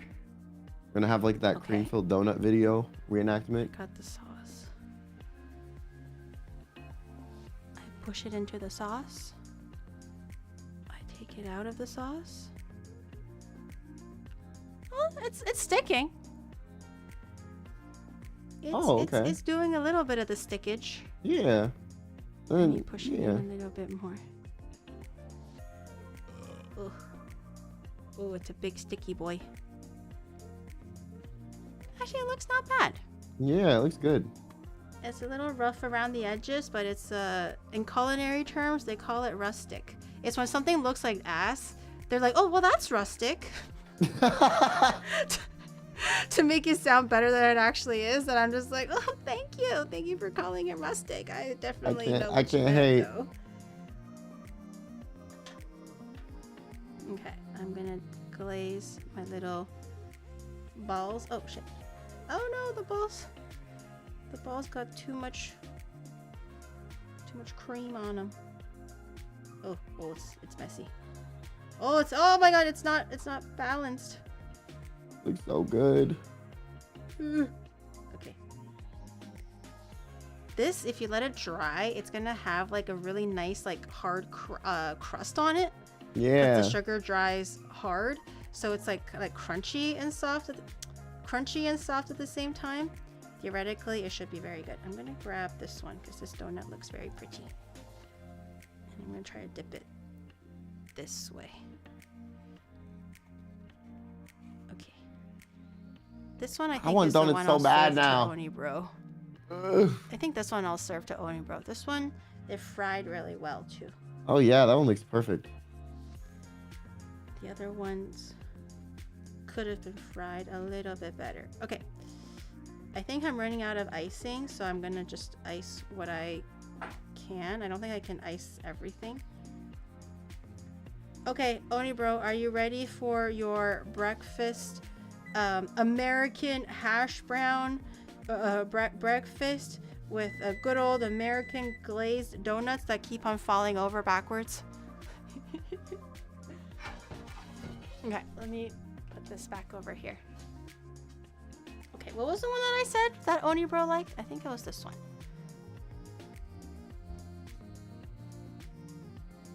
Might have to go to a donut shop tomorrow. Yes! I want to go to one now. Okay, I have this. I'm gonna wash my hands real quick. I'm gonna cut Oni Bro half a burrito, and then we'll see what he says. Do you have a go-to like breakfast, even though it's simple? Is there anything that you like to eat typically for breakfast? I normally just do like egg, sausage, and like bread and fruit, or like some like egg, bacon, sausage sandwich thing. Pretty much. Typical white man breakfast. Yep. Very good. Fruit, sausage, bread, egg. Yes. I used to be so flabbergasted when I learned what an American breakfast was, because I never got it very often when I was a kid. We never, like, you know, God forbid, pay for breakfast. It's very much like eat at home kind of thing. Yeah. So when I first went out to a restaurant, my mom took me to an American breakfast. I was like, white people eat like this? It's like a full course meal that's enough to feed 3 people on one plate, and like this is just breakfast, and they still have to eat like lunch and dinner and a snack. And I was blown away by like how much volume it was for an American breakfast. Oh yeah, breakfast restaurants in America, they give you way too much food. I don't know why. It's like they like enjoy doing it or something. Wait, what did you normally eat for breakfast as a kid then? Nothing. Oh, My mom would either make me like a little bit of egg, or like congee, sometimes leftovers. But honestly, I never really like had too much appetite for eating like too many crazy things for breakfast. But my mom would like sandwiches or some shit. But it's always like homemade, so her own roast beef or whatever. It's never store-bought. I pray and I pray and pray for store-bought ham, but it's just impossible. She never gets it for me. okay. A lot of artificial sugar in American breakfast? Well, I guess that's true. Yeah. I'm not a huge toast person, but when it comes to American breakfast, that's when I become an actual fiend for like American toast. Something about American toast with their butter and the way they toasted it. Oh yeah, with, it's like so the marmalade good. and grape jelly. I'm just like, oh Lord, give me strength. For some reason, it's just so good. It can never taste that good at home though. Or like the biscuits. Yeah, well, actually, I never really had a place that offered biscuits because it's never like southern enough, I guess. Oh yeah. Yeah. Okay, Oni Bro. Actually, no. Let me try. What am I asking Oni Bro? I try a piece. Let me try the donut, but I wonder what Oni Bro thinks. This is my little donut that Quinn taught me. He was very educational. Yeah, I was so and very smart. confident and commanded the recipe with much grace and authoritativeness. Yep. No lies told. 100%. Oh, it's more of a chewier donut instead of like a light fluffy one, but it's good. Oh my god, I want donuts now. It's I a good think if we donut. let it rise for like way longer, like the recipe wanted, it might be more. You can taste the nutmeg, surprisingly. Oh, really?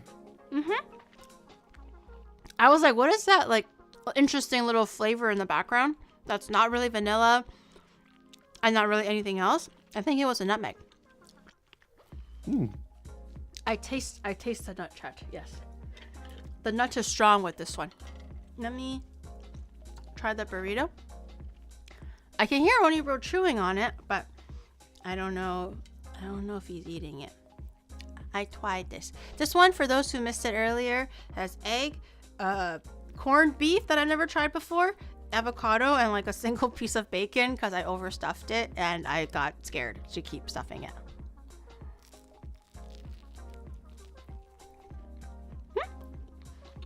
It's a lot of tortilla, but it's pretty good. Yay! I like it. So it was a success despite me knowing nothing and you doing like 70% of the thought, the brains, you know? No, all the information that I did while I was cooking the burrito, you secretly fed to me when we were Yeah. having conversation. It was telepathy. It was telepathy. Sometimes words don't need to be shared to make a good breakfast chat, and that's exactly what we did today. Yeah. He wee-wong-wonged the steps to me, and I'm like, oh, I got it. So I knew exactly when to do what. The VTuber brain rot, you know, collectivism is the only thing that brought us this wonderful recipes success. The only difficult thing I made today was a donut, and I just sat here and made a breakfast burrito, and people were like, oh, well, that's fascinating. Wow. Never seen that before. Me acting like it's some kind of like new invented shit. Oni bro, what do you think of Quinn's breakfast? I don't know if is he just eating and not paying attention to the stream? Oh, I think he's typing. Pause champ.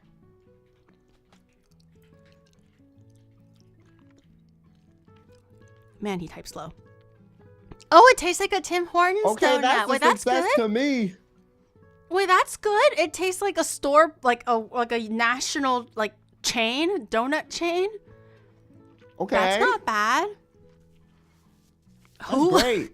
I thought One chat member is these not were gonna be Canadian. terrible. So you know, the fact that this kind of worked is crazy. That's good. That's okay. To be fair, I'm sure there's other donuts out there. For example, my love is Krispy Kreme. So I think Krispy Kreme is way better than Tim Hortons, but for it to be comparable to a major chain, that's not bad. Yeah. 8.5 for the burrito. Okay, I'll take that. That's good. not bad. Now I just wish that you were able to have this so you can give me your rating too. Yeah. I'm so hungry now. Oh my god. If I just threw in some sausage instead of corned beef and like laced it with some like, you know, sliced strawberries on top, I think Quinn would have been like, oh, that's bussin'. Yeah. Oh my god. Have you ever had like a crepe for breakfast too? Those are so good. Yeah, like the crepe Suzette. So it's like in Yeah. the sauce and everything like that. It's fancier, but I've had it once before and it was pretty good. All right, I would say pretty good success. Yeah. Do you want to do a outro really quick while just before we start wrapping up? Okay. What do you normally say in the outro? Like, subscribe. Yeah, like smash the like button, smash your mom, Okay. and and then, you know, like the Mr. Beast, the Mr. Beast outro. Okay. I'll do it.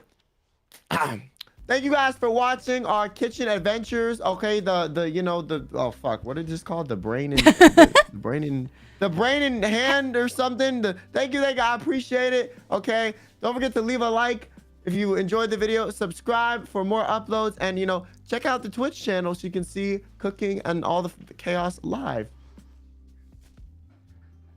Adios. Yeah. Okay. Okay, I'm done. That was. I mean, it was a little rough around the edges, but that was pretty good. It's okay. They'll fix it in post. Thank you, editor. Mudon is just like, bro, you gotta give me a little bit more. All right, bro. I can't fix like the little broken up words into one a sentence. Mudon works overtime to make my streams semi-presentable in a nice little package where people are like, oh, Gary is actually speaking English today. Yeah. Yeah. That's why I pay him the big dollars, but I think it's worth it. But yeah, Quinn, thank you for stopping by. I know it's early where you are. I know most streamers probably wake up at 2 p.m. So for you to, wake up at 10 a.m. for me means a lot. I woke up at 8. 8? Oh shit. Yeah. I woke up at Oh damn. Okay, that's really early then.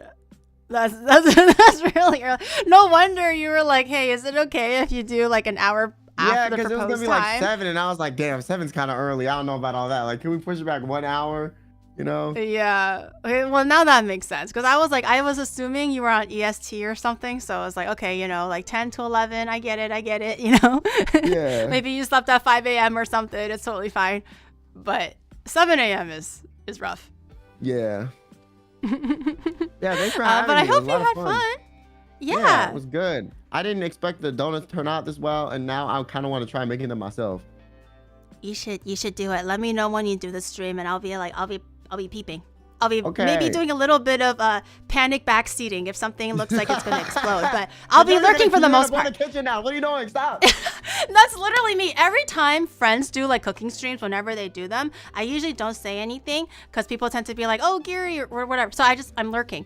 And then I see them do one of the dumbest shits ever. For example, I'm like, "No, don't do that." Yeah. And I can't Stop help it. it. And then I start to over backseat, and I'm just like, "God damn, I need to stop."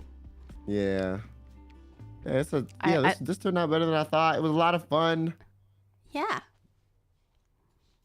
Yo. Thank you for stopping by, and everyone, you know where to go find Quinn, both on Twitch and YouTube. I have his name like tagged and linked and everything, so go look at his stuff and all that stuff. And I was actually a little bit worried or nervous to collab, Oh, me too. because I was just like, oh my god, you're really fast on your feet and like really funny, and I'm slow on my feet and not funny. So I'm just like, oh my god, like what if we don't like find anything to talk about and we're just kind of like chirp or like crickets the whole time? Yeah, no, listen, I'm not gonna lie, I was a little bit worried too, but yeah, you know what? It was actually surprisingly way easier to talk to you than I expected, Because I feel like sometimes I'm like, damn, I gotta think of something to fucking say. Like, I don't know what the fuck I'm gonna say.